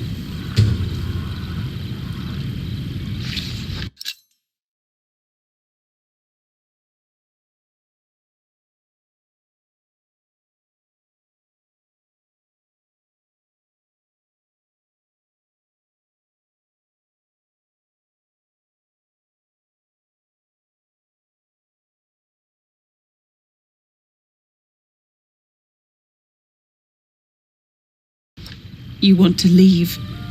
What if I have family there? There must be someone who remembers Jack Sherberg, right? I knew this day would come. I'm not a monk. I know. And I can't work here with Alfred. I know. You really love her, don't you, Aliena? Yes. You truly are his son, Jack Jackson. This place is too small for you. After your father died, I went into the forest to get away from it all. But if you live like an animal, then they treat you like one.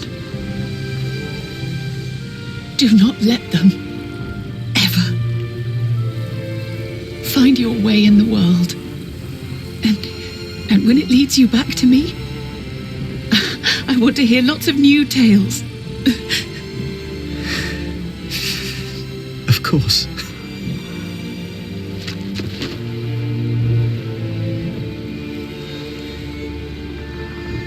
Those that killed your father, the people they killed, will return to haunt them. I promised them. Waileran disrespects you. After all I've done for him. Why rely on him for salvation? There are many priests, many bishops. Maybe. But you are not making decisions for me either, Walter. No one is.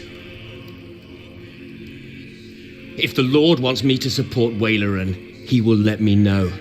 And what if he does not? What then? Will you allow Waleran to order you around?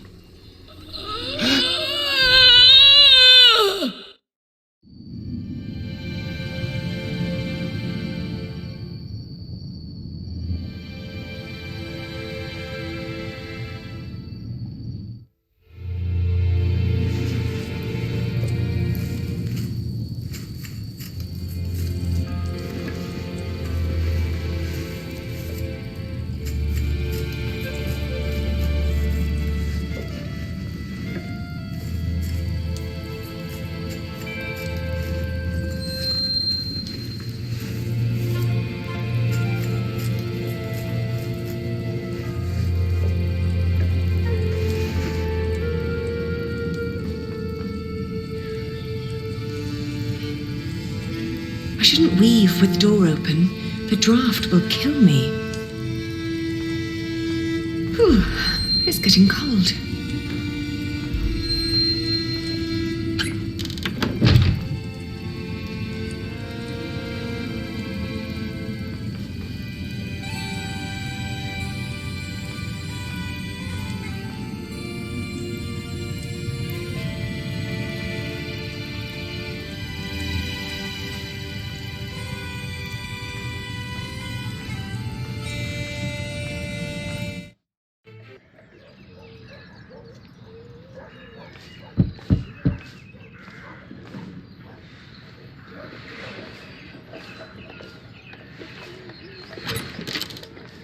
Yes? I'm sorry for disturbing you on an important day like this, but have you by any chance seen Jack since yesterday? Has something happened? He's gone. We've been looking for him all morning.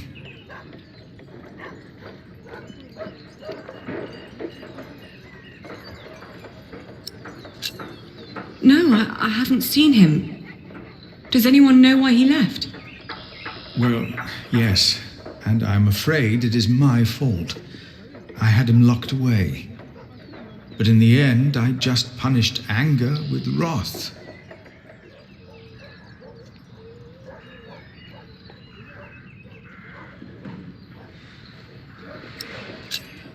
Oh, we've all failed him. No, I am the one to blame, and I pray to make it right again. My monks are already trawling the woods. I myself will go to Shiring, while Martha is taking a horse to a cave he used to know. Please, don't let this spoil the first day of your marriage, when there should be only reason to rejoice. Thank you.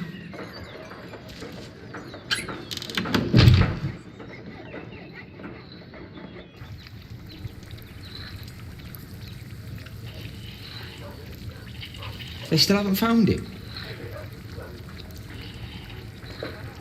How long has it been?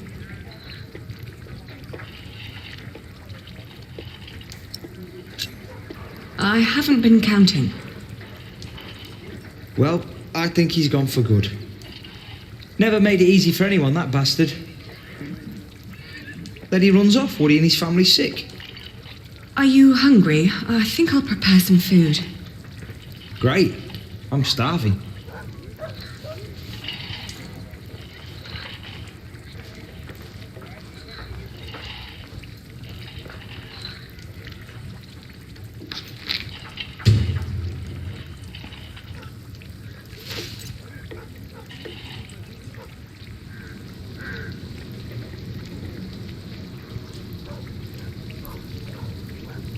We've been married for what?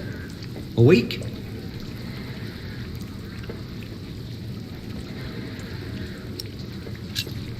I haven't been counting. Right. Feels like a lifetime already, doesn't it? Yet we still haven't,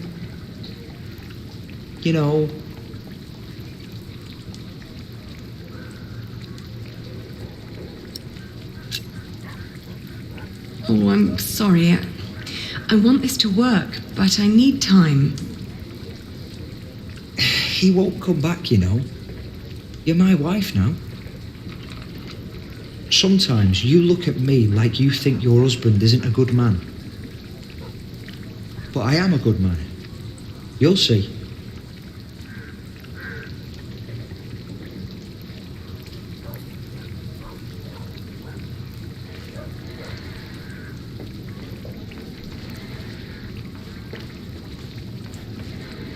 What are you cooking? Frumenti.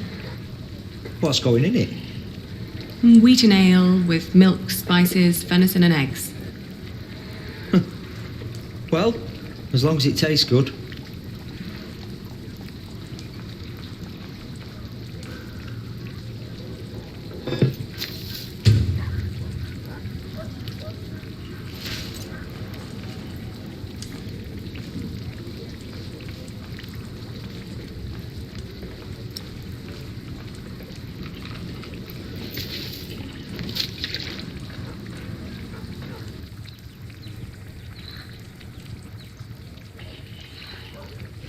Today, I was thinking about what you and Philip did for our workers when they were afraid that they wouldn't be paid. Offering them coin to make them stay and feel safe. What if I did something similar? How about I could offer them pay in case something happens? Like an insurance. What do you think?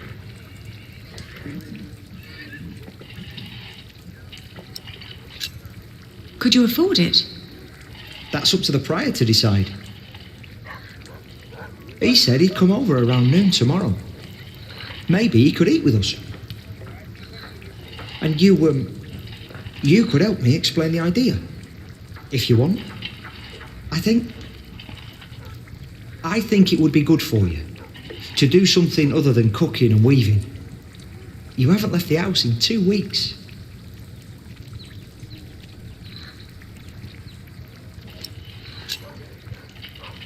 You're right. I'd be glad to help. Ah, great.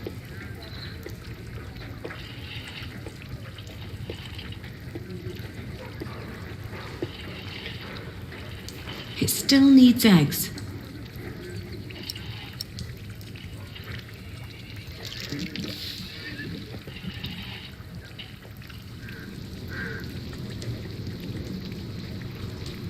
Would you like venison with it? No, thank you. I'm just here to talk. Ascetic as always, I see. It just turns more and more into a habit, really.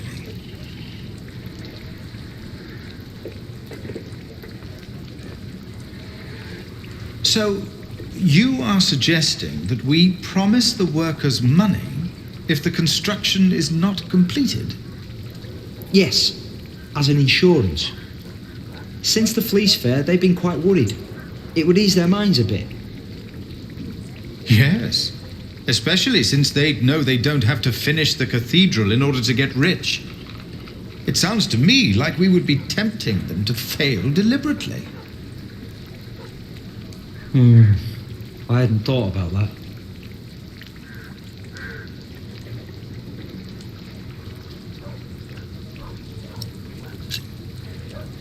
Don't be so cynical, Philip. I'm not.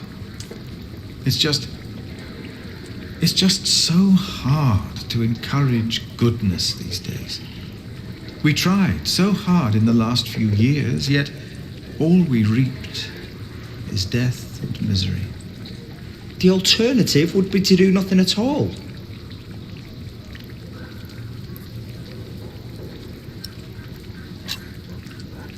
I think it's not a bad idea. We wouldn't promise them too much, just enough to help them get by till they find new work. It would ease their minds a bit.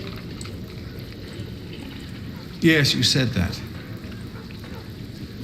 Your idea shows great compassion, Alfred. Thank you, Father. It's very rare these days to find spirits who still believe in the good of people. Unfortunately.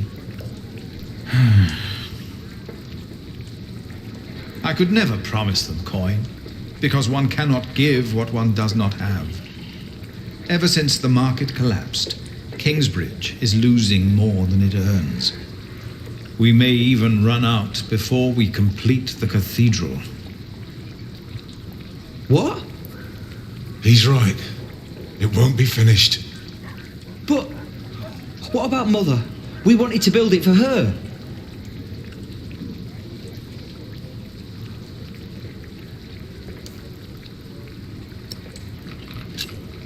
Please stop pitying yourselves, all of you. What if we build faster? Make a new plan that will cost less? You always said a finished cathedral could draw people from far and wide, didn't you? People on their coin, right? Is that an option? Master Builder, you've been awfully quiet so far. It's hard to say. But yes, Alfred could look at the designs. Could be there's shortcuts that could be taken. I'm not much help yet, but I'll do what I can. I can do it. All right. I promise you, I will think about your proposal. Oh, milady, your soup.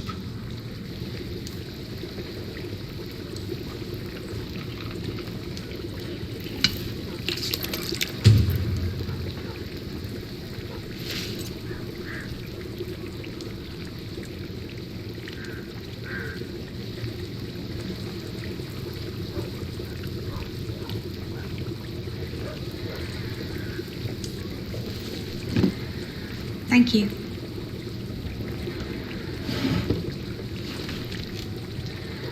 I'd never thought that my brother could work so hard.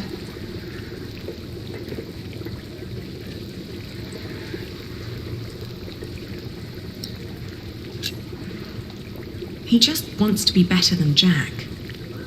I'm not so sure. I would never have thought. Really. Alfred has changed. He used to be such a bully. He seems really concerned about things now. About Kingsbridge, about you, about your family. I can't wait for you to give me a little nephew or niece.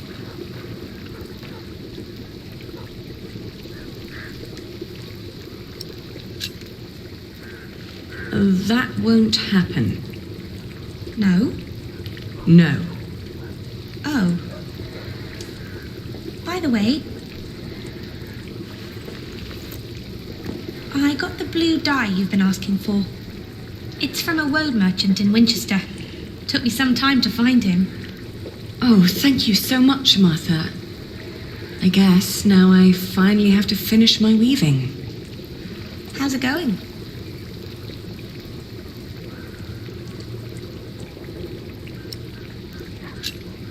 I'm taking my time.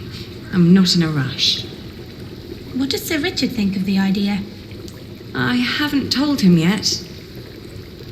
When he comes here, he's mostly interested in coin. But that's the deal. He fights and I pay. It's an endless circle. The coat of arms shall remind us of who we are and where we come from, so we don't end up losing purpose. Have you decided on an animal yet? You really should have an animal on it.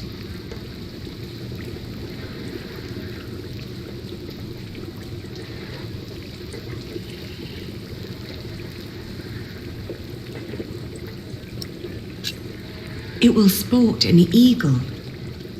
An eagle? Flying among the clouds. I like that. Ali, I'm so sorry that I mentioned wanting a niece.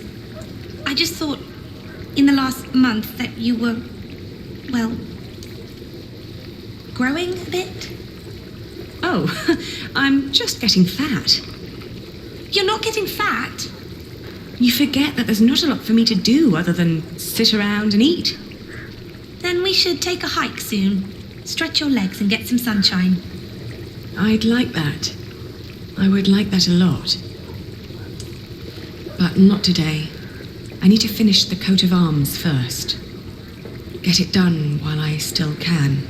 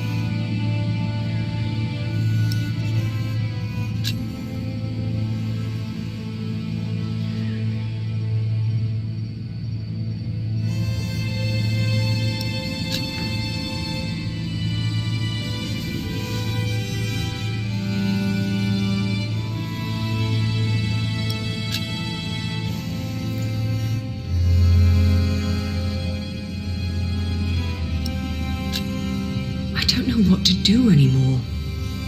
I had to marry Alfred to fulfill my oath. I wish that Jack would have understood. Love alone could never stop William Hamley. Only money and influence. With Alfred as a husband, I can fulfill my father's last wish. And ever since we've been married, he's been working deep into the nights to finish the cathedral. And when he's home, he expects nothing in return, although I can see so much longing in his eyes. He is trying his best to make our arrangement work. And I try to be a good wife.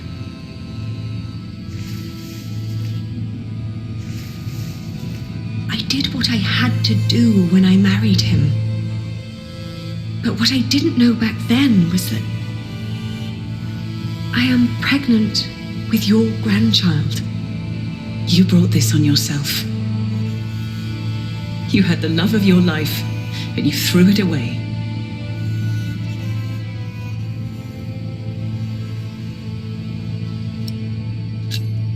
Do you scorn me for what I did? No more than anyone else. First and foremost, I blame that priest who turned my son into a monk. But you're a very close second.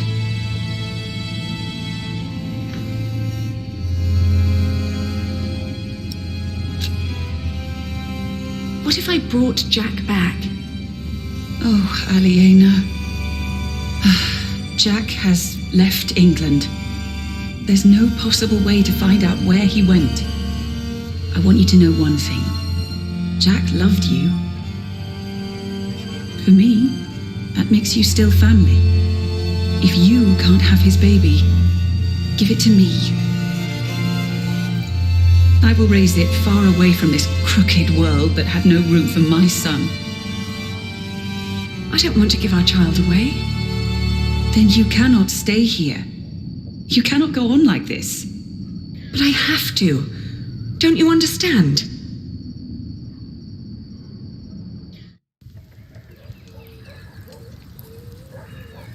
It's finished. I want you to wear it when you go to battle. To remind us of what we are fighting for. Huh. Why an eagle?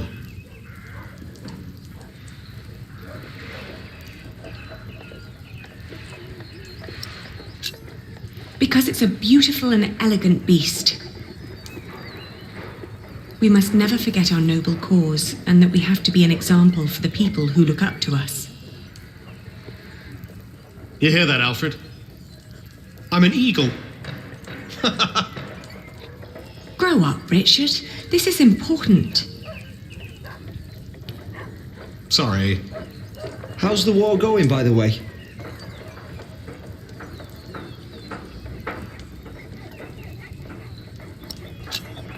It can't go on forever, can it? The good thing is, William Hamley is turning out to be quite the lousy player. In our last battle, he ran away when things started to get a bit tight. They say he was afraid to die before he settled matters with his mother.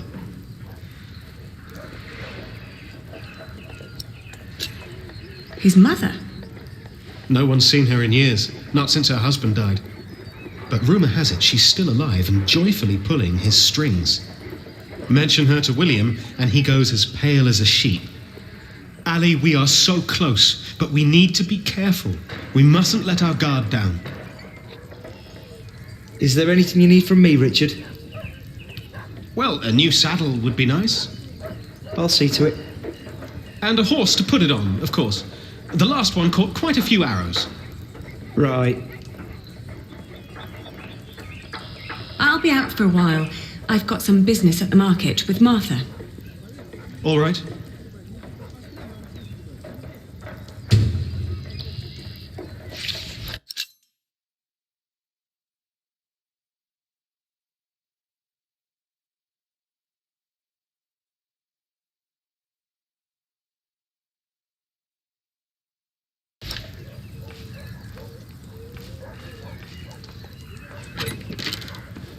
can't believe you two have almost done it. You've almost won your father's earldom back. Oh, don't say that until it's actually happened. I'll see you later in the evening. Ah, there you are. I always wondered what it would have been like to grow up in a forest. Oh, it's cold. Very, very cold. When I was young, I spent a night in Ellen's cave. If it hadn't been for her soup, I would have died for sure.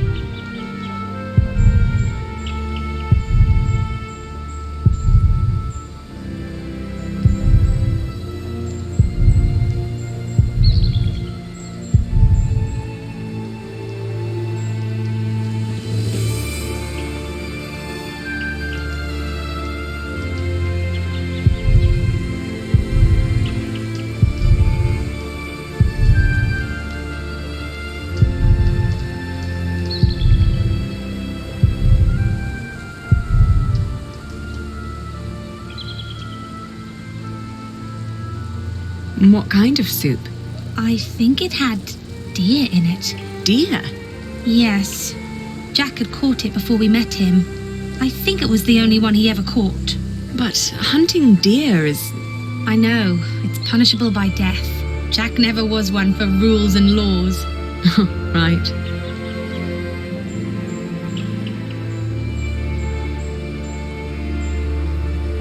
He was always busy with something, just not with what Tom asked him to do. Jack? Yes. Yes, he was.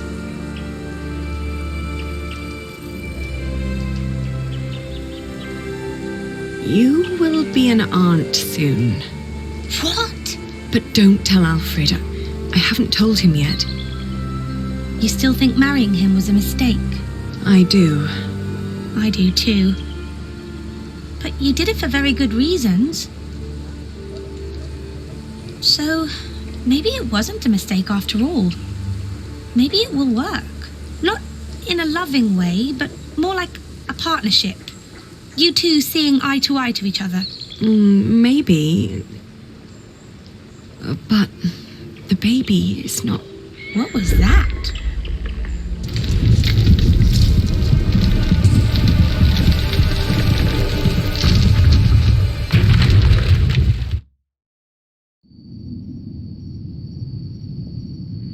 They built it too fast. Like the Babylonians, they sought to be grander than God, and for this we all have to suffer. A stone roof. Alfred tried to build a stone roof without telling Papa. You're with child? How can you be with child if we never... My cub is gone and will never return. You threw it all away for a life of lies and a kingdom of dust. Without a cathedral, my mother will spend an eternity in hell. And by God, I pray so will you, for doing this to me. I can't stay. Not without work, and not like this. Shh. Shh. There's no need to cry.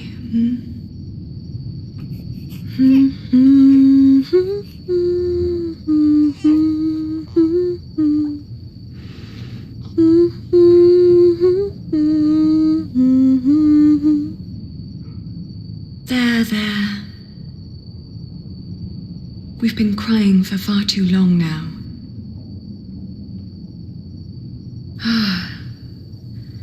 Where do we go from here?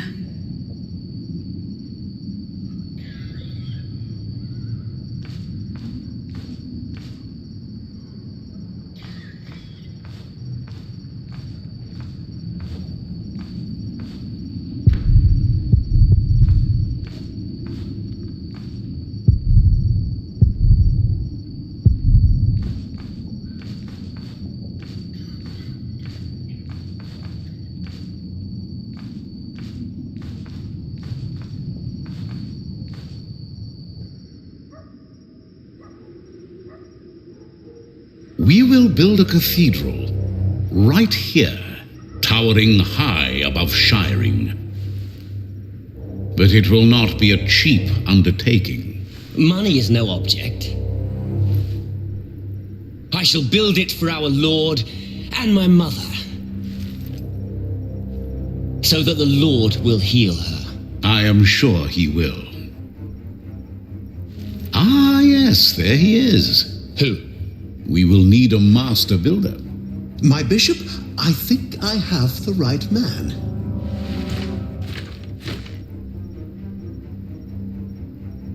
My bishop, my name is Alfred Builder.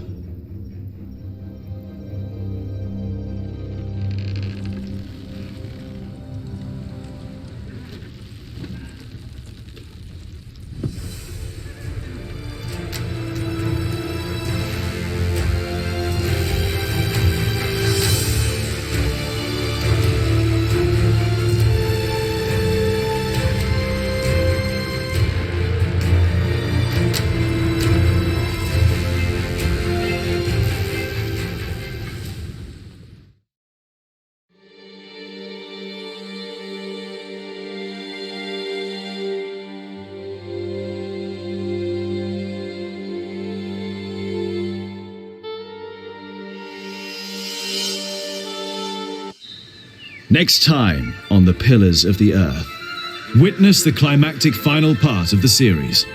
It's time we take back what was taken from us. It's time to face our enemies.